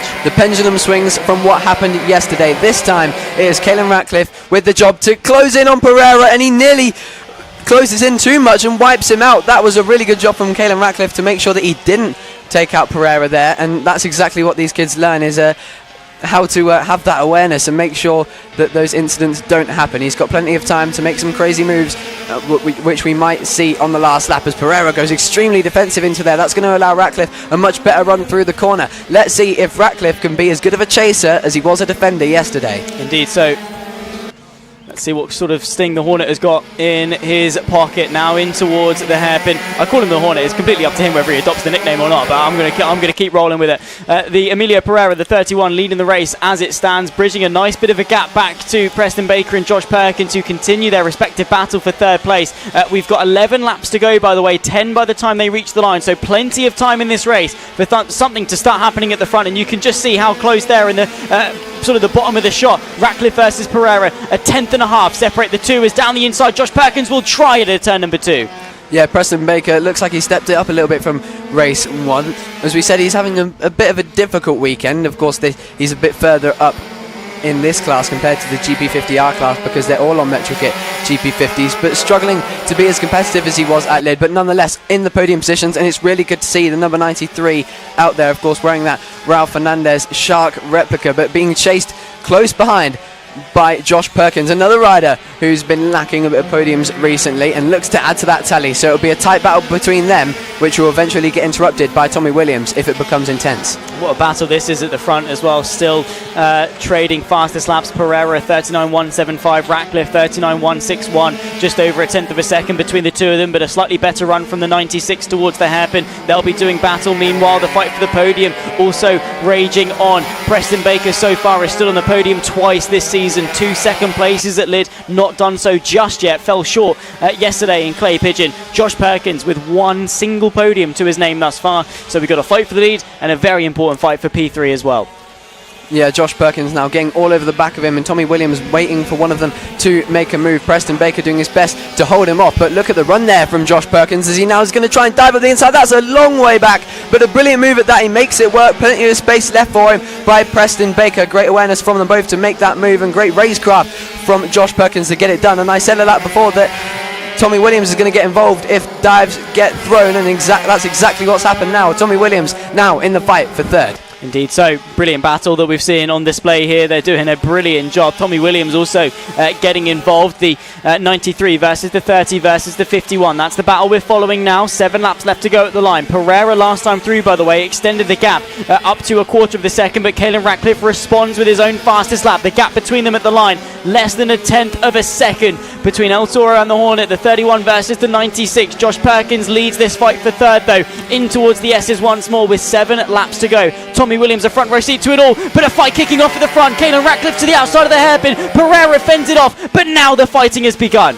Yeah, and he nearly went for it again there, Ratcliffe. It's not the easiest place to make a move there, and probably not the best place to make a move either, because you're going to completely ruin both of your runs out of there, and you can easily force yourself back into the pack behind you. But now we have 6 laps, and Caelan Ratcliffe has made his chess move to let Pereira know that he is not done yet and he's ready to fight. Pereira can't get away as easily as he did at Lid, as they now, whoa, that got really close, going around the outside of a lap rider. That was incredibly executed by Emilio Pereira and Caelan Ratcliffe, as now the gap between the two has taken no hit from that moment, and Caelan Ratcliffe, it's all on him to make the move and get it done.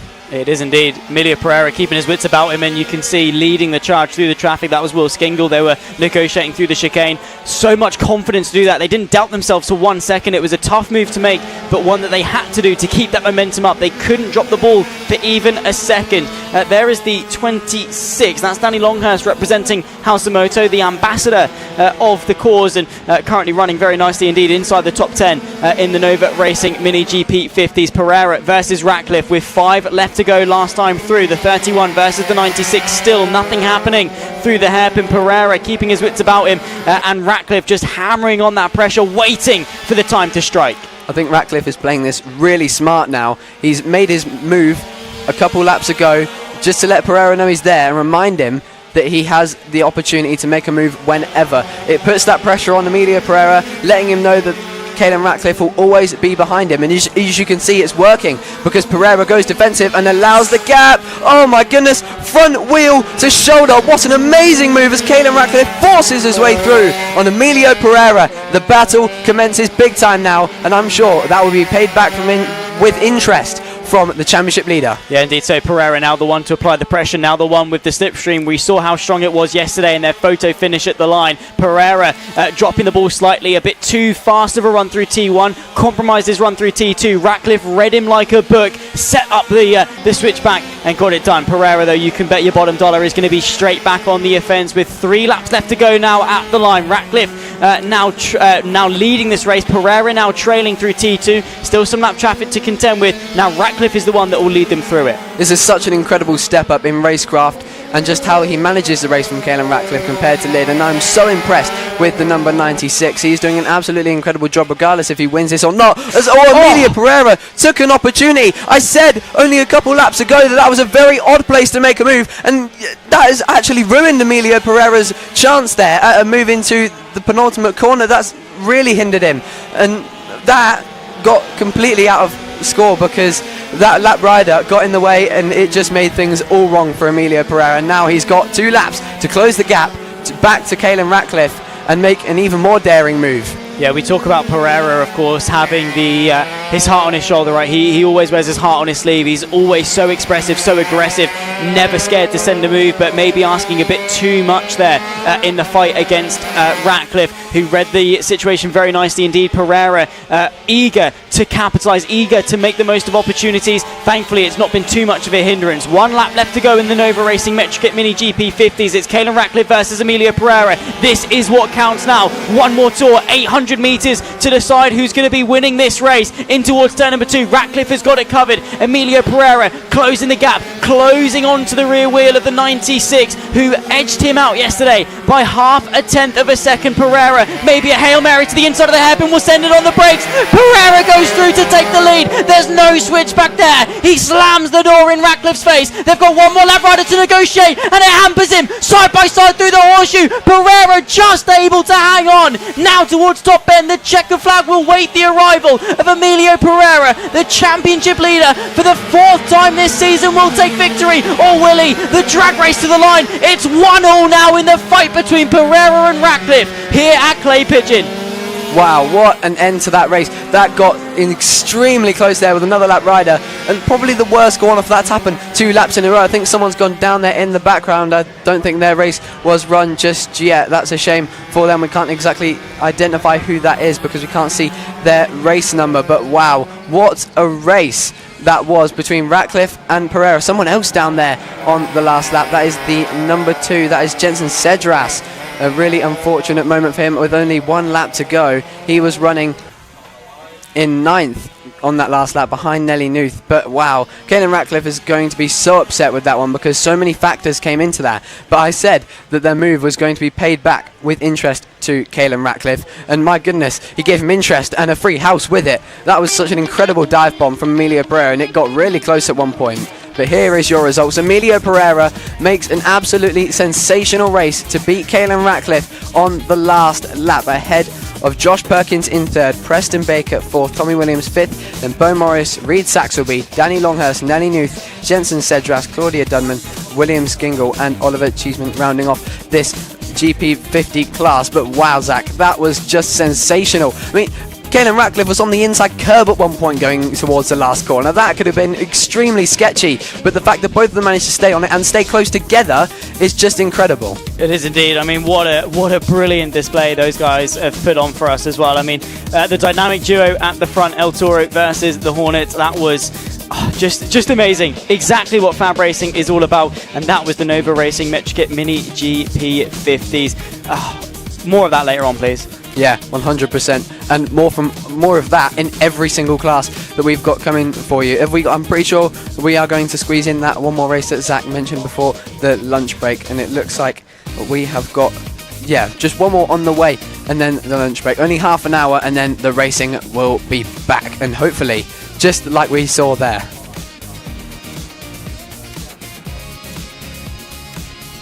All right then, looks like we've got one more class coming your way. Extreme 200. As you can see, riders familiar from the Pit Bike 140 class. You can see down there in the right hand side the black LS2 helmet, that and the number 99 Finley Polehill, who is leading, I believe still leading the championship despite his issues yesterday. Crashed out of the lead and had to retire because of an issue with his bike after that crash. But hopefully for his sake we'll be able to control that lead this time. Of course, this is one of those classes that has got multiple classes within it, of the senior and junior class, and out there Henry McCartney and Harrison Day, of course, Moto4 British Cup riders. You may have heard them on commentary, but I'm looking forward to see Frankie Watson out there actually, because he gave Henry McCartney a great run for his money in that battle for the podium, and he'll be really devastated to miss out on that GP70 race again.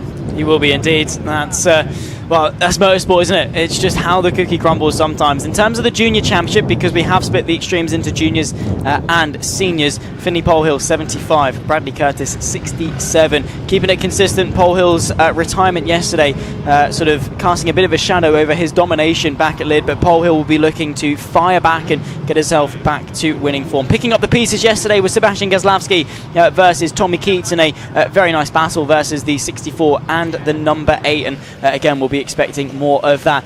You could probably hear, I'd imagine you could, the wind blowing a gale here at Clay Pigeon. The flags around the circuit definitely picking up some speed, and again, that's going to be to, of course, the disadvantage of the riders. Also something they've got to watch out for, the Extreme 200s. You can see some of that grip being laid down, precautionary for the oil that was potentially laid down in that 50 race just a moment ago. Yeah, quite. I think it was two crashes at the end of that race, and someone's bike was in the middle of the track. So, of course, just doing the right thing and making a precautionary check. And yeah, safety first, and that is the business here at FAB-Racing. It is always about keeping the kids and, of course, the adults safe. Everyone deserves to have a fair race that won't be ruined by something on track, and that is what we're doing here.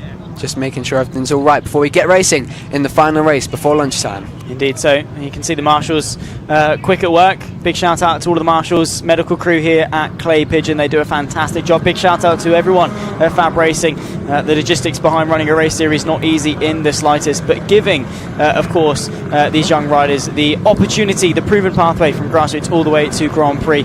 Bikes making their way out onto circuit. Of course, they'll be gridded up before they then get released for their formation lap. The marshals, of course, doing quick work to get as much of the excess granules, the absorbent sort of kitty litter almost, that soaks up all of the oil off of the circuit to give them as smooth of a racing surface as possible, especially a very crucial traction zone at turn number 2. Yeah, coming out of there, you're hard on the throttle and then hard on the brakes. It's probably one of the worst places to have oil, because you're either going to high side on the way out, or sorry, on the way onto the straight, or lose the front in quite a dramatic way on the way off the straight. Exactly that. You're turning in, and if you get on the power too early, you can obviously lose rear traction, you get thrown off of the bike, or the front tyre can hit the oil first and it can slip down, and obviously that's not anywhere, equally not as good. Slightly less dramatic and probably less painful, but in terms of your race, once you're off the bike, it's effectively ruined. There you can see Finley Polhill and Tommy Keats having a bit of a chat before they go on for their formation lap. Bradley Curtis as well, locking himself in after success so far in the Metrokit Mini GP 70s so far this weekend as well, trying to keep the championship lead versus Sebastian Gazlowski. Just a point between them in that respective category. Gazlowski starting this one from P3 alongside the 71 of Bradley Curtis. Will be looking again to chase after Finley Polhill and take his second victory in the Extreme 200s. Yeah, it looks to me like Finley Polhill on his Ovale might just be the only force capable of stopping Sebastian Gazlowski in this class, because with how quick we saw him in that GP70 race, he's fresh off that pace, he's on the same bike, and you can't see anyone stopping him. But Finley Polhill was the only guy who was able to get out in front, albeit briefly until he crashed, but nonetheless it's some pace that he definitely had and can keep, because we saw that at Lid. He won all of the races at Lid in this class, and we're going to get 2 warm-up laps just because these guys have been waiting on the grid for a while now. A quick shout to the senior class, Zach Torrey, taking another win yesterday ahead of the others. It's a bit of a smaller class compared to the junior that we see in front, but Finley Polhill looking to be the ultimate force to stop Gazlowski. If you're now just joining us, of course, big hello and welcome. Thank you for your support of the Mastermind FAB-Racing British Mini Bike Championship. The stars of the future on the grid today, of course, the proven pathway all the way to the top. It's a delight to have your company here on a fantastic day for round number 2 of our 7-round season in 2026. You're joining us for the Extreme 200s, the final race before our lunch break, with Finley Polhill and Tommy Keats keeping each other company on the front row. They're about to get themselves underway for their formation lap. We had a brief oil spill that the marshals have brilliantly been able to clear up as quickly as possible. Myself, Zach Sweeney, Riley Davis, talking you through all of the racing action, and like I say, a pleasure to have your company. Stay tuned, of course, to FAB-Racing socials. You might have seen we've got our Junior GP event at Silverstone in August alongside the British GP for MotoGP, and these young riders will have that platform to prove their talents in what will be the biggest event in mini moto history, effectively. So keep an eye out for follow-up announcements on that one. We've got 2 formation laps for these riders, again just to test the grip levels to make sure the circuit is safe before we send them under green flag running. Yeah, and of course by Junior GP we mean the Junior British Grand Prix, of course, not the Junior GP class, which is of course now called the Moto Junior Championship, and it is going to be absolutely fantastic. As Zach said, make sure you're there, because we can't even begin to explain how excited the whole paddock is to get racing at Silverstone. But right now on the screens and on the track we are talking about Extreme 200s. They have 2 warm-up laps, and as I said before, Finley Polhill looks like the man to beat if he can stay on the bike this time. But keep your eye out on Harrison Day. See if he's solved that edge grip issue. Yeah, we'll see. Of course, leaning right on the edge of the tyre. You can see not a lot of contact patch. The majority of the grip coming, of course, from the lean and the ballast of the bike, but obviously the rubber is what's touching the road. You would like to have confidence that it's not going to slip from underneath you. On their second formation lap, we'll run you through the grid order as they'll line up. Finley Polhill will start on pole position alongside Tommy Keats on the front row. Sebastian Gazlowski, Bradley Curtis, the rivals in the 70s, complete row 2 with Harrison Day and Henry McCartney, veterans of FAB Racing and graduates into the Motor4 British Cup, line up on row 3. Frankie Watson, Mason Frederick on row 4 from Leo Caulfield and Matthew Thomas completing the top 10. Dylan Torian from Max Johnson, Daisy Polden, Rex Austin and Scott Dermott your top 15, with Nicholas Dunwoody joining him on row 8. Maxwell Keats, Zach Torian, Harrison Quincy and Jamie King, the 20th rider to take to the start. Bojan Blazewski from Ben Simpson and Jake Smith, the 23rd and final rider to take to the start, the Pit Bike 140s. We saw an absolutely fantastic battle between Henry McCartney and sorry, but I'm forgetting the names because there was a few timing issues in that battle, but nonetheless Henry McCartney was making some incredible moves, and of course it was on Frankie Watson on that last lap that he sent the move up the inside into turn 2. But nonetheless, we get ready to go. We've had 2 warm-up laps and now we've got a couple more laps for racing here in the Extreme 200 class. Finley Polhill on pole position, looking to win this one. A big movement there from Henry McCartney off the line, but a brilliant start from the man of the meeting so far, Sebastian Gazlowski, who gets away fantastically. The number 64 back into lead, and undoubtedly probably the race winner, unless Finley Polhill has anything to say about it. Exactly that. Finley Polhill straight to the outside through the hairpin to try and launch a bit of an attack on Sebastian Gazlowski, who has been the man of the weekend, as you say. Gazlowski will lead them through the opening half of a lap, but Polhill straight there to apply some of the pressure. Curtis under pressure as well from Harrison Day, who's fighting with Henry McCartney on the 31 in towards top bend for the first time. Gazlowski from Polhill. Then comes, I believe, Tommy Keats, who's dropped back to third. Gazlowski just getting the clutch exactly where he needed to be, getting the reactions, and leads the opening lap of what will be a 12-lap sprint in Extreme 200s.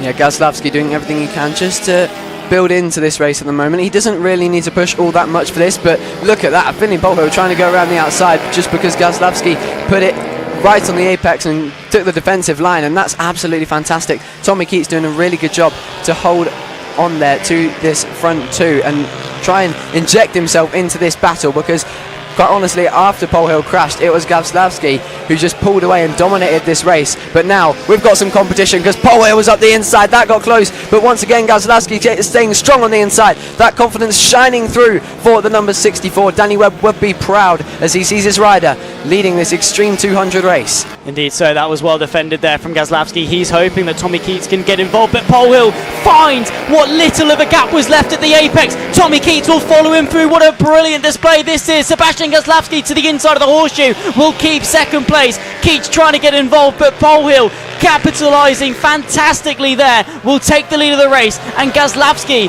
well, thought that he was just going for a late apex, didn't think there was a bike width on the inside there, but Polhill filled it, and Polhill now has the lead. I mentioned therefore Mason Frederick actually had a bit of an issue off the line and has actually done a really good job to climb back up to 8th place ahead of Leo Caulfield. So really good job from the number 5 rider who's been able to gain those extra positions. But nonetheless, we look back at this front group, which is now, because of that battling, starting to close up even more as Bradley Curtis and Harrison Day tried to join the party. Harrison Day now ahead of his Moto4 fellow rider Henry McCartney, so clearly may have just found something little, made a bit of an adjustment on the suspension. That is such a suspension heavy bike, because that CRF 150 is so big and so aggressive on the brakes and torquey that suspension is an extremely important thing, and that's why the edge grip is something that is very difficult to lose at a track like Clay Pigeon. But it looks like he's found something, because now he's already in the top 5 and trying to join this group ahead of him. Yeah, nicely done. You can see that Harrison Day has turned a new leaf. He's got so much more confidence about him, really able to attack the corners. McCartney, though, the same cannot be said for him. Almost dropping the bike through the horseshoe under pressure, I believe, from Mason Fedrick, who's just over his shoulder. In fact, that's Frankie Watson in the toothless helmet, of course, sorting some issues out from later on. McCartney with zero confidence out there, loses the position, and Frankie Watson will go through up in a 6th position. Yeah, Big Mac suffering from massive issues at the moment. Unfortunately, the number 31 on his KTM SX85 not being able to replicate the performances that got him onto the podium in yesterday's Extreme 200 race. But I'm pretty sure he had a crash or an issue in that warm-up that we started on in this broadcast, and might just be plaguing his mind a bit, or maybe he's still got that problem as he tries to chase down Frankie Watson for, I believe, 6th place rather than 3rd like yesterday. Yeah, maybe so. Frankie Watson, you can see, probably quite frustrated, is the number 14 in the toothless helmet. A fantastic helmet, one of my favourites out there on the field. Didn't take to the start from pole position of the 70s. For the 3rd time this season has that happened in just 2 rounds. Probably heartbroken, you can imagine, but still fighting very well. Showing on the timing screens as Caulfield, they do share a number to the two of them. That, of course, is Frankie Watson, though, running up in what is 6th position between Harrison Day and McCartney. Caulfield, the actual one, running P9 behind Mason Fedrick and header Matthew Thomas. Our focus shifts back to the front, though. Finley Polhill still accompanied by Sebastian Gazlowski, despite the Avali maybe being slightly quicker at this circuit. Gazlowski putting the pressure on and still very much there, only 0.3 of a second behind Polhill, who set the fastest lap last time through. I mean, even just based off how much time he spent in 2nd place at Lid, he's got to be like one of the most experienced riders at sitting in 2nd place of all time throughout a race. He was sat behind Finley Polhill for all of the Extreme 200 races at Lid. He was sat behind Bradley Curtis for the GP70 races at Lid, and now he's tired of 2nd place, and we saw that in the GP70 race, we saw that in Extreme 200 yesterday, and we're seeing that now as he dives up the inside, and through he goes, ready to pull the pin as he takes the lead with 4 laps to go. Oh, it was a brilliant move that was done by Polhill on Gazlowski. It was even better from Gazlowski back on Polhill, down the inside of top bend, a corner that requires so much commitment, so much conviction, and so much confidence to get right. However, Gazlowski straight on the defensive with 4 to go. Polhill back to the outside, will try and do the up and the under. Can he get the power down on the 4-stroke? Has he got the torque towards the horseshoe? The answer to that is no. Gazlowski will hold on, but a bit of lap traffic in the near future with 3 to go at the line. Yeah, Gazlowski has got the job to do now to just defend, and in fact this is something that he hasn't done yet, weirdly enough, is defend for a race win, because all of his performances this weekend have been so dominant, and of course Lid, he was in the battle for victory, but now being the leader and with someone behind him like Finley Polhill, who is so dominant at Lid and has that confidence of being the championship leader, inevitably you feel like Finley will eventually find his way through, but I wouldn't expect Sebastian Gazlowski to lay down and take 2nd place. Not in the slightest. Gazlowski riding with his heart on his sleeve so well. Redemption from falling short at Lid. We say falling short, it was a weekend full of points and fighting at the front end of the field with the likes of Bradley Curtis and Finley Polhill. Maybe robbery that he didn't end it with victory at one point. But with 2 laps left to go, Gazlowski has fired it back here at Clay Pigeon. He's won so far 2 races in the 70s. He will be looking to go the double as well here in the Extremes. Bradley Curtis looking to complete the podium, but has got Tommy Keats and Harrison Day both for company just over his shoulder. You can see Harrison Day for once being the highest rider on the field in that very striking pink livery number 15. With a lap to go left at the line, Gazlowski from Polhill. Then this 3-way battle between Curtis, Keats and Day left to decide with 800 metres of racing in the Extreme 200. Yeah, Harrison Day just dropped off the back of Tommy Keats there because of his much bigger bike, and of course him being quite small, he couldn't manoeuvre it as effortlessly as Tommy Keats and Bradley Curtis could their small GP70s and Ovales, and has now lost a bit of a gap. But Gazlowski looks like he's holding off Finley Polhill, who's actually just done the fastest lap of the race, but the gap, he must have made a mistake at the start of this lap, because Gazlowski has that small gap. We said, what's he going to do with defending? How's he going to manage it? And I'll tell you what, he's managed it perfectly as he now comes around the final corner. It's another win to the tally, and once again he pays off the debt that he was owed.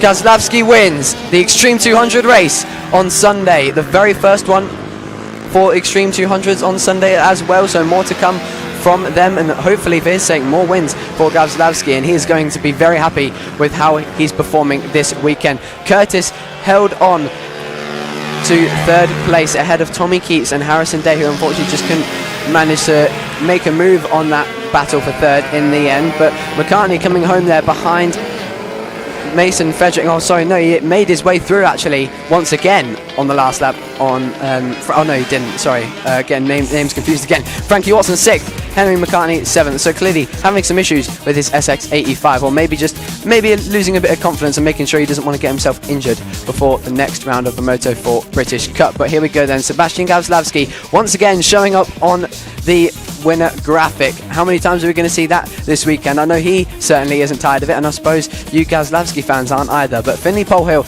takes a second place, a strong ride after a disappointing crash yesterday, wrote off his race. The championship leader maintains it with the second place, and then Bradley Curtis third, Tommy Keats fourth, Harrison Day solving his issues somewhat with a fifth place, Frankie Watson, Henry McCartney, Mason Frederick, Leo Caulfield, Matthew Thomas, Daisy Polden, Dylan Taurine, Rex Austin, Max Johnson and Nicholas Dunwoody rounding out the top 15. Now, that was quite a dramatic race, and actually the first time this weekend that we've seen Sebastian Gazlawski in the realm of anyone else, because he's been that far ahead. Exactly that. I mean, what a battle between Gazlawski and Polhill. And you know, we talk about the Avali being slightly stronger this weekend. Gazlawski beat him on merit. It was a perfect start from Gazlawski, you have to say, at the line. He was able to get the jump, to find his way through, and Finley Polhill, it was a battle that they shared for some while. It could have gone any which way, but Gazlawski had the measure over the course of what was 12 laps of racing in the Extreme 200. A good so far morning of racing. We're now into the early afternoon. Still got the second half of the day still to come, of course, after this brief lunch break. What more can we expect from the next few hours, Riley, when we come back? I mean, the riders, of course, they're going to be refreshed. They're going to be raring to go. More of the same?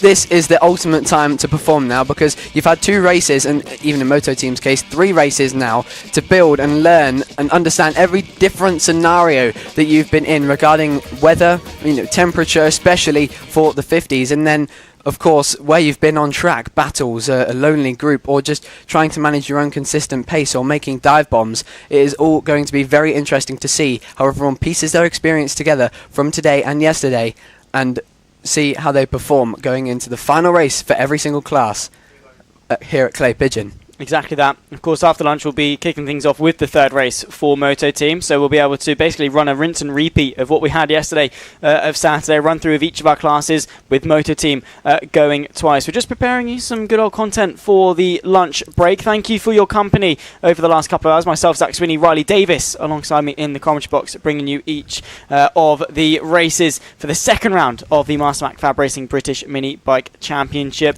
So far, so good. You know, your first time here at FAB-Racing. You've now commentated on what will be, a round and a half worth of racing. 5 races in for the majority of our categories. Anyone that stands out to you? Well, definitely for this weekend, Sebastian Gazlawski, but I've really enjoyed seeing the incredible dominance of Emilio Pereira. I probably sounded like the biggest Emilio Pereira fan ever in the last few rounds, but I just found it so impressive how someone so young and at his age is able to manage a race that well, like he did, especially in that race there with Caelan Ratcliffe at the very death, with the lap riders as well coming into play. That might be his best performance so far this season. Yeah, absolutely. I think a lot of riders have, taken a step up. They've shown what they can do, and for some of them, they've continued the momentum from Lid in the form of Emilio Pereira. For a lot of them, like Caelan Ratcliffe, they've turned the new leaf. They've reviewed what happened, reviewed maybe some of their shortcomings, and have bounced back, responded in such a fantastic way. Ladies and gentlemen, thank you for your company over the course of the first half of the day. We'll be back at 1:35 local time. Translate that to wherever you're watching around the world. We'll be back in about 28 minutes' time on track action with the Motor Team. In the meantime, we'll leave you with some classic FAB-Racing. Clay Pigeon back in 2024.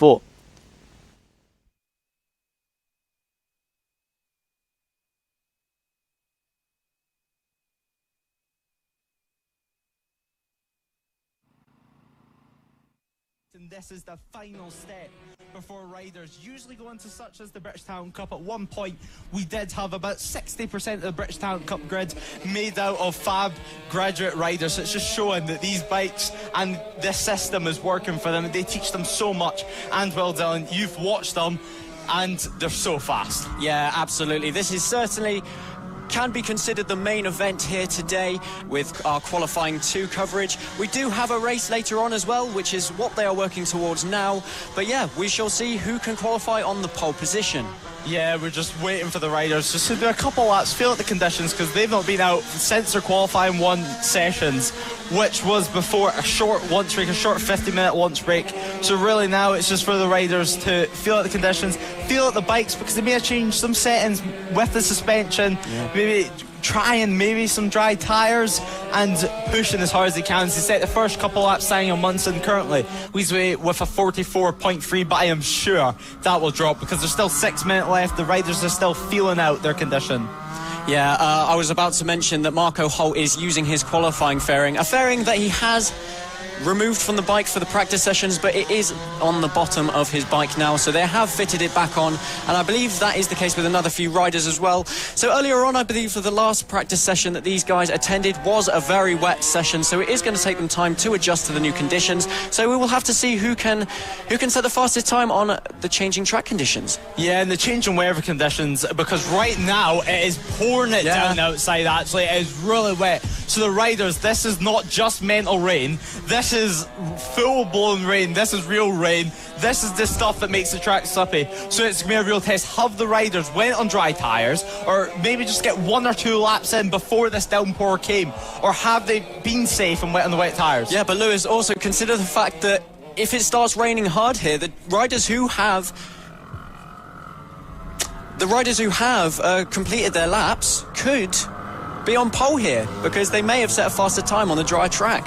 Yeah, it really matters what tyres they're on, and you can just see a lot of these riders are actually on the dry tyres because they're struggling just to make it run this track right now. So it really depends if you've tried and just been safe, or if you've risked it all out. We're going to see, I would personally pull in the pits right now as Ethan Sparks comes round to go into the pit lane. Yeah, it's really wet out there, and it's just completely messed up his qualifying session for the riders. So could Samuel Munson be on pole position from his first lap? Absolutely, Lewis. This could be a very interesting session because the wetter track is going to be completely different. So what can they do on the wet tyres in a minute? Can they go quicker than Samuel Munson's dry time? Yeah, we're just going to have to wait and see, but of course these riders do have a Q1 session, so it's really going to be a test of if that Q1 session was faster. And right now, actually, it was faster because Henry McCartney, I believe, would be on pole position because in Q1 he set a 43.6. So right now, I believe the top, it would put Samuel Munson down to 4th place from the Q1 time. So the Q1 time's just proven that they really do matter, unless if right now the riders can, like Harry Payne, go on some wet tyres and then try and put in an incredible lap. But it's going to be so difficult. But anything can happen. Yeah, absolutely. Don't count anyone out yet. But we are going to see some of the riders pushing towards the end of the session to squeeze as much performance out of their wet tyres as they possibly can. So we could see some incidents in this qualifying session. It's all to come. Yeah, it certainly is. And Harry Payne, well, he's been through a tough couple rounds, and here he is fighting in his championship and just putting in the laps and feeling out conditions before he tries and push. Harry Payne, of course, had a big crash at round 2 at Clandau at the final couple of corners, at the final corner, and the bike was destroyed, the levers was destroyed, the helmet was destroyed. It was such a big incident. But like we've seen in the past, the racing community really pulls together, and now he's back on track with a fixed bike, new levers, new helmet, and he's pushing and he's trying just to get his confidence back up, which may take a little while, but right now he is looking great. I mean, it's so brave for such a young rider. Oh, absolutely. As we've got 2 minutes and 52 seconds to go in this session, the riders out there are going to have to find the driest line possible. Where it's an uneven track surface in some areas, we will have some puddles forming, especially across the kink at turn 1, where we do have a new bit of tarmac, which gets very, very slippery for these guys. So we've been seeing them lift around the outside, just like we're seeing there on screen. So can anyone make an improvement? Yeah, it's going to be a tough one, but one person I do want to mention right now is Luke Fitchett. Luke Fitchett currently, his best lap was a 50.9. So Luke Fitchett, it was a pretty good lap time considering of the conditions. But in the Q1 session, he was 11th place with 42.7. So Luke Fitchett could potentially be starting at the back of the grid, unless if he can set a better lap time and better the lap time in his condition, which is going to be so brave if he can. I mean, riders right now and the mechanics will be frantically working. They're going to be wanting to try and get his tyre changed and just try. I mean, there's 1 minute and 50 seconds left, so it's going to be a tough one if you can get back out on track. But this is why we race. I mean, it's a test of the riders, the bikes and the mechanics. So if anyone could do it, I'm sure it's some of the passionate parents, as we see. Like, I'm sure Marco Holt's dad will be frantically working, and so will everyone. So will the whole Vision Track squad. And yeah, it's going to be a real weight. But Ruben Bray also on track right now, 8th in Q1, which is pretty respectable, to be honest. It's such a quick set, it's such a quick class, and currently 8th in this session as well, just putting in the laps. 7 laps put in so far. Actually, the rider that's put in the most laps is Ruben Bray, so he's just staying out there, feeling the conditions with just 1 minute and 10 seconds to go. Yeah, no, an excellently good idea from Ruben Bray if we're going to have a wet race. I think one thing's for certain is we're going to have a really, really eventful race with these guys, because we're going to have a mixed up grid. The weather conditions are also going to be mixed up. We've constantly got shower from dry. So what can happen? Yeah, who knows? And there's the Vision Track tents right now. I assume in the garage right now they'll be changing the tyres as fast as they can. They'll be looking at live time and seeing there's only 41 seconds left, so it's too late now to set a lap time. But they could potentially get them out there and then just do 1 lap just to feel maybe a practice start, which some of these riders, they may have not started the 70 in the wet yet, because we've had incredible conditions actually so far this year. I was commenting to some people before the weekend saying that we've had lovely conditions. We've been so lucky. It's just been sunshine after sunshine. It's been perfect weather conditions almost. Last year a little bit windy, but still warm.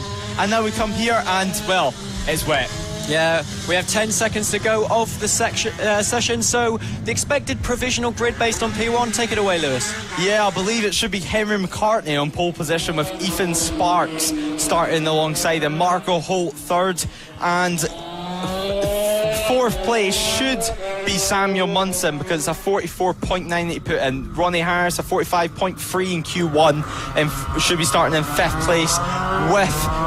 So yeah, it's one thing that is so challenging. It's to work out where these riders are going to be starting. But yeah, I believe it should be Henry McCartney starting pole position with Ethan Sparks, the reigning champion, alongside them. But riders are just starting to come round, and Henry McCartney too late to come out with his qualifying fairing on, of course, because some of these riders, they know that qualifying is the time where you have to get absolutely everything out of the bike for 1 lap. So falls can happen, and you just don't want to mess up the fairings. Behind him as well, we have Ollie Sims trying as hard as can, but they've came out too late. Checker flag is out. They cannot improve. But what a dramatic qualifying session. Oh, absolutely. Definitely a session where going out early on has been brilliant for the likes of Samuel Munson, Henry McCartney, Blake Wilson. So yeah, very unpredictable. No one could have predicted the rain coming, but stay tuned for our race later on today. Yes, certainly. It's the peak of racing in the mini bike championships in the UK. But Blake Wilson had a fall earlier today as well, quite a big fall, but so it's great to see him back out there. And, well, in the wet conditions earlier, he was looking so confident. I mean, it is great to see such young riders with so much confidence in their motorcycle and in their tyres, because it's one thing it takes many years to trust. But now the bikes are starting to line up in the holds in the air. It is the Pit Bike 140s. It is a crazy class. Yeah, absolutely. We're going to have to see who can perform best in the pit bikes. If you have never watched the pit bikes before, you are definitely in for a treat here. One of the most interesting categories that we do here at FAB-Racing for sure. We have a huge grid, don't we, really? So we're going to have to see which rider on this huge grid can qualify on pole position. Yeah, and some riders actually with these conditions may not even go out. They may not have tyres changed in time. And I've actually known some riders in the past of not going out at all in the wet. Some riders despise the wet because it's so easy to make a mistake, and some riders as well in the wet prefer just to go out of cold tyres, because you can't just go out on cold tyres. It's not like slicks where the tyres need to be nice and warm for them to basically almost melt into the tarmac. But in this class, there's so many people to watch out for. I mean, Taylor Lawrence, Lucas Brown, and Rossi Banham are the main contenders, with Reece Peacock as well up there. There's so many riders that are at the front, and there's nothing separating them, and they have so much respect for each other, but it's such hard racing. Yeah, no, Taylor Lawrence just going through a shot there in the bright green RST overalls. He called himself Shrek in the paddock yesterday. I was talking to him, and yeah, no, he believes that he can score some good results this weekend, so definitely one to watch out for. Yeah, you cannot miss him at all. It is such bright levers, and more riders making the way on the track, checking behind them, checking that no one is coming on the start-finish straight, that they could potentially be a collision. So luckily, all riders using their head, just being careful. But Lucas Brown leads the way, but only one lap put in so far from him, so it's a 48.9. But it's going to be a real test as the session develops, because I believe the rain is off now, so I think it's just going to be a case of all day these short intermittent showers. But when the rain does come, it's coming heavy, so it's really going to be a chance on these riders just to learn their skills and feel out track conditions, because this could be exactly like the race for the track conditions. Yeah, no, I was just about to point out that Rossi Banham hasn't actually gone out to the track yet, as we have had a crash on the broadcast. Taylor Lawrence just gone quickest in this session. He's down on the deck.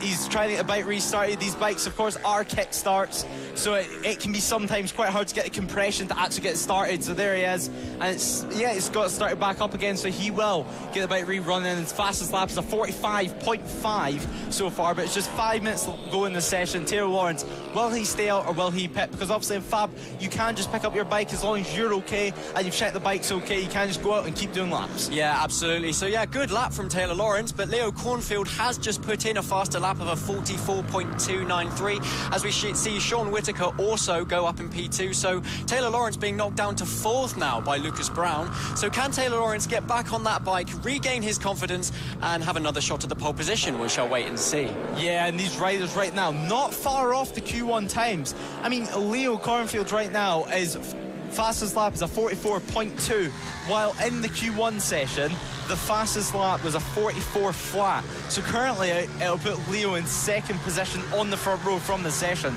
So it just shows how fast this track dries and how fast these tyres heat up to grip and be able to produce the lap times to get on the front row. Yeah, no, it appears we are still missing Rossi Banham, so it's a mystery as to where he is.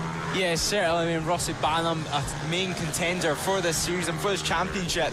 We always see close race, but Rossi Banham maybe deciding that the track will not be dry enough for him to better his lap time, because of course in the Q1 session Rossi Banham was in 4th place with a respectable 45, but there is Ryan Tears went on pole position actually with a 43.9. That's the fastest lap of the weekend so far. So the Q1 times are now starting to get broken. There's Bobby King actually in 2nd place as well with a 44.2. So riders really now starting to get the lap times down, as that will put Bobby in 2nd position. Yeah, with the sheer size of this grid, it's really difficult to gauge who is where, because riders are constantly crossing across the line. So it's not over until the final flag is waved. So Sean Whittaker up in P1 at the moment, the number 12 with a 43.009.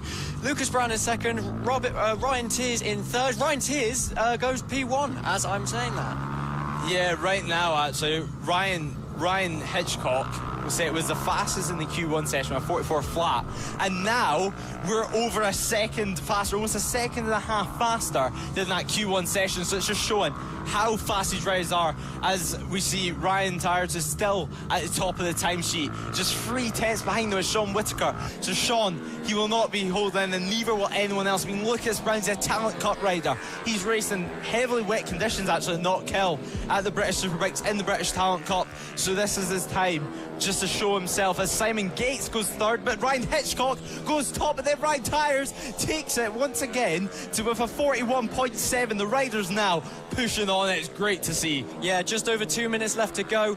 Who can get that pole position? It could be anyone that you can see on your timing tower. Who knows? We've got Ryan Tyres at the top at the moment, from Ryan Hitchcock, from Reese Peacock, and Taylor Lawrence back up in P4 after his full. So who can take the pole position here? It remains to be seen, as we see.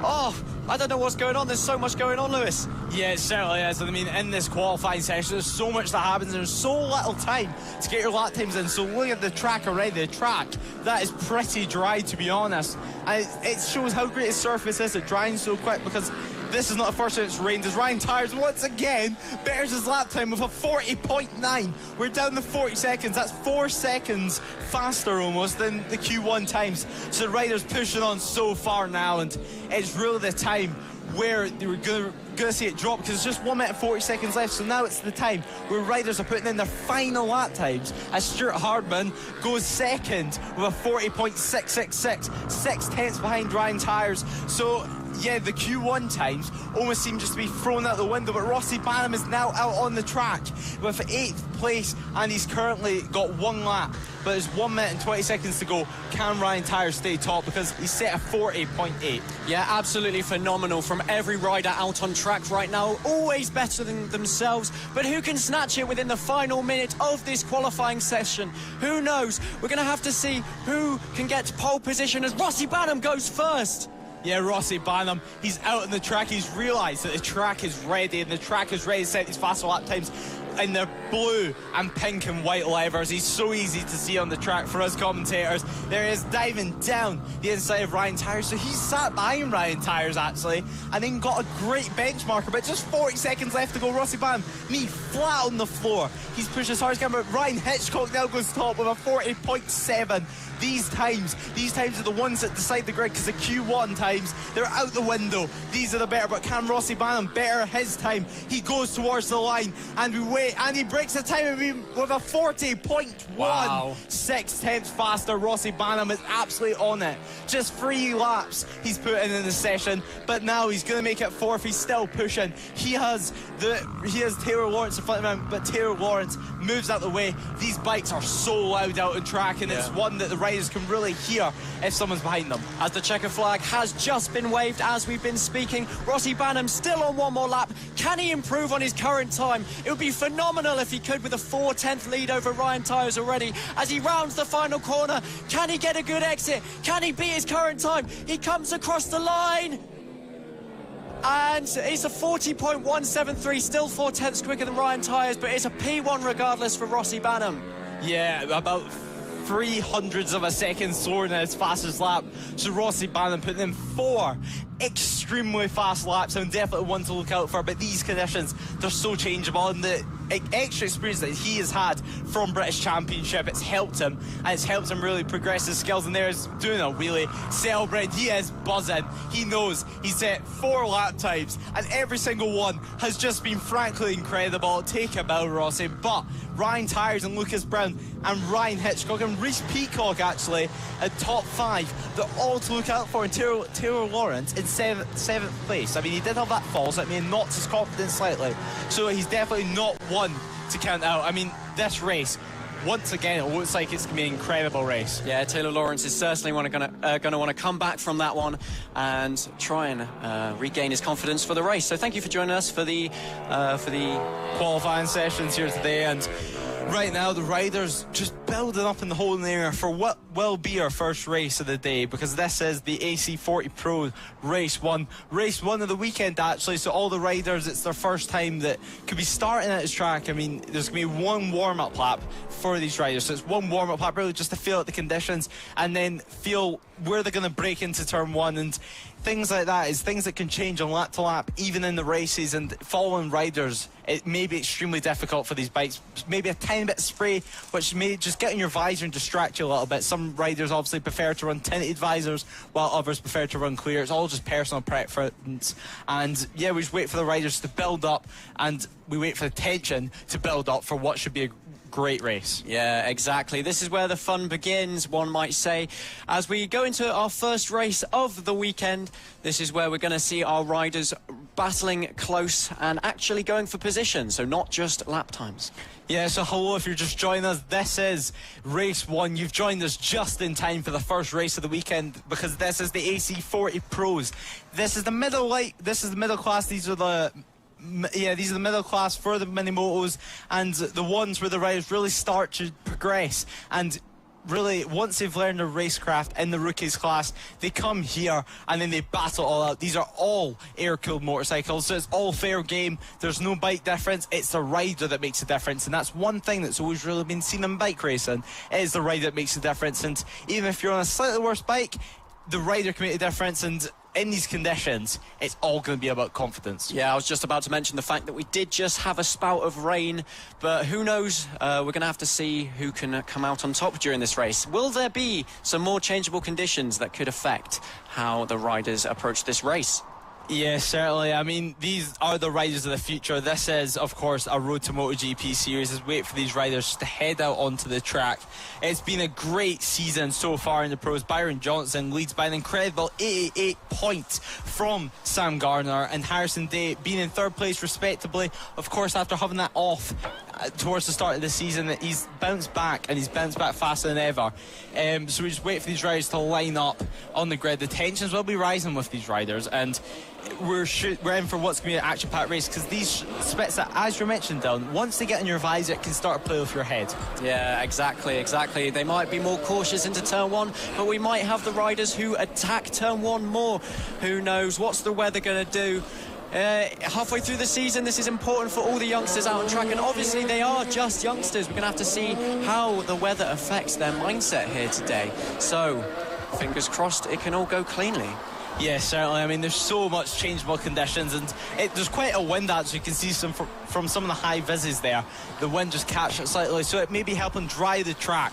But on these smaller mini motorbikes, we've talked about over the course of the season, especially last round, the wind can highly affect these riders and highly affect these bikes because there's so little weight. But these riders will go out for their one-sighting lap, and really just for they end up on the grid and they're alone, and it's time to go racing. Yeah, into turn one, we'll definitely be seeing the riders who maybe opt for a more conservative approach to the race, as we see them going out for their warm-up lap now. And the track doesn't look too damp at all. As Lewis, you can give a good rundown. Yeah, Lewis Hull will be starting on pole position with Harrison Day rounding off the front row in second. Sam Gardner will be starting in third with Matthew Thomas alongside him. As there's a rider down, I believe that is Sam Gardner down in the warm-up lap. So it just shows how tricky these conditions are. He tries to get started and tries to get himself back on the grid, because he should be starting in third position, as I was saying, and he's got a bike started, but Matthew Thomas will be starting alongside him, and there's another rider down there. It's starting to rain once again, so some of these riders, it might just be catching them out slightly. Tyres not warm at all, and down they go. Jensen Bishop will be starting in fifth with Byron Johnson sixth. Liam Lindquist on the Yamaha replica MotoGP bike will be starting seventh with Chloe Gleason, one of our female riders, in eighth. Oliver Hall, last year's rookie champion, will be starting in ninth with George Ackerman in 10th. Dylan Tureen will be starting in 11th with Rex Austin in 12th. Cal Maxwell 13th, and on your screen, it is heavy. Yeah, no, the heavens have just opened, so we're going to have a very, very exciting start to this race. Will they be conservative into turn one? Will they really go for it, as we see one of the dads of one of the riders warming up the rear tyres? So, it's all to play for. This is going to be chaos. Yeah, we're just going to have to wait and see. It's tricky conditions for these young riders. Some of them may have very little experience in the rain, and there's another rider down, Dylan Tureen. It is not what these riders want, and it's going to delay the start slightly. I'd assume Dylan Tureen waiting to get up, and he just has no clue what has happened there. In these conditions, it is so easy just to make a slight mistake. One grab of the brake lever and you're down, and it's such a fine line, and it's on these tires. On these tires, it's one thing that they're on. Well, it looks like actual on dry tires, so it may just be the fact that the rain has opened last minute. So some of these riders may have been preparing for a far more dry race, but Dylan Tureen, he has no clue what's happened, and some of these riders just waiting and having no clue what's happening right now, waiting on the grid. Yeah, he had very high hopes into this weekend. If he doesn't get round on time, he could be disqualified. So we're going to have to see if he can get to the grid in time. The number 88 bike of Dylan Tureen. So will the start be delayed a little bit, or we look to be good to go? Yeah, we're just going to have to wait, and we're just going to wait and see. Discussions are happening on the grid. Communications from all the marshals are happening right now. We could expect it to be an exciting race. This is going to be a race of just staying on the bike. It's going to be so tricky for these riders, but we wait for the final bikes to head to the grid. Yeah, Sam did get back into third on the grid, which was good for him. Definitely not what you want to see, though, falling off on the formation lap, especially from a rider like himself. So we're going to have to see. There might be some oil and fuel on the track, so the start may be delayed ever so slightly. Yeah, there's Roger Keys, of course, the man that runs this series and keeps everyone safe. So it's better to be safe than sorry, because in these wet conditions, if there is some sort of fluid on the track, it is 20 times worse, and it's so hard to even see it. So it's so hard for these riders to see where they need to go and where they need to go to be safe. So it's better to be safe than sorry in motorcycle racing, because of course this can be quite a dangerous sport. So riders just doing the final check, and yeah, marshals and dads running out to the circuit just to have a little final check. Yeah, absolutely. So, yeah, we're certainly in for an interesting start, that's for sure. Yeah, we certainly are, and this class has been close all year, although the championship stands may say slightly different. And there's Roger sprinting, actually. Roger, it's wet out there and he does not want to be there, but Roger, he's been running the series for quite a while now. He's still doing an amazing job, and here he is just checking and using his, well, years of experience to basically see if there's anything on track and if it's safe to run, because Roger, he does such a great job. And one of the cameramen there who takes photos for the riders, Dale Baldwin, of course, who took some incredible photos last round, actually. My favourite, of course, being Sullivan Mounce's save that he made in practice. So Roger Keys having a quick little check to see if the oil is... All right then, we're ready for the second half of today's racing here at Clay Pigeon. That was 3 years ago, the 2023 highlights at Clay Pigeon, and we're back for the second half of today's action. It is going to be absolutely fantastic. Today's races were so much better than yesterday's. I mean, we had some great races on Saturday, but to start off today, I mean, myself, Riley Davis, and Zach Sweeney alongside me, and of course you would have heard us yesterday as well. That was incredible, to be fair. That GP50 race especially was extremely eventful. It was indeed, and the extremes, funnily enough, extremely eventful as well. Pleasure to have your company back, ladies and gentlemen, after a brief lunch break. Very brief, in fact. We managed to get our food down in time and ready for this afternoon's racing action. We've got 2 races of Moto Team and 1 race of everything else. Kickstarted, of course, with the Moto Team guys, and like we say, very much looking forward to it. FAB-Racing, as we've seen, some classic races. And in a few years' time, we'll probably be looking back on 2026 in the same light, with just how amazing this season has looked so far. And with Moto Team gearing itself back up again. The first time we've seen these guys out on circuit today, Team Acme Racing looking to go for yet another victory at Clay Pigeon. Yeah, they've looked absolutely unstoppable so far. They were super fast at Lid, but definitely nowhere near as fast as they are this weekend. They've been a whole nother level over the rest of the field, but they've had quite a few moments actually where they've been challenged for the lead, and lots of people watching on, ready for this Moto Team race, hoping that the action ramps up. And thank you to everyone watching along, whether that's on the screen or on the track, just supporting your riders, whether you're just a fan, family member or friend. We're all appreciative of the support here at FAB-Racing, and a reminder that if you want to come down and watch, that is 100% up to you. You can march on in and watch this amazing action that we have on in this fantastic championship. The FAB-Racing gets its name for a reason, and we are ready for this afternoon's races. Well, thank you for joining us, of course. Just waiting a moment for this Moto Team event. We've all had a nice lunch, a short break after this morning. And of course, Moto Team, they've got two races this time. Compared to the normal format that they had yesterday, with starting our action with Moto Team and ending. And now this is a bit of a different story. The race is a bit closer together this time, and SFC have got some work to do actually, because definitely not as prominent as they were at Lid by a long shot, and Acme Racing, they need to be stopped before they start going on a run in the championship. But you actually said, Zach, earlier that with much more races per round for Moto Team, they can afford to make these mistakes and sort of have an off round. You call that an off round? They've been on the podium already this weekend, but considering how fast they were at Lid and leading the championship going into this round, you would have thought they'd be a bit more of a threat to Acme Racing's dominance so far. Yeah, 100%. I mean, SFC, because of the way the grid is split between standard and open, SFC, despite being, 4th or 5th overall, have still been able to finish P2 in class, and that means that they're only losing 5 points at a time to Team Acme. So the gap, despite the fact that SFC have been on a back foot, only 11 points. SFC still lead, Acme Racing still trailing by 11 points as they make their way around for their formation lap. All right then, the grid for this Moto team race, obviously as I formerly mentioned, 2 coming at you this afternoon. Team Acme Racing starts on pole position, and I must remind that Moto team, their grid results go off the previous race rather than qualifying like the rest of the field. So whatever you saw in yesterday's racing comes along just the same as we start on the grid with a Team Acme Racing on pole position ahead of Ivano Di Francesco, Team SFC, Thomas Dudson, Adam Harris, Mario Gelli, George Knight's 7th, Harrison O'Keefe 8th in front of the other O'Keefe, Ben O'Keefe in 9th. They can't stay away from each other. They've been very close together recently. Daniel Baker 10th, Paul Kelly, Robert Leveridge, Phil Joyce, Madison Martelou, Peter Appleton, gold member, of course. You can get yourself on that bike every single round if you want to.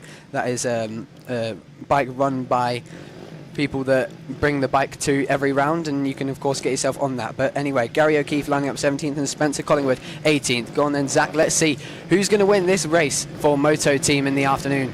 Yeah, we'll find out, of course, very, very shortly. It's eyes to the lights. It's Team Acme versus, of course, Ivano Di Francesco, the Open and the Standard leaders on the front row. Lights come on, lights go off, and we go racing. What a launch that was there from 4th place on the grid, the inside second row, as they'll make their way towards turn number 2 for the first time. Not the best of starts for Team Acme, so Ivano Di Francesco will get the measure, but off the exit of turn number 2. Team Acme straight back down the inside. Di Francesco struggling a little bit. Look for the 20 of Thomas Dudson with a rocket ship of a start, already trying to pressure Ivano Di Francesco for the Standard lead. They were really wide on entry, was Ivano Di Francesco, the number 141 machine, the white bike, now in second place, and unfortunately that allowed Team Acme Racing to slide right on through, but nonetheless a fantastic start, and almost actually allowed Thomas Dudson to come up the inside. That got really close between them two, battling for the standard class championship. But of course we're focusing at the moment on the overall racing, because Ivano Di Francesco now has had two opportunities to have a go at Acme Racing this weekend. They've really made a step and they've looked incredibly strong, and they actually were really close at making a move, but now there is a chance, and now we're seeing jump start penalties coming through for bike number 20. Who's that? Let's find out. Looking at the timings, that's Thomas Dudson. That's huge actually, the man there in 4th. I did see some movement, as you can see there, currently in 4th on circuit.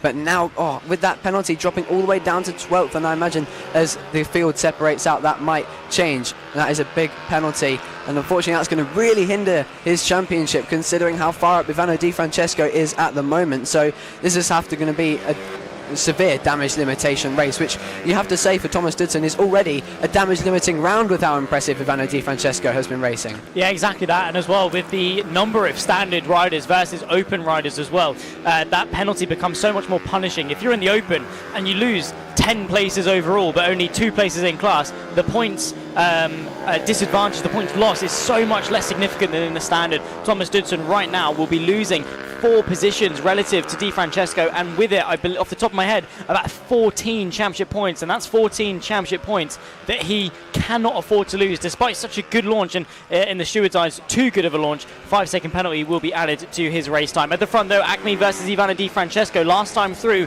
the advantage swinging the way of the 141. The gap still under a second as they tick their way onto what will be lap 4 of 12.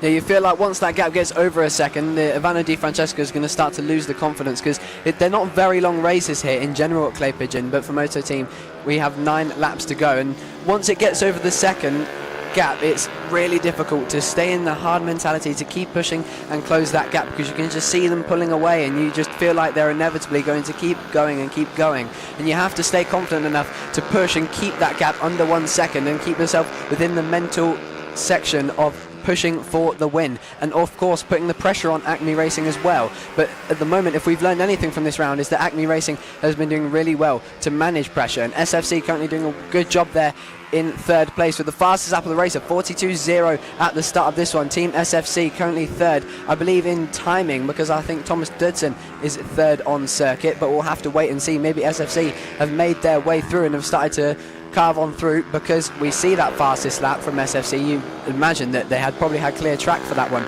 But Acme Racing off to a good start, and positively not pushing for fastest laps because they know they don't need to. No, exactly that. They're just riding at a comfortable rate, right? They're not doing anything too much. They're where they feel comfortable, where they can still be loose, where they can still be dynamic and happy with the pace that they're riding at. They're not, going too slowly, that they're in trouble, that they're not pushing too hard, that they're, at risk of dropping the bike. Team Acme Racing versus Ivana Di Francesco, 1.4 seconds between the two of them. The advantage still swinging the way of the number 8 machine, but SFC closing into Di Francesco. Now that is an inter-class battle, not an intra one. It's standard versus open, so there'll be no consequence in terms of the championship points, but ultimately Team SFC, they see a bike in front of them, they want to go for it, especially if they can keep up the momentum of the fastest lap and maybe try and close the gap to Team Acme. There we can see the battle between the all-white 141 and then the red and white 133. That's Ivana Di Francesco versus Team SFC, and some lap traffic to negotiate in the near future as well. The 141 has to be very mindful through this lap traffic phase as they still take the racing line through turn number 2, able to get up and underneath the lap traffic. SFC held up slightly, and that's going to delay the start of this battle for at least another lap. That really had to slow him down there. SFC really got hindered by that lap traffic, and unfortunately they were on a really good run of pace and actually done a really good job, the number 133 machine, to regroup and reclose that gap in the next few corners, closing back into Ivano Di Francesco. And it looks to me like what I believe is this new rider with this incredible extreme riding style, looking like Ike Lecuona out there, the World Superbike rider who hangs off the bike so aggressively on the corner exit. He's sort of learned to get the bike to move along with him as well, rather than just his body, and learning the weight transfer on these heavier bikes compared to like the mini motos or the pit bikes. But at the moment, SFC doing a really good job to regroup and collect some strong points and looking like they're chasing down for second after what you probably say was a really difficult first 2 races for them championship wise. Exactly that. Thomas Dudson, by the way, worked his way up on merit, by the way, in terms of plus the 5 seconds being added, still in second place in class. He drops to 4th overall. The battle with George Knights comes down to 1/10th of a second, 800ths of a second between the two of them, with the 5-second penalty applied. So Thomas Dudson can still finish P2, maybe even P3 in class, despite the 5-second penalty. Team Acme Racing, of course, the number 8 machine, the red and black predominantly liveried machine, currently up in front and probably clear of all of this lap traffic. About a second clear currently of Team of Ivana Di Francesco and Team SFC. There is the leader, the number 8 of Team Acme Racing, a brand new rear subframe from the other day. They drove all the way to Basingstoke to go and get it. An hour and 45 there, an hour and 45 back to be able to compete. And well, I'd probably argue that effort was worth it. Yeah, 100%. I mean, 2 races. I think everyone needs to go buy a new subframe if that's the case. But it looks like Team Acme Racing, just that number 8 bike is just really comfortable around this flowy clay pigeon circuit. But we see that gap has closed, whether that's due to lap traffic or Team Acme closing, just trying to cool off on the pace at the moment and stay on the bike. That gap came down to less than a second at one point, but we're now seeing, I think, Team Acme get some clear track and starting to pull it out, because Di Francesco is starting to worry about Team SFC behind him rather than Team Acme in front. Exactly that. Acme Racing under no pressure in terms of the intra-class battles between themselves and Team SFC. However, if Ivana Di Francesco closes up, Team SFC likely is going to be there as well, and that's then when Acme need to start to worry. They've so far gone 2 from 2 in terms of clay pigeon. They'll be looking to go 3 from 3, and then later on today 4 from 4 if they can help it. 2 laps left to go as Team Acme Racing will lead them on to the penultimate lap here at clay pigeon. Ivana Di Francesco from Team SFC, the top 3 overall, separated by just 2 seconds. Then comes Thomas Dudson after the penalty applied, still 0.5 of a second clear from George Knights. It's another repeat of Lid where we're looking at a crucial position in class come down to the wire, come down to an effective aggregate time trial between Thomas Dudson and George Knights. Yeah, that was literally the basis of the big bike races. It's so many jump start penalties, and unfortunately I didn't realise Thomas Dudson that jump start, and I just had to remember who it was at first, because quite honestly it was very noticeable, to be honest. And I think Tom Dudson knows that he's got that penalty and is now pushing on despite the big gap that he's got in front to Team SFC on circuit. He knows that he's got that penalty, because that jump start you couldn't have not realised it, to be honest. So he's absolutely going for it now and trying to make up all the time, and he's doing a fantastic job of that. But doing a fantastic job once again is Team Acme Racing, on course to make it 3 in a row here at Clay Pigeon, with only 1 race left after this one for Moto Team, as Ivana Di Francesco and SFC are side by side into that hairpin. But now we're looking at the number 8 machine, new subframe on Friday night. 2 wins on Saturday, and now 1 more on Sunday morning. Will he make it 4? We'll have to wait and see, but for now it's 3 for Acme Racing at Clay, Pigeon and SFC. Just managed to claim 2nd place on that last lap. Really well for as the new rider on the 133 machine continues to learn and improve.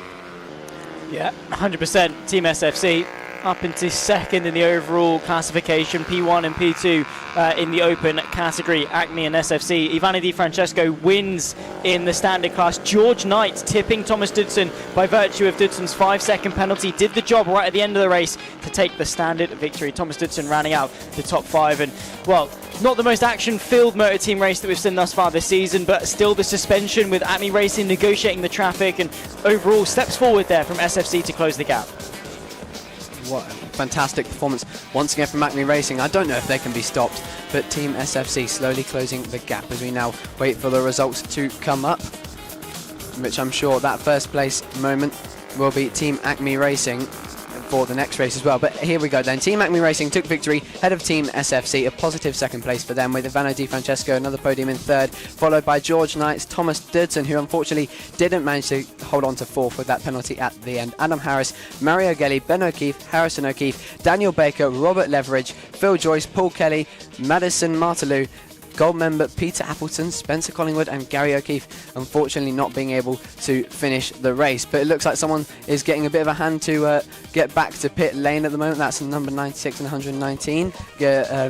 Giving each other a little bit of a push. That's trying to figure out who that is. That's Phil Joyce getting a little hand to get back to pit lane from Robert Leveridge as we now get ready to go for AC40 Pros next. What we started off with at the start of today. It's time for the AC40 Pros, brought to you by 2 Clicks Out, the championship that of course we started the day with. We continue the day with into the second half as well with the 2 Clicks Out AC40 Pros, a championship that so far has been dominated by Noah Barfoot. 4 from the 5 races won by the number 36 thus far. Finley Styles though, James Dermott, Randy Carter, all closing the gap, all getting involved and still giving us a brilliant battle in the fight for 2nd, 3rd and 4th on the grid. Noah Barfoot though, can he be stopped? The gap has been closing for the best part of the entire weekend, but Noah Barfoot still with a foothold, still with the advantage. Can that change coming into race 3? Quite honestly, I don't think so, to be honest. It would be nice to see a big battle, but Noah Barfoot is the kid on fire at the moment. He's unstoppable. Probably the most unstoppable more than anyone. I mean, Sebastian Gavslavsky, he was incredible in the GP70s earlier on today, but he was still had a match for him with Finley Polhill, giving him a strong battle in the Extreme 200 class. And now Noah Barfoot in this class has literally been unstoppable. I think maybe he's been overtaken once in the previous race, got passed by Randy Carter into turn 1, and then that was it. Barfoot back up the inside on the switchback and straight back through to extend that sensational lead that he always seems to have, apart from that one race at Lid. So wet races being his kryptonite at the moment, just with that lack of experience perhaps, and probably got a bit too giddy to get on that amazing pace that he was clearly showing in the dry. But for this race, it looks like they're all going to be okay for rain. And of course, this is AC40 Pro's last race of the weekend. So weather all good, and therefore we can probably imagine Noah Barfoot's pace all good, just as good, and probably even better than it has been all weekend long. Rolling up to the grid then, it'll be Noah Barfoot that starts this one on pole position following the 36 there, the outside front row of the grid. Alongside Finley Styles, James Dermott, Randy Carter, Zach Athsich and Jude Good, the 6 riders that will be taking to the start of the 2 Clicks Out AC40 Pro class. Their final race of the weekend here at Clay Pigeon. Will Noah Barfoot do the sweep? Can anyone stop him? Finley Styles alongside him will be eager to do that. It's eyes to the lights. Noah Barfoot alongside Finley Styles. Look out for the 36, look out for the 19. The revs rise as we go racing for the final time in AC40 Pros, and once again a great launch from Noah Barfoot straight through and into the race lead by the time they reach turn number 2. Finley Styles under a bit of pressure from Randy Carter, the 69, getting the measure on the 27 of James Dermott as they negotiate the chicane for the first time, and down towards the hairpin, it once again settling itself into a race for second. Now, I'm desperate to see how Finley Styles and Randy Carter can manage that gap to Noah Barfoot. They've been battling a lot recently, especially back at Lid for about 4th and 5th, but now they're in supreme podium contention. We've got a penalty for a jump start. That's Jude Good, unfortunately, at the back of the pack at the moment. Probably just realised he got that jump start and tried to give himself a bit of a penalty for it. But sadly, Jude Good, who was actually quite fast yesterday, didn't get the start he wanted, and there is a jump start for him. But Noah Barfoot not bringing the gap out to as big as it was earlier on or yesterday. Maybe Finley Styles and Randy Carter finding something a little bit more, or Noah Barfoot just taking it a little bit easier. I say a little bit easy. He's the fastest man on track by a quarter mile, but not as fast as he was originally, perhaps. No, exactly that. Noah Barfoot setting the pace on the opening lap, 45.248, 1.1 seconds is the gap back to Finley Styles. Randy Carter in third from James Dermott. Zach Athisic behind you, Good on the road, but ahead on the timing sheet by virtue of the 33's 5-second penalty. The 33, though, Jude Good has been doing a really fantastic job so far this weekend. A podium in race one by virtue of just staying on the bike, being consistent, staying in the race all the way to the end, capitalising on others' mistakes, followed up by further top fives through the weekend. Of course, this class brought to you by 2 Clicks Out, the AC40 Pros, and Noah Barfoot at the moment dominating the championship. Sits, as it stands, 28 points clear of Finley Styles, who sits second place in the championship. Currently, that's going to extend up to 33 by virtue of Noah Barfoot's extra 25 if he's able to hang on and win this race, and Finley Styles 20 for second. Randy Carter on the podium as it stands, still very, very close. Less than a second between second, third and fourth, while Noah Barfoot continues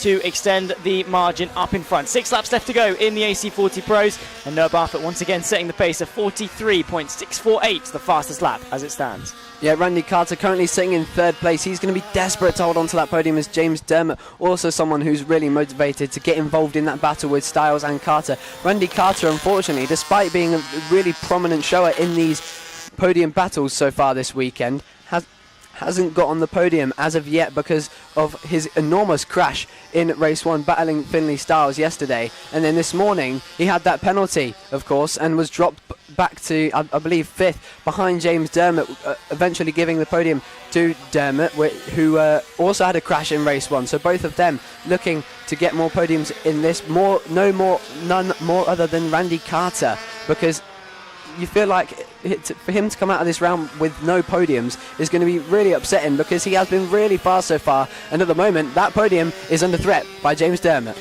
Yeah, it is. Randy Carter, a DNF in race one yesterday, saw him on the back foot coming into today. The pace was really, really good as well, fighting with James Dermott, but not quite enough to get onto the back of Finley Styles. The gap has grown to 1.8 seconds. Finley Styles running in the 44.4s, Carter and Dermott 44.7 and 6 respectively. Meanwhile, Barfoot running in the 44.1s, running away with things up in front. Nonetheless, it does mean that we have got a battle for the podium boiling down to the bitter end here in the 2 Clicks Out AC40 Pros. James Dermott still searching for the gap. You can see there with the Spider-Man helmet, getting onto the back end of the 69 machine, who, again, the two that came off, it was James Dermott at turn 1 yesterday. It was Randy Carter at the final corner yesterday as well. Now they're battling for the final podium, the final place of the final podium in the final race of the day. Yeah, and enough final, because when they get to the final lap, it's going to be all guns blazing for third place. Randy Carter's doing everything he can to hold on to third place, but James Dermott, he's actually looking really crafty at the moment, taking all sorts of creative lines. As I mentioned before in the previous race today, James Dermott, he's taking these wider lines, and especially into turn 1, because in yesterday's race when he was looking really fast, actually, he was really aggressive on the brakes. He pointed it at the apex, like I said, a big bike would, and unfortunately folded the front, just being a bit too greedy on that front brake perhaps, or maybe just caught the curb. We couldn't quite see it because we were watching multiple people at the time, but you could see him take an even wider line there than Randy Carter to cut inwards, and then try and maybe cut under Randy Carter if they tried to run wider. So really creative knowledge from James Dermott. Maybe he got some pointers from his family or whoever he's here with today, and would have watched that back and has now really come along well to adjust and fix his issues and come back to challenging for the podium. 2 laps left to go in the 2 Clicks Out AC40 Pros. Make that, of course, 1 to go next time Noah Barfoot crosses the line, but he's so far in front that, of course, you have to wait a while for Styles, Carter and Dermot to cross following him. The gap between Barfoot and Styles, 4.6 seconds. The gap between Carter and Dermot, though, this battle that we're following right now, just 0.3 of a second, down towards the hairpin for the penultimate time for these young riders. The 27 looks to find some sort of an avenue past, but right now that opportunity just not being afforded to him. Noah Barfoot about to start the last lap of the race. Randy Carter doing a fantastic job at the moment, defending, taking all the inside lines. And I'll tell you what, Finley Styles doing a really good job. The gaps to Noah Barfoot ahead have been way bigger in previous races. So I think with the how close Finley Styles is in lap time, just about 0.3 of a second off. And in fact, best lap times quite a ways off of Noah Barfoot, but on the consistency side of things, Styles looking like he's found something, and hopefully that's going to continue building for him. But continuing on consistency, I think we're going to see Noah Barfoot consistently taking first place for the rest of the season if he carries on like this. That orange machine, the yellow and black, or Wasp bus, but Hornet even, that you called Caelan Ratcliffe's bike.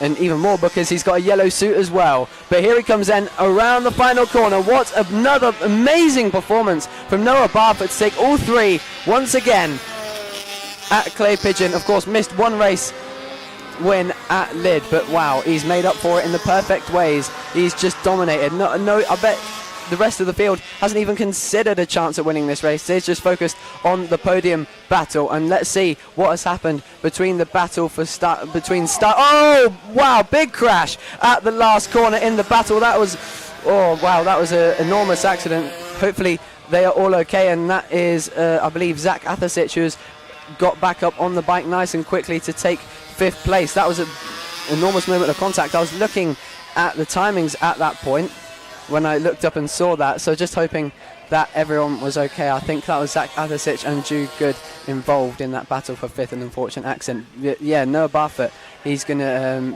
be quite happy about that, but it looks like Jude Good able to get back on the bike and come to the line. So it's nice to see everyone okay. And these kids in the AC40 Pro class, they're made of like vibranium or something. They're able to just smash into these tyre walls and get straight back up. I mean, that crash for Randy Carter was quite dramatic as well. You've got to respect it, though, haven't you? Their ability to just bounce and go back. It's like watching Fall Guys or something, isn't it? Like they take the tumbles, they get back on, they go again. That was, yeah, obviously not great to see initially, a monumental incident, but Athasic and Jude Good able to, get themselves back on almost immediately. That determination to get it to the checker flag, no matter what. Athasic doing so without a visor. It come off in the incident, from what I could see. But nonetheless, that's going to round out the AC40 Pros with a bang, quite literally. Sponsored, of course, by 2 Clicks Out. Thank you to them for their support. Noah Barfoot taking 3 from 3 here at Clay Pigeon. He comfortably leads the championship heading into our 3rd round at Hooton Park in a few weeks' time. Finley Styles, Randy Carter do a final podium in the sort of the highlight race of the weekend for the AC40 Pros. James Dermot and Zach Athasic, your top 5 with Jude Good. A monumental incident with the 76 on the final lap and carrying a 5-second penalty for a jump start. That's going to wrap it up for the AC40 Pros. Next up, it's time for the Rookies Cup. Okay, then we are ready to roll for the rookies. And of course, this one all about having fun. We say this like all the time, but the rookies learning their craft in motorcycle racing as they build their careers to becoming professionals, all the way from grassroots to Grand Prix. The sponsor being grassroots to Grand Prix here in the AC40 rookies class. And I'll tell you what, watching there the pole man Tyler J. Windard, who is going to be wanting a podium out of this one, and well, preferably a win, because he ended up 5th in the race earlier, so clearly had an issue. He got overtaken around the outside of the hairpin by Eros Garrett. It was a heroic manoeuvre by Eros Garrett, which really caught Tyler J. Windard off guard, and it allowed then Harry Burridge, the eventual race winner, to sneak up the inside as well. So he might have just, got a little bit disturbed by that, and now wanting to reset and get back on it and challenge for a race win again. Yeah, and that's the thing as well. With them being rookies, and we talk about it, the sort of, I think it's Parento, the fact that the less you know about something, the less experienced you are at something, the quicker you make progress at it, the better you get, of course, the slower that progress gets. Right now, these are rookies.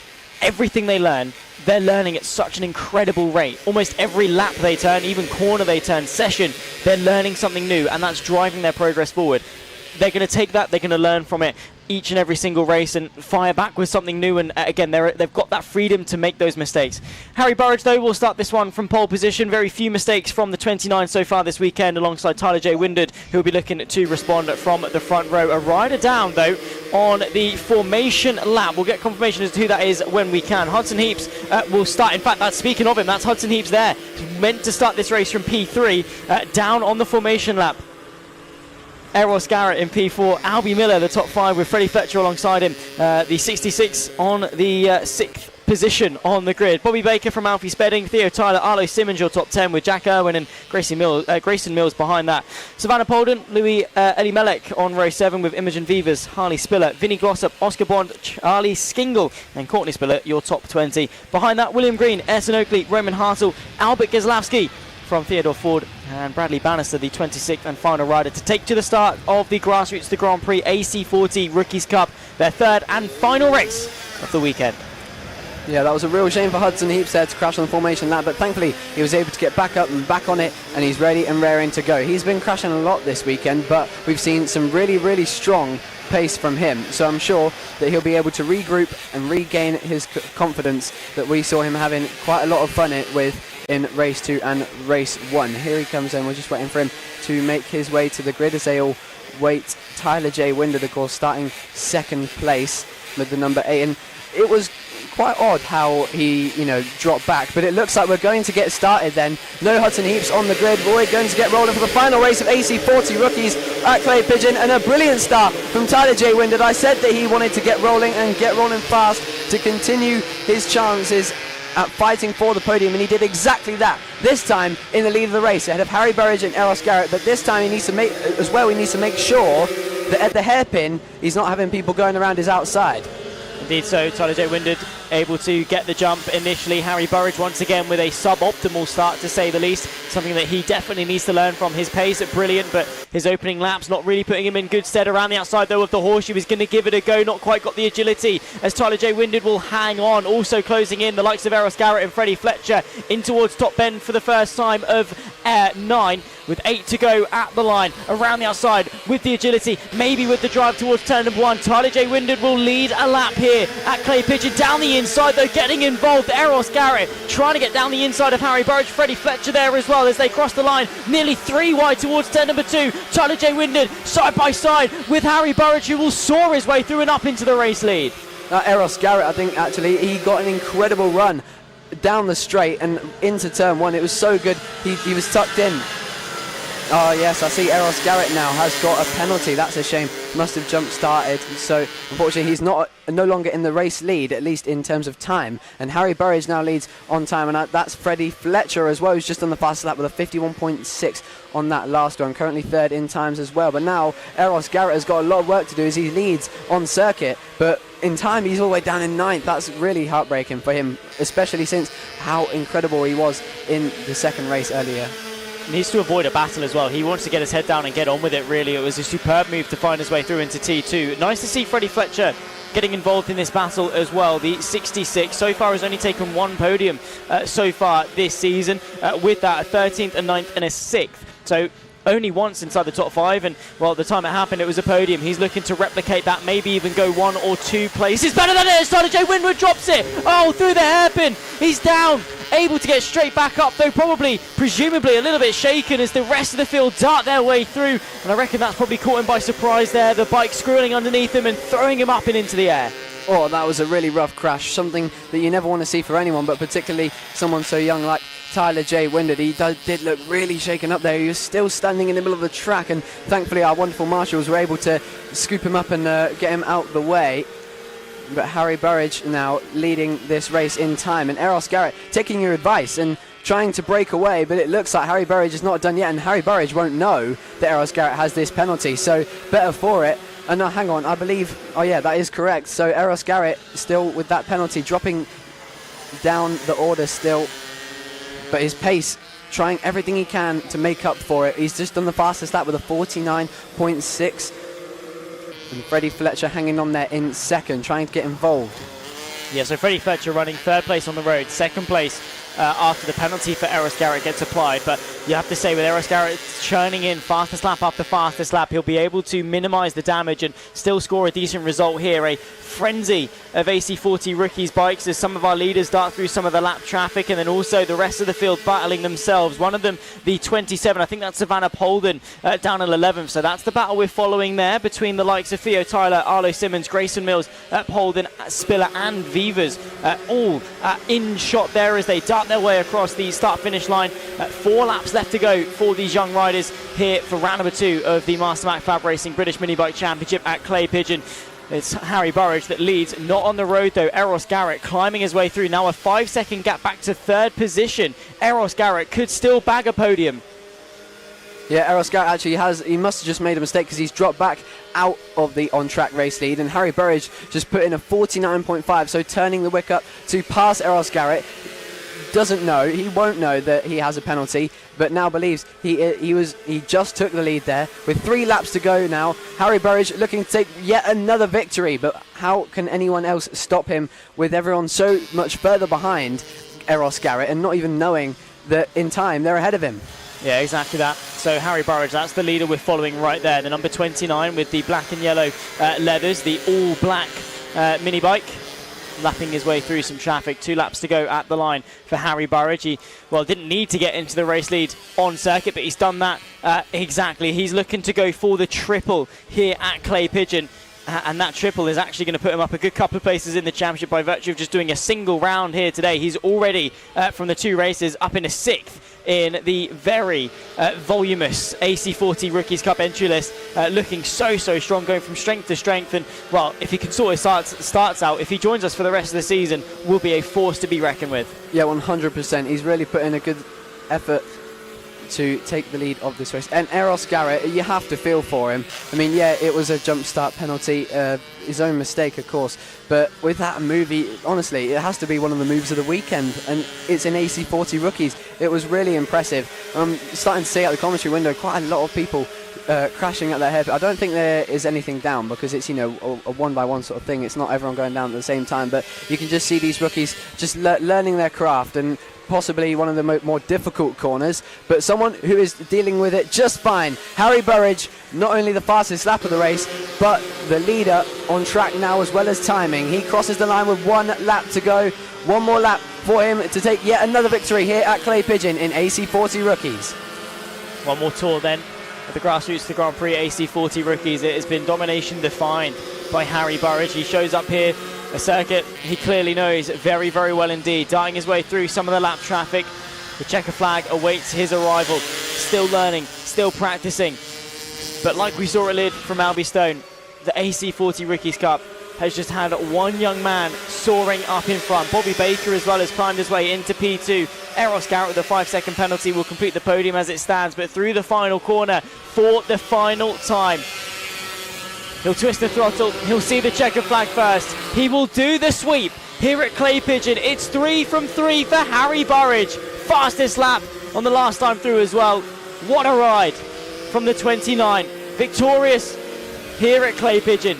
Bobby Baker, the fastest lap himself. He responds on the last lap to take 2nd place. Eros Garrett will complete the podium despite having a 5-second time penalty. What a ride for the 84 to claw his way towards the top end of the championship. In fact, actually surpass the championship lead. Battles all the way down to the wire, though, further back through the field, looking at the likes of William Green, Charlie Skingle and Theodore Ford, who were all battling right at the back end of the field. So, even the youngest riders, even the most inexperienced riders, still finding someone to have a tussle with. But Harry Burridge, though, you cannot take anything away from that young man. Yeah, absolutely incredible. He's done 2 races now, I think, that he's won. And now, Eros Garrett, I actually want to mention that 3rd place is what we're seeing on the timing, but really impressive. Despite his penalty to claim that 3rd, he's been able to claw back the gap. And now we get the results going. And yeah, Bobby Baker doing the fastest lap there on the last lap with a 49.0. And it is Harry Burridge who wins then, ahead of Bobby Baker and Eros Garrett, who clawed his way back up to 3rd and doing a really good job to hang on to it. Then we've got Alfie Spedding, Albie Miller, Jack Irwin, Freddie Fletcher, Arlo Simmons, Theo Tyler, Savannah Polden, Imogen Vivas, Grayson Mills, Harley Spiller, Oscar Bond and Lewis Elimlech. rounding out the top 15. So now, that was a pretty eventful race there in the AC40 rookies. Quite a few crashes in those AC40 races, but thankfully everyone all right. And shout out to the wonderful marshals and everyone else helping out to make sure these kids are all safe and don't get injured during their racing. But we were saying, yeah, they bounce. I mean, we've seen so many big crashes for the young riders, but no injuries as of yet because they're all so good at just getting back on it and being so dedicated to winning. Yeah, I mean, it's been good to see in the mini motors in the AC40 rookies. Big thank you to Grassroots to Grand Prix for supporting the series, and of course for being one of the title sponsors of the Junior British GP event at Silverstone in a couple of months' time. We could not do it, of course, without the support of others that are able to dedicate the time and the money to promoting these young riders on the grids, showcasing their talent, and of course to an audience to all of you guys at home as well. In terms of the championship in the AC40 rookies, it swings the way of Eros Garrett. They came in separated by 1 point, himself and Tyler J. Windard, who, of course, that monstrous high side through the hairpin, now losing out some points to Eros Garrett. He scored 16 for P3. That one now leads. Heading into Hooton Park, Eros Garrett by 15 points. Next up, though, we'll be taking to the AC40 Inters, brought to you by LS2 Helmets.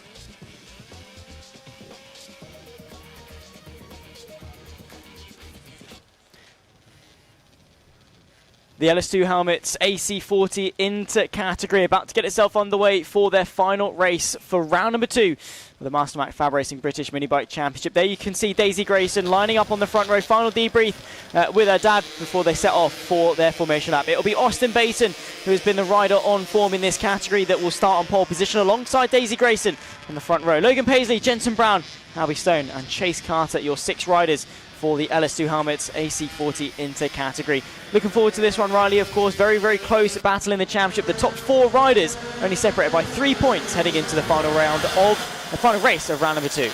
Yeah, it's going to be a good show, as it always has. AC40 Inters was probably my favourite class last time out at Lid. As always, something hanging off Daisy Grayson's helmet there. I don't know what that is, but it looks like a bit of tape or is that a feather? No, I think it's a feather. A good luck feather maybe for Daisy. The AC40 Inters, Jensen Brown, the man leading into this championship.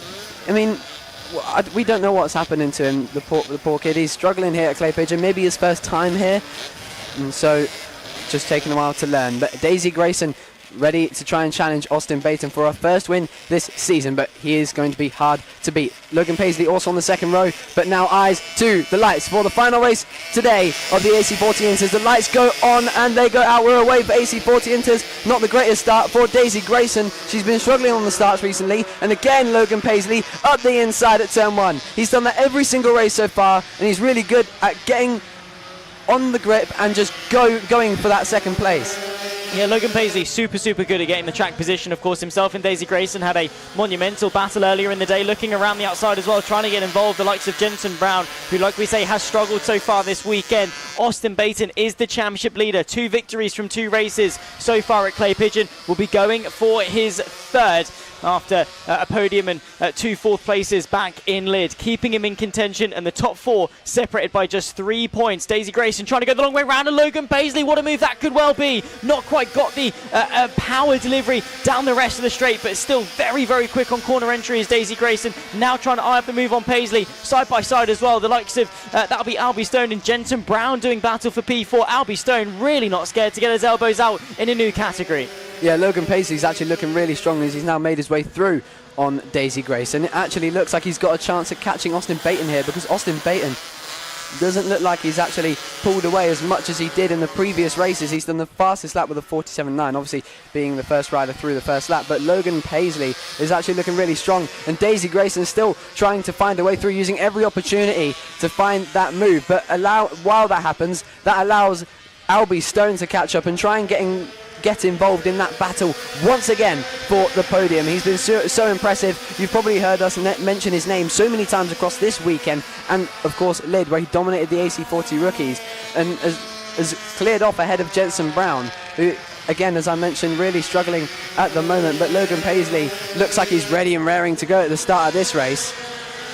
Side by side, Daisy Grayson ducking and diving, searching for some space. Nearly went around the outside of the first part of the chicane did Daisy Grayson, getting creative with the moves that she's making, also getting involved. Stone looking for his what will be first podium, in fact second podium in the AC40 Inter, has gone third and fourth so far, and maybe would like to go for second. Daisy Grayson again looks to power around the outside of Logan Paisley, has to sit the bike back up, but still alongside as they get themselves onto the start-finish straight. Is the 19 still alongside the 25? Narrow line through T number 1, so Logan Paisley sweeping through, but Grayson still there applying the pressure. Daisy Grayson likes that wider line a lot, and it doesn't really seem to be working. It's like Logan Paisley has, realised that and watched those previous races. She's taken that line every single time, and he knows that she is his closest rival, undoubtedly, that number 19 bike at the moment. Even back to Lid, they were battling elbow to elbow in that fantastic form of races. But he's been able to cover off that line every single time she's run wide out of that last corner to get a better exit. And I think maybe she needs to start inventing some new ideas. Yeah, maybe so. Or still again trying it, getting the power down on the outside, but then twitching, and then again you're stuck on the long way round for so long. Fair enough, you then gain it back with a shorter run to the checker flag, but still not quite enough to really put that pressure onto Logan Paisley, who keeps it tight, keeps it tidy out of the final corner, and gives them a smooth power delivery and an overall shorter distance to travel. Daisy Grayson stuck, of course, between a rock and a hard place, trying to attack Paisley while also defending from Albie Stone. Once again, Paisley wiser to it, knows how to defend, doesn't really need to look over his shoulder or worry too much about Daisy Grayson. He just knows that he needs to put the bike there, knows that he needs to defend, and treats it as a normal racing line. He's keeping his cool, keeping his composure with 4 laps left to go at the line. Yeah, once again, analysing those lines. All this is allowing Albie Stone to really close in and get involved in this battle for second. But I'll tell you what, they're doing a really good job at sticking with Austin Baton. That gap being smaller than it has ever been between second and first in the AC40 Inter class so far, of course, by LS2 Helmets, sponsored. Thank you very much to LS2 Helmets for and every sponsor for supporting FAB-Racing in all the classes. Mastermac, of course, being the title sponsor of FAB-Racing. But anyway, we come back to the racing. Logan Paisley still doing a fantastic defending job, but now Albie Stone looks to join the party as Daisy Grayson continues at every corner to look for a possible manoeuvre. Yeah, thinks about the inside of the horseshoe there, and sometimes it can work, but it is so sweeping. She then gets the power down on the run towards the right-hand kink towards top bend, but to no avail. Daisy Grayson maybe needs to prioritise her exit speed a bit more. She's so good on the entry, so good at getting alongside Logan Paisley, but can't really then do much with it. Side by side on the run towards the start-finish line, will then go up and underneath, maybe send the move to the inside of turn number 2.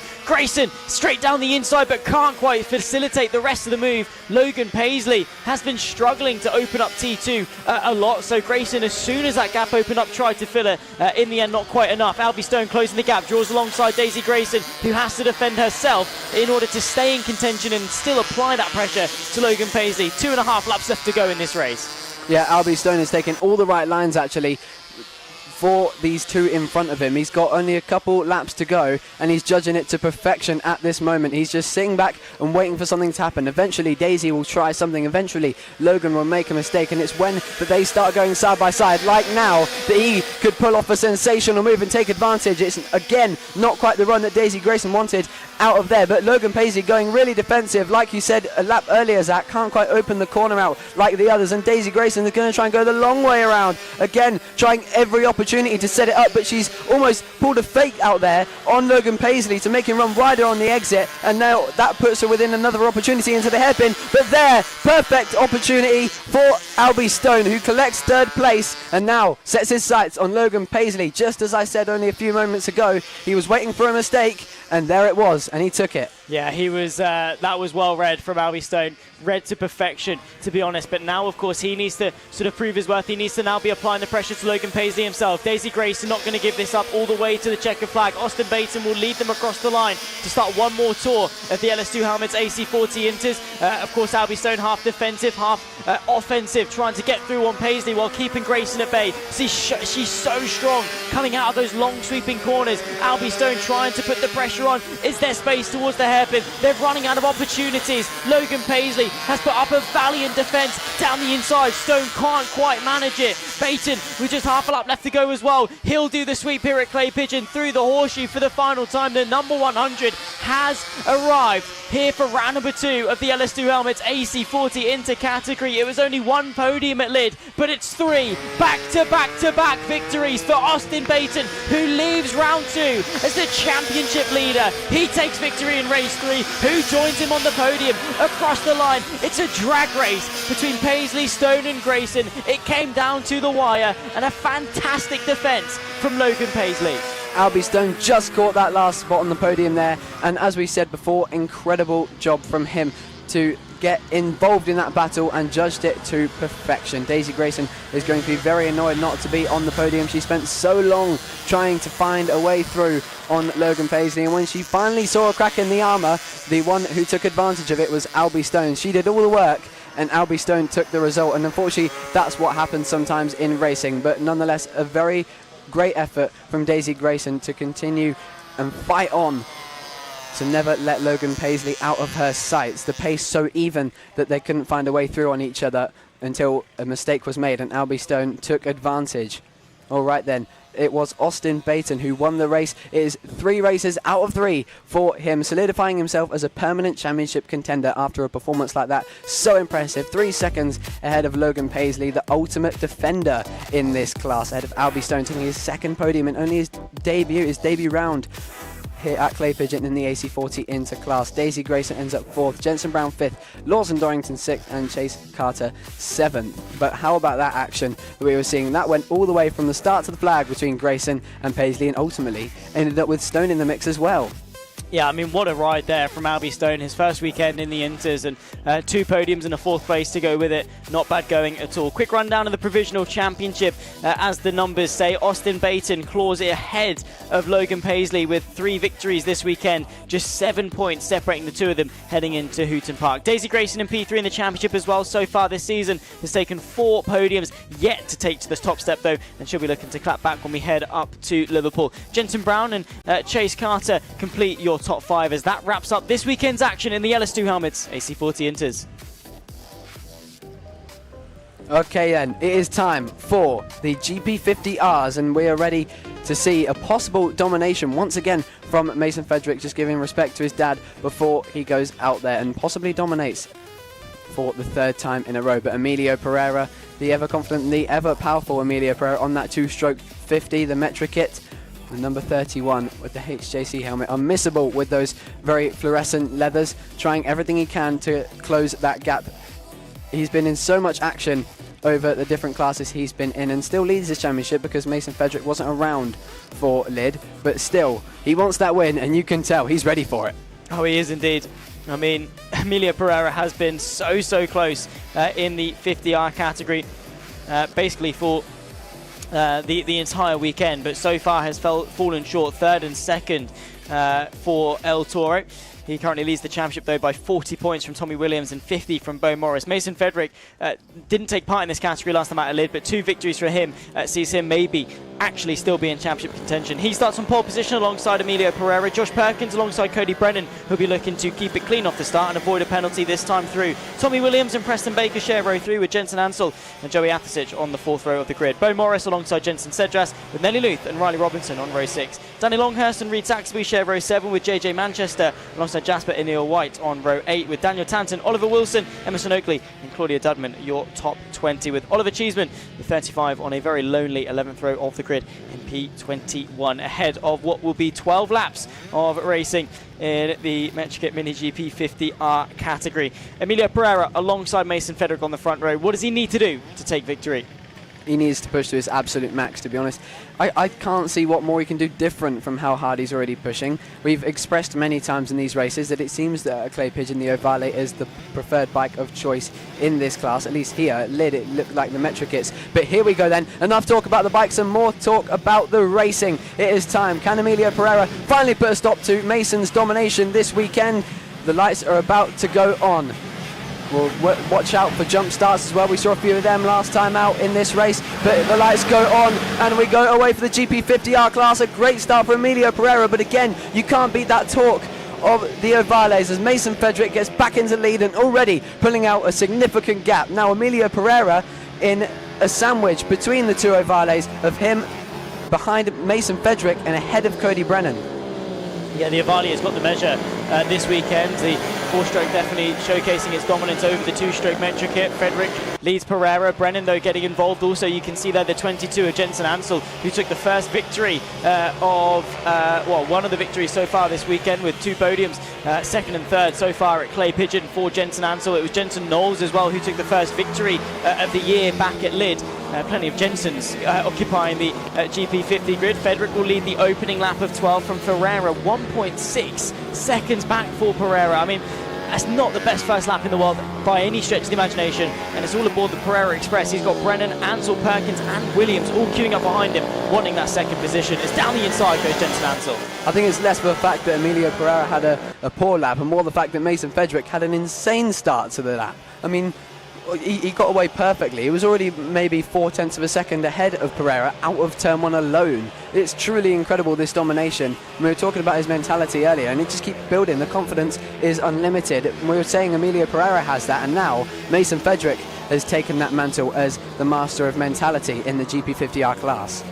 Jensen Ansel getting racy with Emilio Pereira, the fluorescent yellow plated 22 versus the blue 31 of Emilio Pereira. Down in towards the hairpin. Jensen Ansel strong on the brakes, finds the gap down the inside to take second position. Nicely done there from Jensen Ansel. Catches Emilio Pereira there as well. The 31 just didn't quite cover the inside enough. The 22 late enough on the brakes to get it stopped still at the apex. Pereira now trailing and down to third. Jensen Ansel has been so good so far this weekend. A second and third been jostling away with Emilio Pereira across the line to start what will be 9 laps left to go. Cody Brennan, Josh Perkins completing the top 5 in a very extensive train so far. Mason Frederick, though, 4.4 seconds clear of the pack. I mean, I don't know what he's had for breakfast, but it's definitely working. Yeah, 100%. And now you can see that it's essentially becoming Emilio Pereira versus the Ovales, with Josh Perkins there in 5th. The entire top 4 bar Pereira is Ovales in the form of Cody Brennan in 4th and Jensen Ansel there in 2nd, and Mason Frederick, of course, in the lead. So this just highlights again how impressive Emilio Pereira's season is starting, because he's able to fight back against the odds to still collect some strong podiums and maybe even second if he hangs in here with Jensen Ansel, because behind him Cody Brennan and massive crash there for Josh Perkins, an enormous high side on the 2-stroke. That's a really big one, and I hope he's not injured, but he does look a little bit shaken and possibly winded after that one. That was extreme for him, and I was just about to mention how he was getting involved in the fight, and we're unfortunately just going to have to hope that he isn't hurt. But yeah, we're getting a red flag out to sort out that incident. Yeah, he looked like he couldn't really move there because of how rough that crash was. Unfortunate incident there, of course. A tricky traction zone at turn number 2, an easy mistake, unfortunately, to make. We'll, of course, confirm once we know that he's okay. Currently, a fantastic race under a temporary stoppage. Mason Frederick running away with things up into the stoppage. 8.5 seconds was the gap to Jensen Ansel by the time the red flag was thrown, with 7 laps left to go. And there you can see the 96 of Preston Baker finding his way, the 93 of Preston Baker finding his way back onto the grid amongst this temporary stoppage. Big shout out, of course, to Race Control for their quick response, to the marshals, to the roaming marshals, to the medical crew, of course, for their quick response time and making sure that everything is done as quickly, efficiently, and most importantly, as safely as possible. But up until then, I mean, Mason Frederick, when we do get this race restarted, his 8.5 second gap will be completely extinguished, and there'll be an opportunity maybe for someone else to get involved.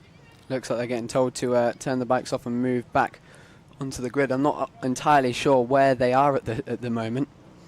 They're at turn 1. I think we're just getting that information in, just waiting for this race to get restarted. And yeah, Mason Frederick, he was doing a fantastic job up until then. He was dominant in the first 2 races, but to pull out an 8-second gap in, what was it, 3 laps? That's insane. Yeah, not bad going at all. By any metric for Mason Frederick, the paddock, which way's up or which way's down, and they've restarted. What it does mean, if we do get back in his, as we can get Frederick, the pressure is on. They're in the 50Rs making their way back to the pit lane. Relive that harder the metric sprint for the restart of the GP50. With pushing on a quick reset for El Toro on the grid. On the corner. right through the middle goes Beaumont. On the corner, right through the middle, go right at home because he knows Race of the day has been 4th place, not too far off of Jensen Ansel. Another good ride from Emilio Pereira to come the end of 9 laps of all done, yeah, as he's going to try and go the long way round. He's made it work. 48, a little bit of fun, but if I was him, just based on another and Curtis. good job to move on to mentioning a few people. Slavsky, much better as he's now putting in the work. Finishes so far this season, which is